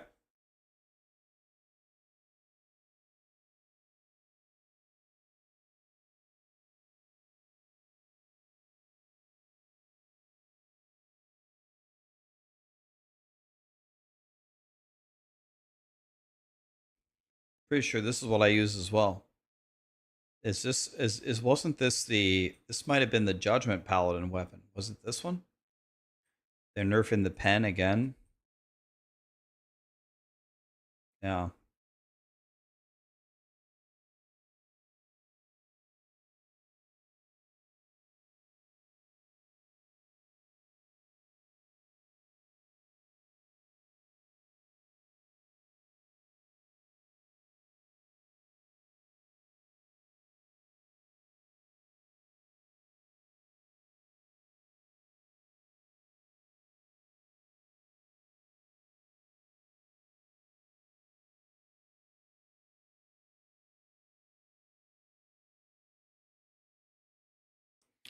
We read about this already.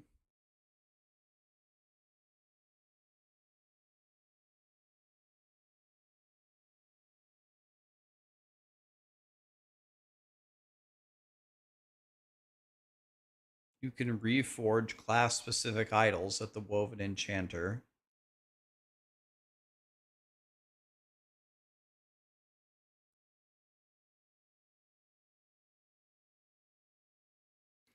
You can reforge Weaver idols.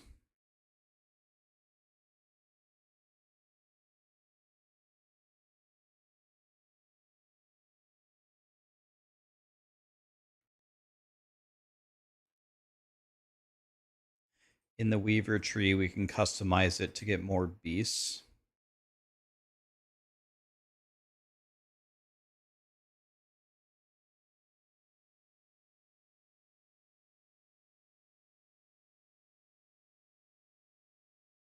Damn, look at that heavenly one. Look at this. Bro, Look at this one. Boom. Bro, I'm going to mess with the filter so much. Dude, I'm going to make my filter so effing good. It's going to be unbelievable. I'm going to make it so good. I'm going to spend like 10 hours on it. It's going to be so good.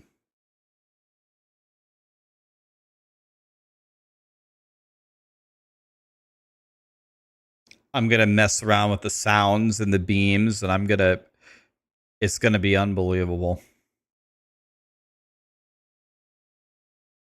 And then I'm going to give it to you guys. That's what she said.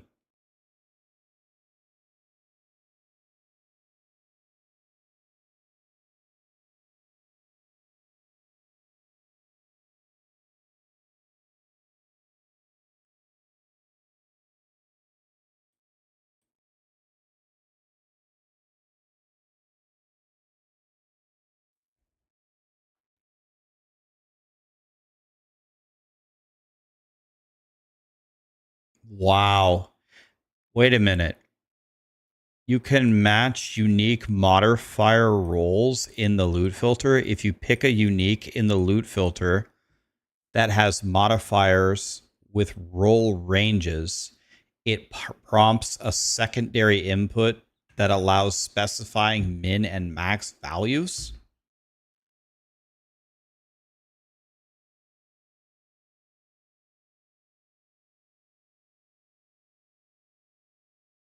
Man, that's an insane level of granularity.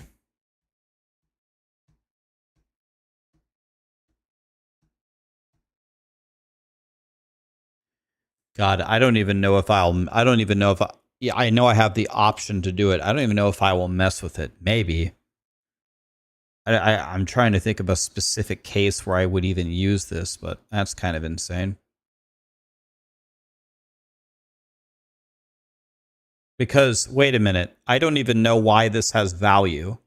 This doesn't have value, right? Because you can just re-roll it. You can re-roll it with a Weaver Echo, right? Can't you re-roll it with a woven echo anyway? So I don't even know. I don't know. I'll have to think about it.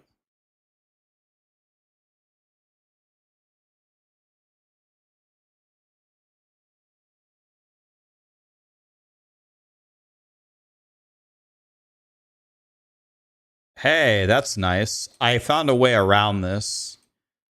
I tricked my loot filter into doing this correctly anyway with a weird way, but now they built in the logic automatically. I wonder if they looked at my loot filter video, and I wonder if they saw how we got around this and then built it into the game anyway.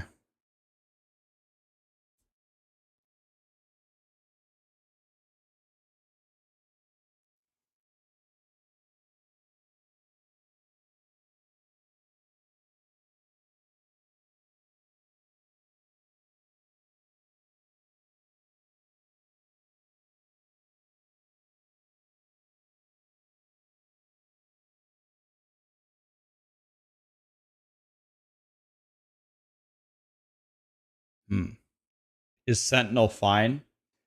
Got very nerfed in terms of two things got nerfed.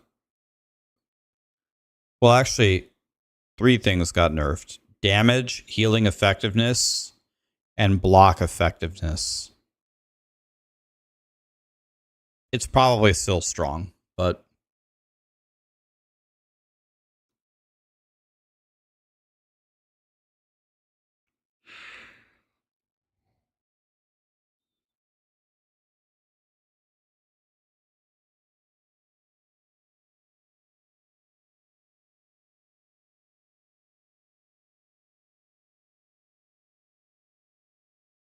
okay, I like this a lot.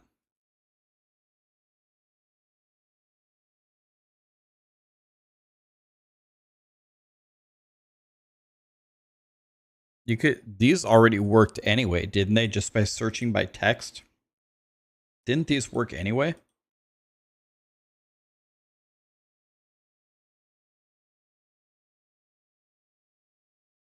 That's interesting.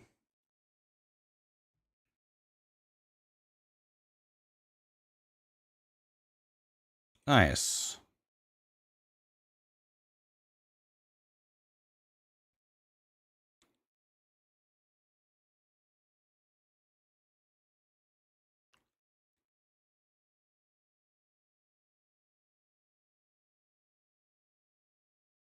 Oh, thank God.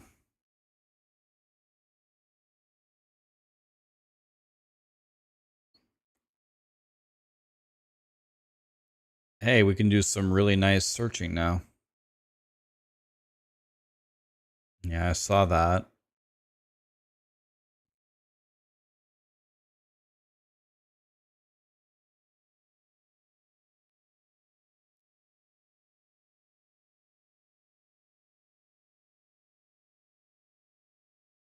Okay.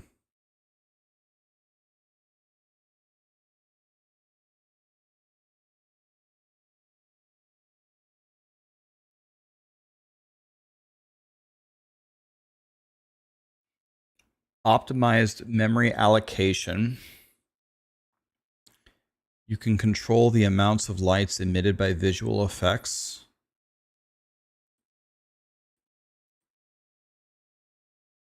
Reduced memory usage, improved loading times.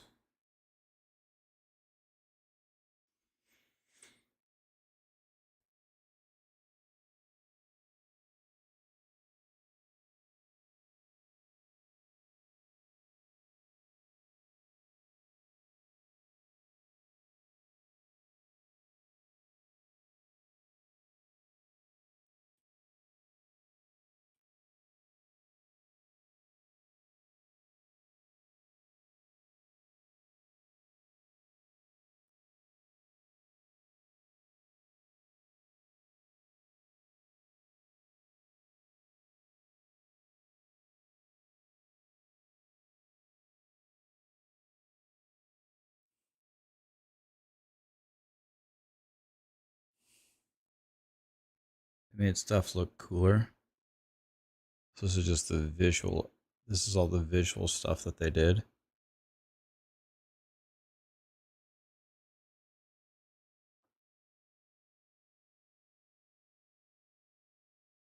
So they redid 6 zones.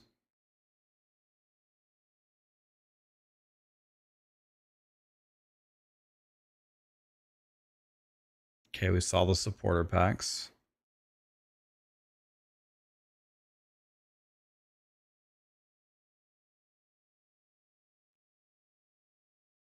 Oh God, bug fixes. Oh Jesus.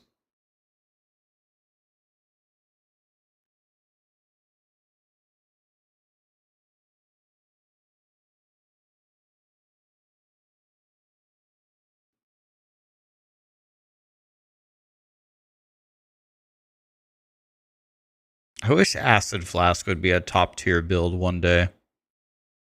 I like that acid. It kind of reminds me of Poison Concoction.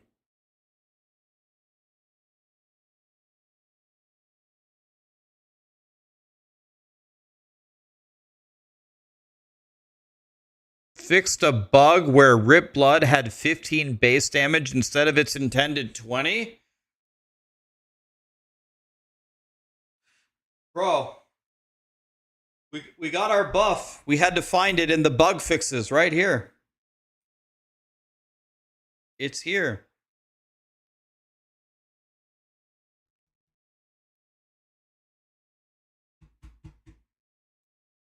This is not where I expected to find it.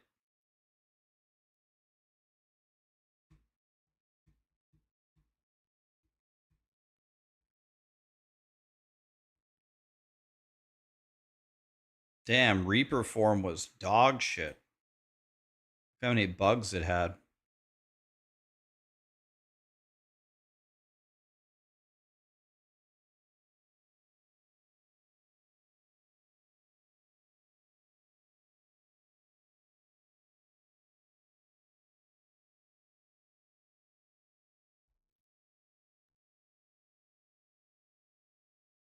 Fresno, thank you so much for the 2 gifted subs, man. That's what I'm thinking about doing. I should make my own poison or acid flask build on Rogue and just see how powerful I can make it. Just work on it for like a month.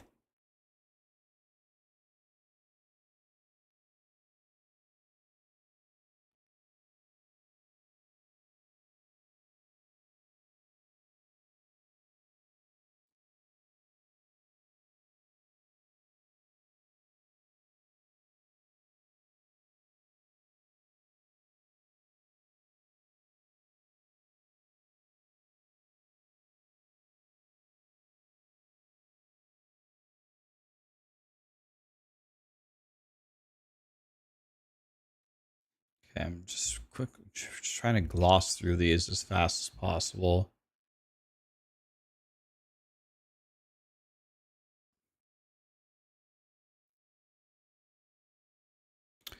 Looks pretty good, Caramon. It definitely looks worth playing. It. I think it's going to be fun. They I don't know. They did a ton of shit, man.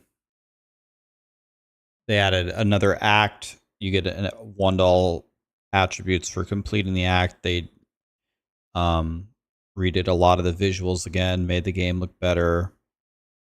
They reworked Necro and Beastmaster and Lich. You can now dual wield as a Lich and be melee boy. You like melee, that's probably what you would like.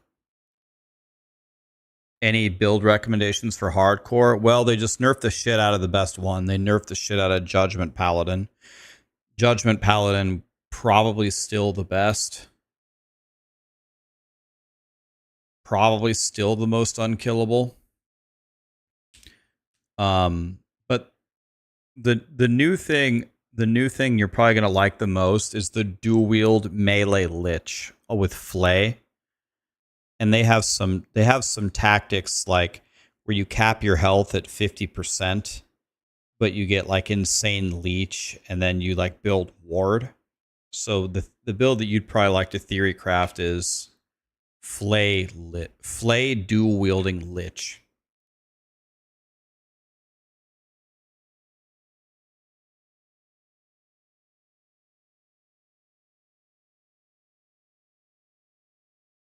I'm gonna play Flay dual wielding Lich, as I'm guessing most people will.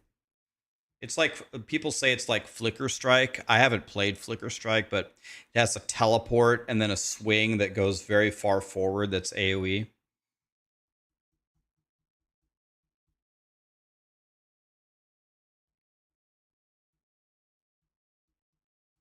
Yeah, I have like a 96 Lich right now. It can do like 700 corruption, but it's not like the strongest build I've ever had. Minions are really good as well. Yep.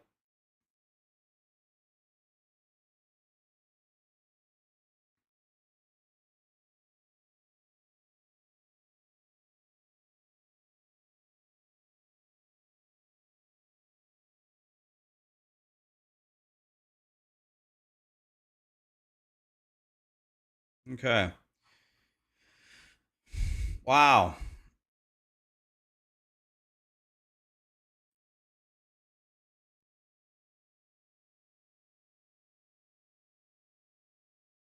That's a lot. They didn't remove doors from the game. Yeah, what the hell? I've been telling them for years. The doors are still there.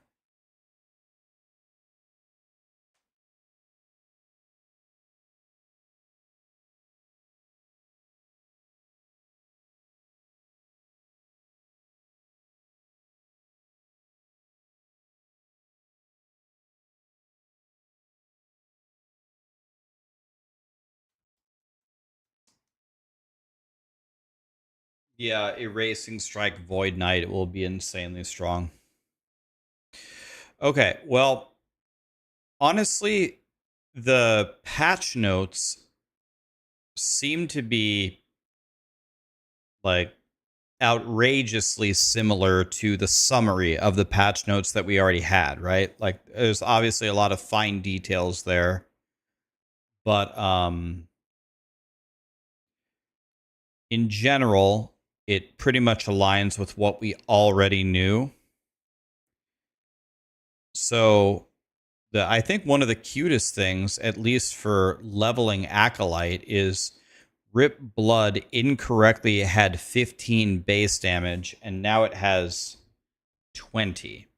So now that it AoEs, maybe we just kill everything with Rip Blood until Chthonic Fissure is ready, unless there's a really good Lich leveling thing. And then when you play Warlock, for a while. Like, they didn't nerf Chthonic Fissure, did they? Yeah. Did I spell it right?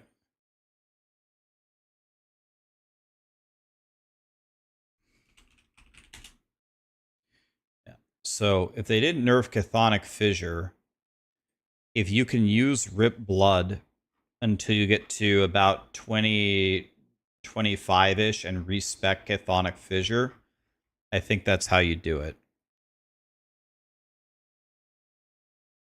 So that'll probably be how you level it. They spell it with CHTH. Okay, yeah, it's still not there. Okay. All right. I pretty much didn't sleep last night, guys, so I'm probably gonna, it's the weirdest time to go to sleep, but I have to go, like, at least take a nap for a few hours. I might be on later, so where we can theory craft this. We can start theory crafting Flay Lich and see exactly what we're gonna do. And we'll do a bunch of speed runs, and I'll practice with, like, the Rip Blood for what you would actually do. I'm thinking Rip Blood on its own can carry you to Chthonic Fissure, and then you level as a Warlock, and you start farming as Warlock until you get the 2 weapons for your Lich. Maybe there's also a viable way to level Lich. As far as I know, Chthonic Fissure is just the best way to do it. Minions might also be an option. So we might do, like, Rip Blood with minions until we get Chthonic Fissure, and then respec Chthonic Fissure. I'm guessing that's how you do it. From reading that. All right.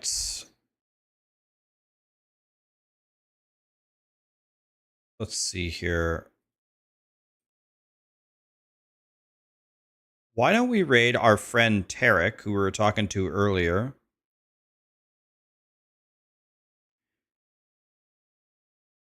And show him some love.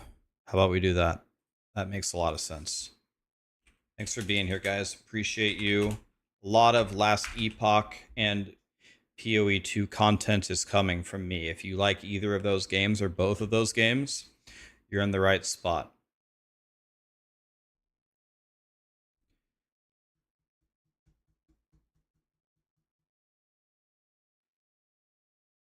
But guys, Tarek is the leveling world record holder in last Epoch and has been since the dawn of time. So he's better leveler than I am. Like, I'm pretty good, but I'm not as good as Tarek. One day though, maybe. Have a good night, guys. Thanks for being here.